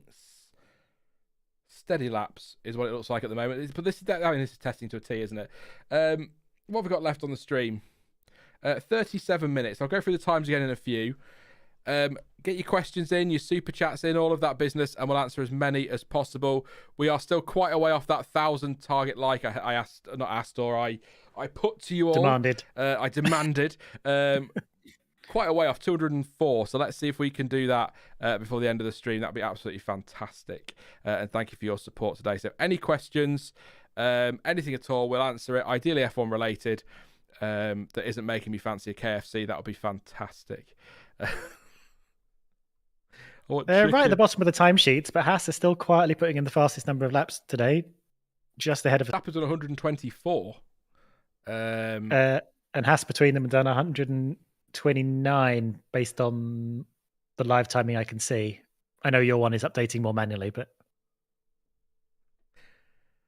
Rick's just sent in a super chat. Thank you very much, mate. It just says fine. Fine, I'll give you my money. Thank you very much. I appreciate that, Rick. Very kind of you. Thank you very much. I'm not in the background. I'm right here. Who's in the background? Arendor says, "Is that Chamber in the background?" He's in the foreground. I'm in the foreground. I'd like to hope. That's what I was promised. Oh, I see. Yeah, no, I've just spotted it now. Clancy says McDonald's. Stop it. Kevin N says Jos V needs to get a life. Max is a big boy now. Fair enough. And what's he done now? I don't know. Yeah, I don't know. Eru says 1,070 laps so far today. 1,276 was last year's total for day one. So we are unlikely to hit that total. But there was a period, wasn't there, this afternoon where I think the first hour of a session it was relatively quiet. So we'll see what happens there. Yeah, over 1,000 for the day, which is good. We've got a slow. Is that Ricardo slower? Just getting out of the way of the Ferrari, I want to say. I think he's just getting. It looks like he's moving nicely. So, yeah. Have we got an audio problem? Have we?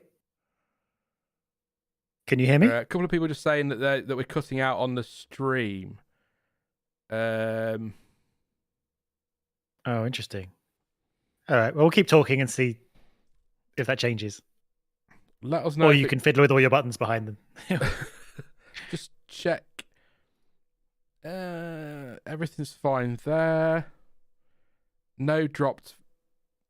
People saying it's fine. Fixed after. So yeah, people saying after they refreshed it was fine. So hit refresh and it should be okay. Yes, I don't know if it's something maybe my end with something going on. I don't know if it's lagging at all. Super chats are actually coming through quite slowly on the stream, so maybe it's a stream thing. But we're nearly there. We're nearly there, computer. We'll do it. It shouldn't be the PC. Should be fine. It was only upgraded last year. I think Jonty came for the weekend and we got drunk and fixed it. Well, I didn't get drunk and fix a PC. We fixed a PC having got drunk all weekend, which is maybe why there are issues with it. The hard drive should be spinning, right? Yeah, that's normal. Yeah, that's normal. Like a real deep growling sound is a normal crunching of gears, kind of. So we talked a little bit about how it's really hard to read from times and to tell who's doing what and who's where and who's sandbagging and whether it's. We've seen some pessimistic. It's going to be another Red Bull washout. I have to say, I haven't seen, just, watching the cars go around, anyone who looks particularly bad. Like handling wise, yeah. In previous years, yeah, it seemed a bit obvious that McLaren were struggling, Mercedes were struggling. There were some people who were having some issues. Everyone looks kind of fine. Again, there's only so much I can really tell with my eyes. But I think when we chat again tomorrow, it'll be interesting having read the quotes from people who've come out of the cars and spoke a bit about it and see if there's anything come out of that, and we can keep an eye out for that tomorrow as well. But so far there's nothing really obviously off the pace. I will tonight and tomorrow morning I'll have a look at some of the onboards that I will have missed when we were doing this, but the Ferrari looks all right, looks good. The Red Bull obviously looks pretty good. From what I've seen of the RB, it's nice as well on board. It doesn't seem to be too bad. I've not seen. I know we've had some Haas on board, but I've not really been paying attention to them. But I say that because Rasputin in chat says Haas looks bad. So if the Haas looks bad on board, so I'll have a look at that after the session and see what's going on. But most cars that I've sort of sat and actually watched for a lap and a bit look good, or don't look to be in trouble, I suppose is the way to go. So it's really Is that a surprise though? Second year? No, it's not second year, is it? Third year of these regulations now. But considering the amount of sort of fairly hefty redesigns we've seen this year, it's I mean, obviously we've seen some lockups into turn 10 and stuff, but that's normal. That's a tricky corner where you're going to start to have some trouble if you push. One spin, one minor breakdown. It's quite impressive. Yeah, did Williams ever set that break? Well, that breakdown's obviously fine because the car's out, isn't it? So, Sprinkles just says, has there been any cars off track at all? It was just Logan Sargent's spin, wasn't it?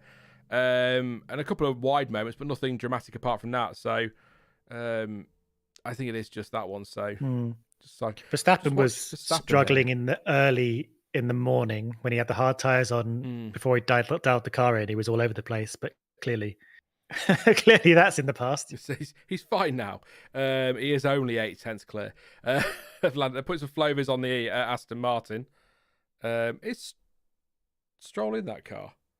They've got a bin bag, or what looks like I'm sure it's not a bin bag, but a bin bag over the cockpit. So they put the Flovers on, but it's like, what are you doing to your driver? He's not that bad. That's harsh. He can't be in there. But no, they're putting a load of Flovers down the left-hand side of the car, right hand as we look at it. So that'll be something that your Craig Scarboroughs and co will be pouring over on Twitter later. So that'll be fun. Make sure you're following them. They'll give you the insight you need. I was just watching Max because they're putting some tyres on, and I want to know what they're putting on. They are yellow. So they are soft. So they're medium C3. Well, do you know what? Forget what the tyres are next week. We know they're C1, C2, C3. Today, they are the medium C3. But they will be the soft next week. And they're brand new as well. So we might see a nice last half hour run from Max here where he goes and puts in a 1:15.4 and everyone just goes, do you know what? Actually, let's not bother. We'll watch next year. I'll just look. I don't think anyone's used anything that's not C1, C2, C3 today. Album was unsurprisingly, on a C4 I mean, at one point. Oh, was he? I can't see that on the thing. But I think that. Oh yeah, so he was. So was Sargent actually. I'm having to press the buttons on the live timing thing to try and get it to go back in time. Yeah, Albon and Sargent did do a little bit on the C4s, but as we discussed, they've only got like a couple of those anyway. Yeah. No, C5s they've got, haven't they? The couple of.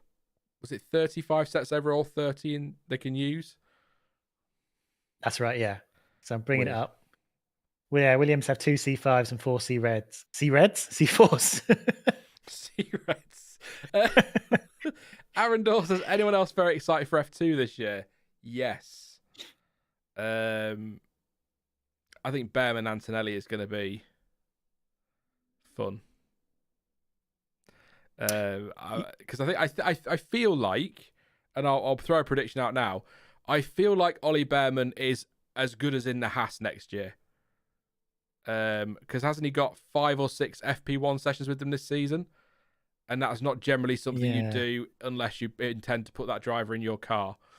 Obviously, if he's terrible in F2 and absolutely dreadful in the FP1 sessions, then maybe not. But as of today, it feels like he's got that seat all but sewn up, which then raises the question, unless Magnussen, for example, is off to a Mercedes, you never know. It does seem inevitable in some ways. I'm interested if Haas are willing to roll the dice again and have a completely new set of drivers. They suffered for that before, so. But but Haas aren't always known for their decisions that I wouldn't necessarily understand. I'll put it like that. Just going to check the Ollie Behrman thing because I'm sure Haas have confirmed that. Yeah, I think probably Hulkenberg's on his way out. You think Hulkenberg? Do you not think?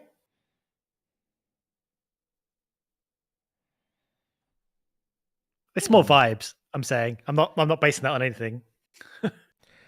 So he's their reserve driver. So Haas F1 team will confirm that Ollie Behrman will serve as one of the team's reserve drivers for the upcoming season. Driver will take part in 6 FP1 sessions for the American team during the F1 season. So they've already confirmed 6. And they only need to do 2, don't they? 1 for each driver. Behrman in for Hulkenberg and Behrman in for Magnussen. So that's 4 extra than they need, 4 more than they need to do as per the regulations. So yeah. I mean, that seems like that's their goal, Max doesn't it? About to go quicker, I think. He is indeed. Ooh, 1:31.344. That's a good time. Purple, yellow.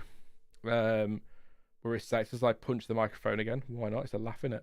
Yeah, 29.0, 39.2, and a 22.9. 1:31.3, 1.1 seconds on day one quicker. And that means then that he is... What did I say earlier, Stuart? Oh, my brain. He is.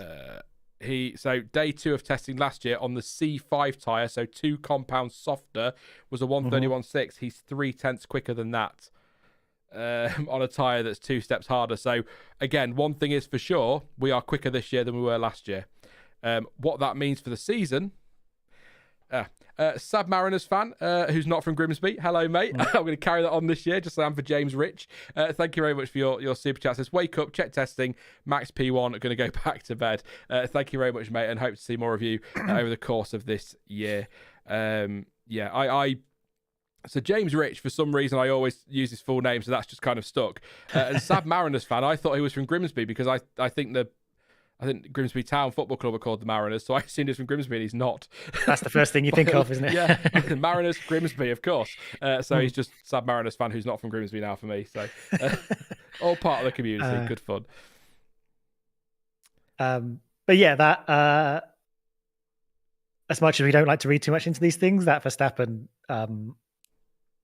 today from Verstappen has been pretty ominous, hasn't it? Because it's not only the fastest time; it's 127 laps solidly taken so far. Yeah, it's not like he's it's not like some teams when they have a bad day and they just stick a set of softs on the car and low fuel and try and get something out of it at the end of the day.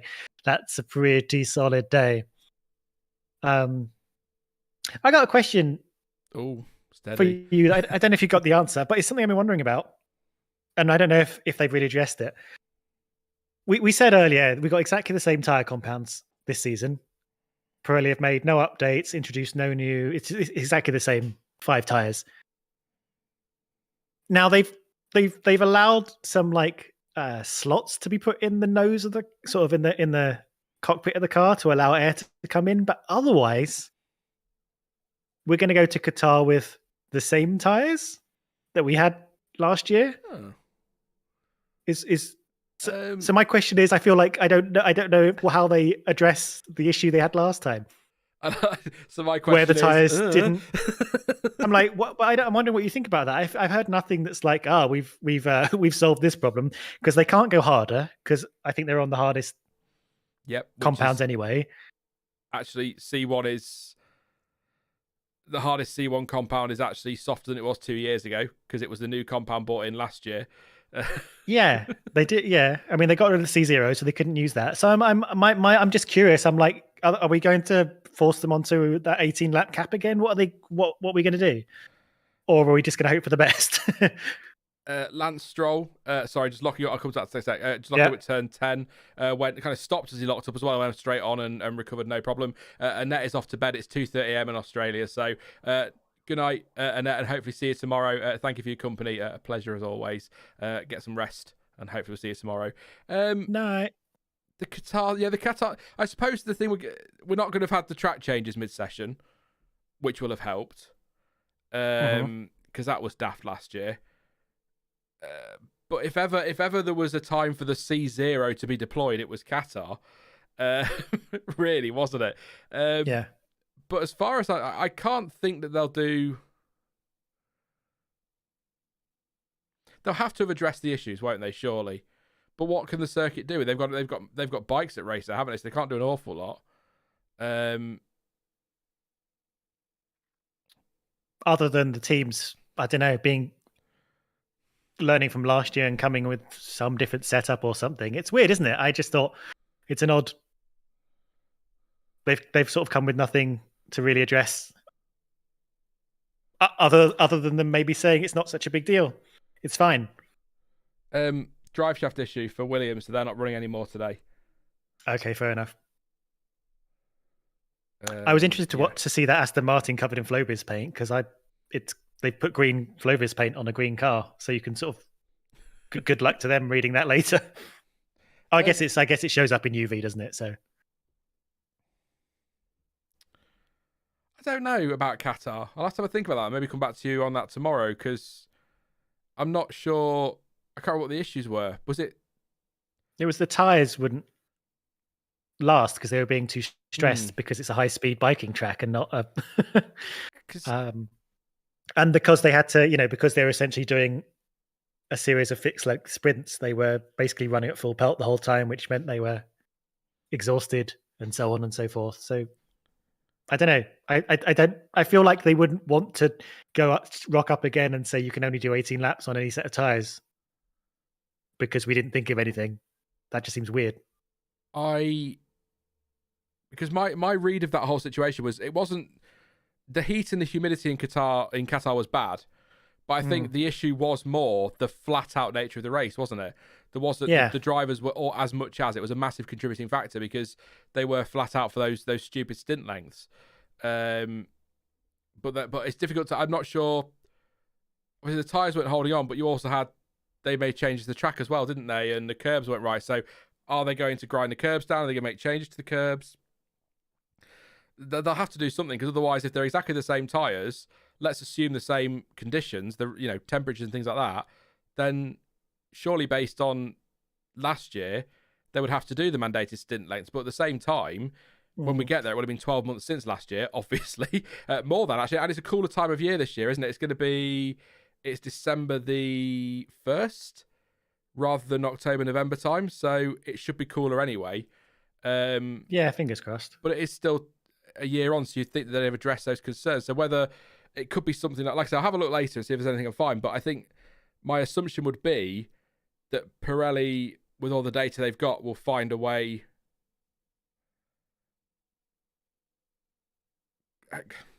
Even if it's through mandated pressures or something. Yeah, there could be something they could do because I don't remember reading anything on Pirelli's data or when they put all the information out that any of the tyres were close to failing. So if that was the case, then even if there are mandated stint lengths, they could also extend those stint lengths if they needed to. That's a big lockup for Norris at turn 10. Left front, obviously, on the C1. Look out for that. Big lockup there. That must have been on an outlap because he's not on the... Oh, unless it's a replay because he's not on the track map at the moment.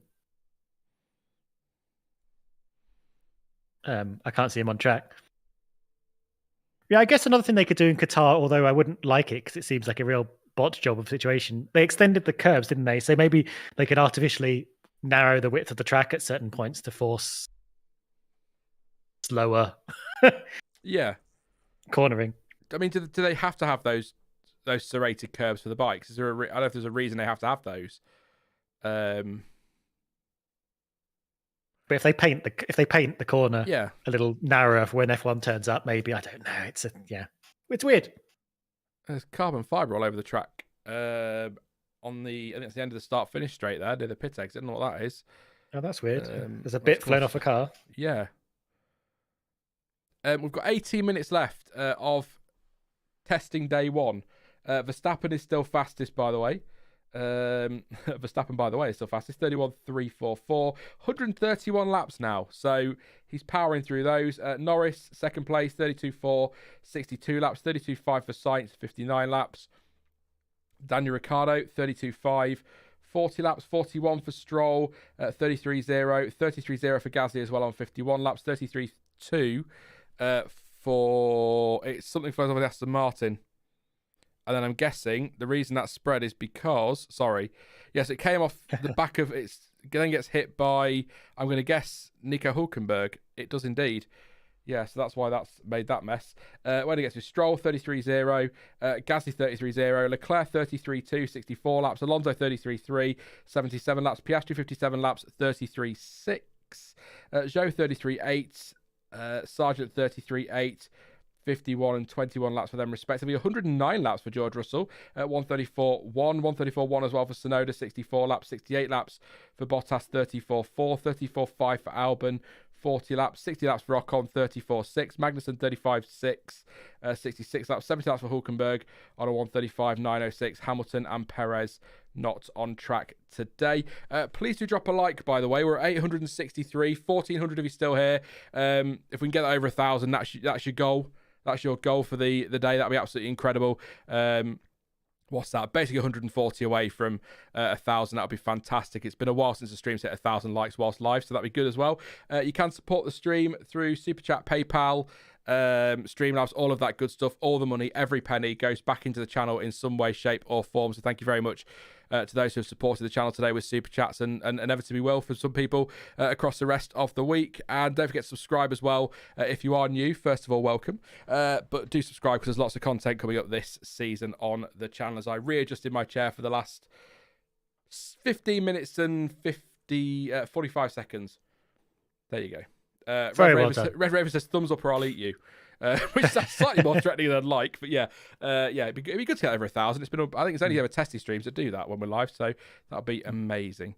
Alperine says, what's worrying is that Red Bull looks so stable. Others didn't do much push laps, but Max was pushing in that lap, and the car was responding very good. Yeah, can't argue with that. I mean, yeah, it's not a great. I would look at the state of that Aston Martin with that flow vis on. Yeah. I was looking at the part that flew off, that got hit by which Haas is going around at the moment, whichever one, Hulkenberg. Hulkenberg, yeah. I was looking it through the TV, so I got no confirmation. It looked like one of the cameras they stick on at testing. You know, when they stick cameras in certain parts of the car to closely monitor the heat of the back of the car. It looked like a little camera thing. But I mean, if it was, that's probably quite an expensive thing to get smashed up by another car. But that's my guess. We'll find out. Or we won't. But that's my guess as to what. It was the left mirror. Okay. Ignore me. Oh, yeah, there is actually no mirror. It there, just see if it was, yeah. Yeah. It's because it was quite chunky. It was like a kind of, like a sort of tubular. It looked like a camera. Yeah, I can see. He can't see a thing. I love how you're talking about Nico Hulkenberg hitting that mirror, and then a picture comes up on stream of him grinning really awkwardly and looking stressed. Just listening to Ted there, just watching the McLaren go out of Lando Norris on, I think, the C2 tyre. So I'm not saying that he'll go for a quickish lap, but it'll be interesting to see what he does on a fresh set of C2s versus Verstappen on a fresh set of C3s. Again, I know it's testing. I always get told off for this, but I know it's testing. But it's going to be interesting still, nevertheless. Kevin says, thumbs up equals beer money. Not quite. It'd be so cool if you got paid for likes. I suppose the way the algorithm works, you sort of do it, pushes a video, doesn't it? It's a stream, though, so not so much. Indirectly. But yeah, it's a very weird system that I can't get around, so whatevs. I've given it a try to second guess it. Zhou looking sad that you haven't got to 1,000 likes yet. Very sad. Zhou Hulkenberg, isn't it? Oh, I'm a bit behind. Oh, sorry. So my stream is a bit like 20 seconds behind live. Okay. In terms of the pictures, obviously, the people that are watching it will see it all nice and synced up. I'll just look like an idiot. Yeah, I'm just watching light count. We're 80 away, so it would just be nice to see 1K there. It would just be cool. Let's see. Wouldn't it be nice? It'd be lovely. And you can make that happen, chat. Why do I feel like you're going to sell him a pyramid scheme? We've got Norris diving up the inside of Carlos Sainz there in a nothing move. Sainz going quite slowly, probably gearing up for a lap. Looking forward to what Norris can do here. Will be interesting. No love lost between those old teammates, as I'm sure. Oh, they're friends off the track, but are they on it? Oh, God. We could do this. Verstappen, Norris, Sainz, Ricciardo, Stroll, Gasly, Zhou, Russell, and Hulkenberg out on track. I sense it would have been easy to say everybody that is able to be on track is 3, 6, so 8, all but Sargent and... Oh, who's missing? 1, 2, 3, 4, 5, 6. Oh, that's 9. No, everyone but Sargent, who is not going out because of a hydraulic issue, I think. A drive shaft issue, sorry. So that's the end of his day. Had his spin, didn't he, earlier? That's probably the most dramatic moment. That and somebody running over a mirror was thrilling. Very exciting stuff in testing. Examples there, by the way, as to why we don't commentate on the action in air quotes. I love how Eru did the pictures and timed up all the dodgy ones to come up right towards the end of the stream. What is Fred Vasseur's face doing there? It's like, I'm not, no, Fred, I'm not going to give you a kiss. Leave me alone. Klein says, late to stream, why is 2 off not testing? 2 off? Oh, do you mean Perez and Hamilton? Possibly. 2 of the drivers. Yeah, they're sorry, Klein. They're in the car tomorrow. Verstappen and Russell sitting tomorrow out. So, yeah. There you go. I saw somebody else as well say something. It's a very awkward picture of Fred Vasseur. Thank you. Don't ever do that again, Era, if you're listening. That's made everyone very uncomfortable. A nice shot there of the fluorescent green steak. So, Carlos Sainz. I'm going to watch him on board a minute here and see what he's doing through, what's that, 12 and 13? I mean, he's not pushing, which isn't a surprise, but so the car does look quite nice on board. Nice and smooth, but he's not really pushing. He's not really pushing, just casually driving around at 160, 170 mile an hour, hardly moving, 180. Crazy when you put it like that. Like, just pit lane just a speed gentle limit. stroll. Yeah, pit lane speed limit. Down to just 60 mile an hour or whatever. You're like, oh yeah, I'll go stand in the middle of a bloody motorway and see how I feel at that one. 137.1 for Sainz. Bit bouncy. It always reminds me of Martin Brundle always says, like the Red Bull's 5k faster than the Mercedes, but you wouldn't want to get hit at 5k, that'll hurt. Do you know, if he hasn't already, I'm just going to watch this of George Russell coming down to turn 8, lock up on the right front. Yep, lock up and wide and slightly off track there. When he retires, if he hasn't already, Martin Brundle needs to be penning a Martin Brundle's guide, or just when Kimi did his haiku book. Yes. Which I have a copy of, by the way. Because why not? I fell for that, didn't I? Martin Brundle needs to release a book of just like evergreen lines for F1 commentators.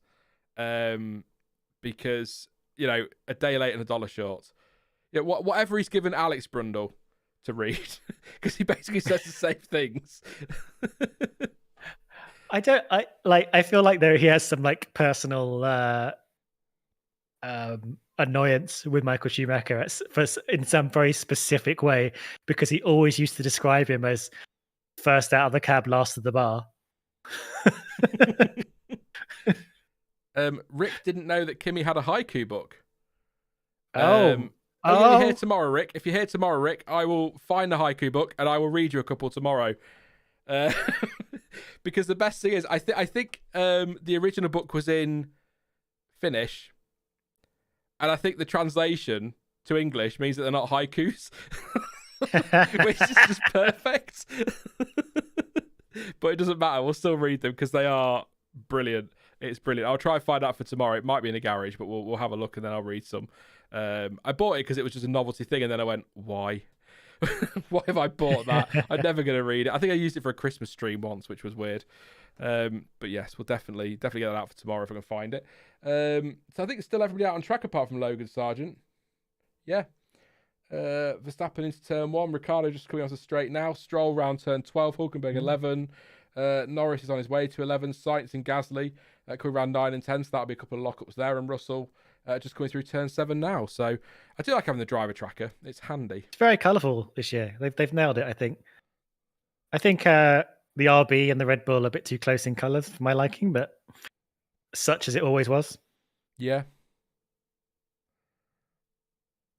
Watching Ricciardo, yeah. I do like the livery. On board with Lando. On the RB. Nando Loris into the final couple of corners. Yeah, just 8 minutes to go now. See what they can.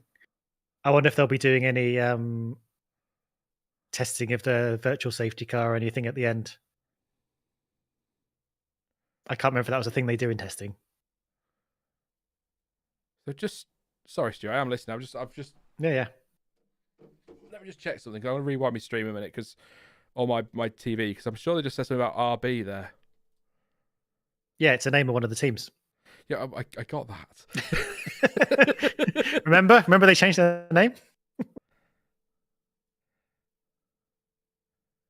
So front and rear suspension and gearbox is what RB have taken from Red Bull, apparently.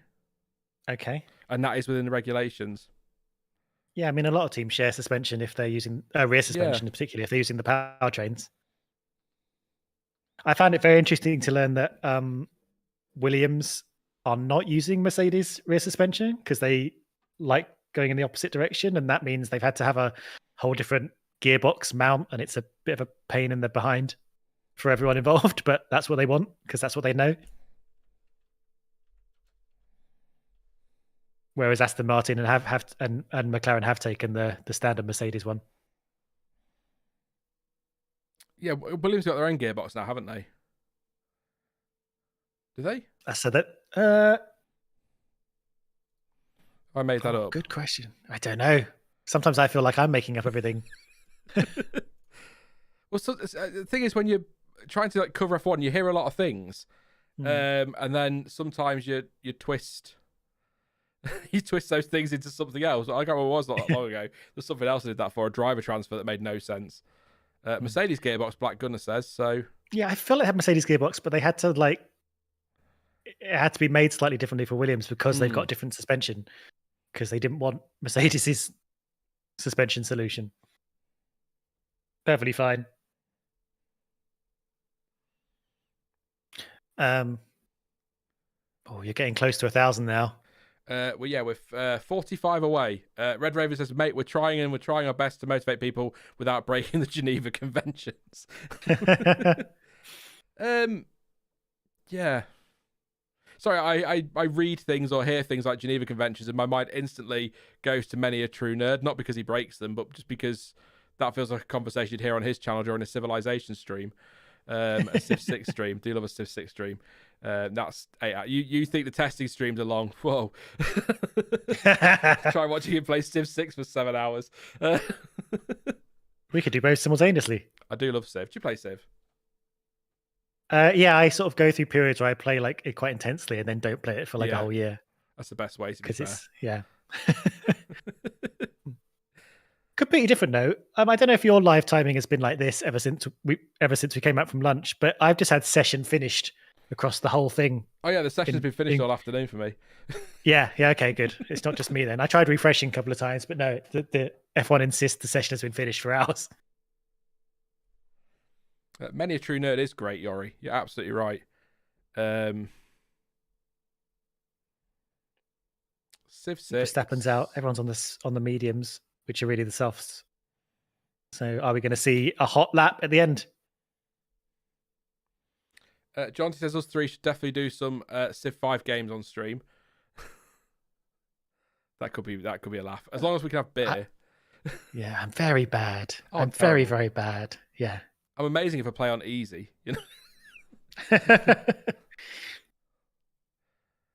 Yeah, it's quite cathartic playing on easy mode, working your way up so you're technologically so far in advance of everyone else, and then just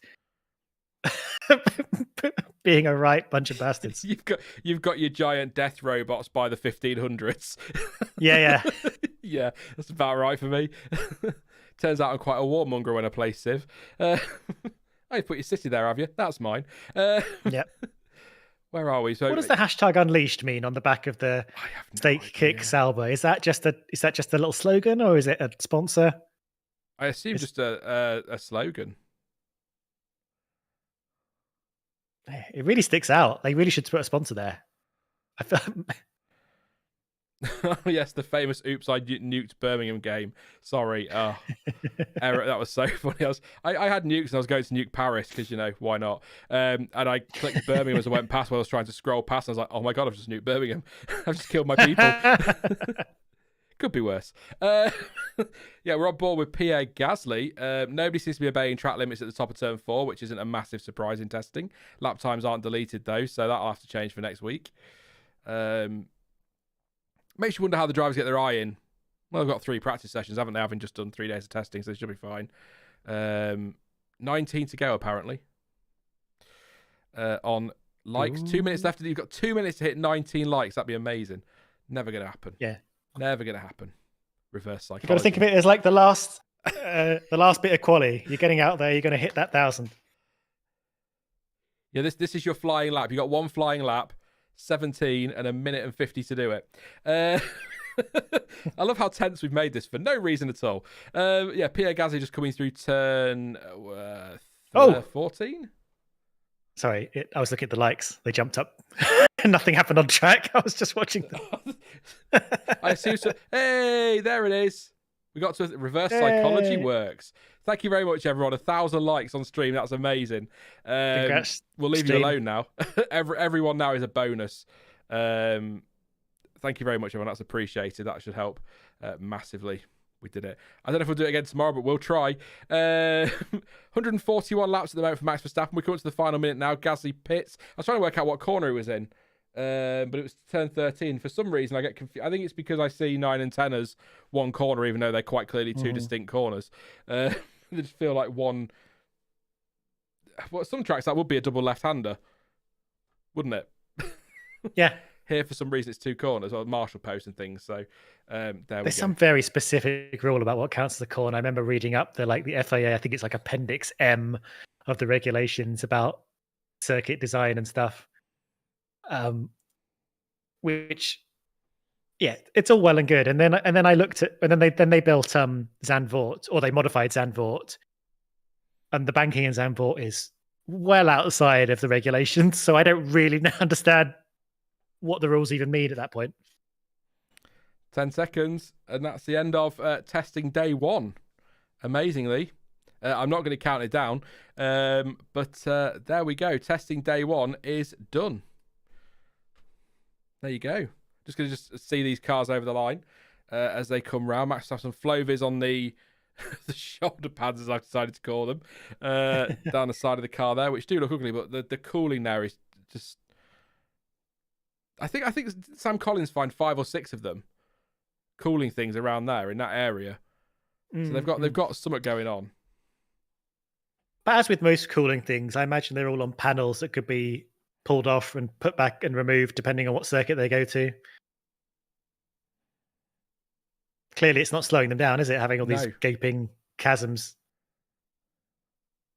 So, I do think that Red Bull looks cool though. Like the kind of the slits in the side pod look really mean. It's kind of aggressive. I love that livery. I don't mind they don't change it because I think it looks great. You can't fault how it looks. Let's look at the lap count. I think that's 146 or 147 for Haas, 142 for Verstappen, 120 for Russell, 70, 120, 131 for McLaren, 130-ish for McLaren, somewhere around there. Ferrari, Sainz, 69. Nice. That's 129. 134 for them as well. 77 for Alonso and 53 for Stroll. So that's well over the century as well. I think every team except Williams have done over 100 laps today. That's great. I don't know what Verstappen did in this afternoon because I can't remember what he did in the morning, but Hülkenberg's done 81 just by himself this afternoon, which was more than the 77 Alonso did this morning. I will run through the times in a moment just to wrap off this, and then we'll sign off from the stream and we'll go and relax, ready for tomorrow. Round 2. But random stat of the day. Nice. Warren M says Haas with 147 laps. Think that equates to about 6 dog years in time. Said it was random. What? I've not done the maths. I don't know if it's true, but that's what I've gone for. What does that mean? It doesn't have to mean anything. It's random. If it makes you laugh and it makes no sense, it's perfect. Wow. What a way to end the stream. Thank you, Warren. You're a star. Let's run through these very quickly then. Max Verstappen will finish day one as P1. I know. Shock. 131.344, 142 laps, as we were saying. Lando Norris was second in the end. 132.4, 72 laps. Carlos Sainz 32.5. That was 69 laps for him. There were 51 laps for Daniel Ricciardo. 132.5. Gasly 132.8 for Alpine in fifth place with 60 laps. 53 laps for Lance Stroll. 133.0. Charles Leclerc, they're all doing practice starts now, so the timing's going crazy. Leclerc has done something. 133.2, 64 laps. 77 laps for Alonso on a 33.3. 33.6 for Piastri. 57 laps. Zhou 133.8, 62 laps. 133.8 as well for Sargent on 21. Russell 121 laps. 134.1. Tsunoda 34.1, 64 laps. 34.3, 68 laps for Bottas. Albon 134.5, 40 laps. Ocon 34.6, 60 laps. Magnussen 66 laps, 135.692. And Nico Hulkenberg 135.9, 82 laps for Haas. Big talking points for the day then, Stuart. I suppose all the media articles will be Max Verstappen dominates day one of F1 testing. So that's that one. So that's what we'll go with. Max Verstappen dominates day one of F1 testing. 142 laps at a 131.3. Sargent's spin, and then later the issues with the drive shaft for Williams. That was quite a big talking point. Lance Stroll lost his mirror, didn't he, in quite a few lockups into turn 10. Trying to think if there's anything else dramatic happened today. I think that's about as dramatic as it got, wasn't it, really? Yeah, not a dramatic day, was it? Everything was just fairly steady. Oh, Albon stopped on track, didn't he? But not in a dramatic way, because he got going in, didn't he? It looked for a moment. And again, he did it towards the end of a session, so he didn't really interrupt anyone. It was kind of, it was all been fairly pleasant. Yeah. The headline is, though, Verstappen, isn't it? It's just that's your headline right there. That's your worrying, alarming headline. Yeah, and before people get all sort of doom and gloom about it, bear in mind that tomorrow could quite easily read Carlos Sainz dominates day 2 of testing. That's just the nature of testing, isn't it? One day it looks ominous. If we were to read anything into that, it's ominous. But I think my takeaway from today as a final point is just not just that we're quicker than last year, but how much quicker we are than last year. I'll just remind you again, in case you're just tuning in. So, day one last year on the C3 tyre, the fastest time was a 132.837. The fastest time from Verstappen today on exactly the same tyre, same compound and everything, 131.344. And then day 2 last year on the C5, which is 2 compounds softer than the C3, the fastest time was a 131.6, and he's beaten that by 0.3 of a second. So, there is clearly, at least with the Red Bull, a gain on the pace they had last year in testing. But like you said earlier, Stuart, we'll have to wait and see. Maybe have a look overnight. I'll have a look as well. See what each team's times were last year to see whether it's across the grid that have improved or if it is just 1 or 2 cars that are doing that. So that for me is probably the biggest takeaway today. Not so much that he's top of the timesheets, but the fact that it is by such a margin over last year, which isn't a massive surprise because these cars evolve, don't they, over time and get quicker. But that's really the headline for me. Yeah. Yes, nothing really I can add to that. I totally agree with that. I was just having a look up at the timing sheets while you were speaking. Interesting to see Tsunoda has got the fastest trap speed by quite a way, weirdly. 292k compared to Verstappen's 287. I was only looking because I was just trying to see if Mercedes had anything to give, and their speed trap time is quite good, but not compared to Tsunoda's. Where'd you So get the speed there you trap go. From? I got it on the live timing page, the desktop one. Oh, okay. I was trying to work out if it's anywhere specifically. I'll have a look later to see if I can find that.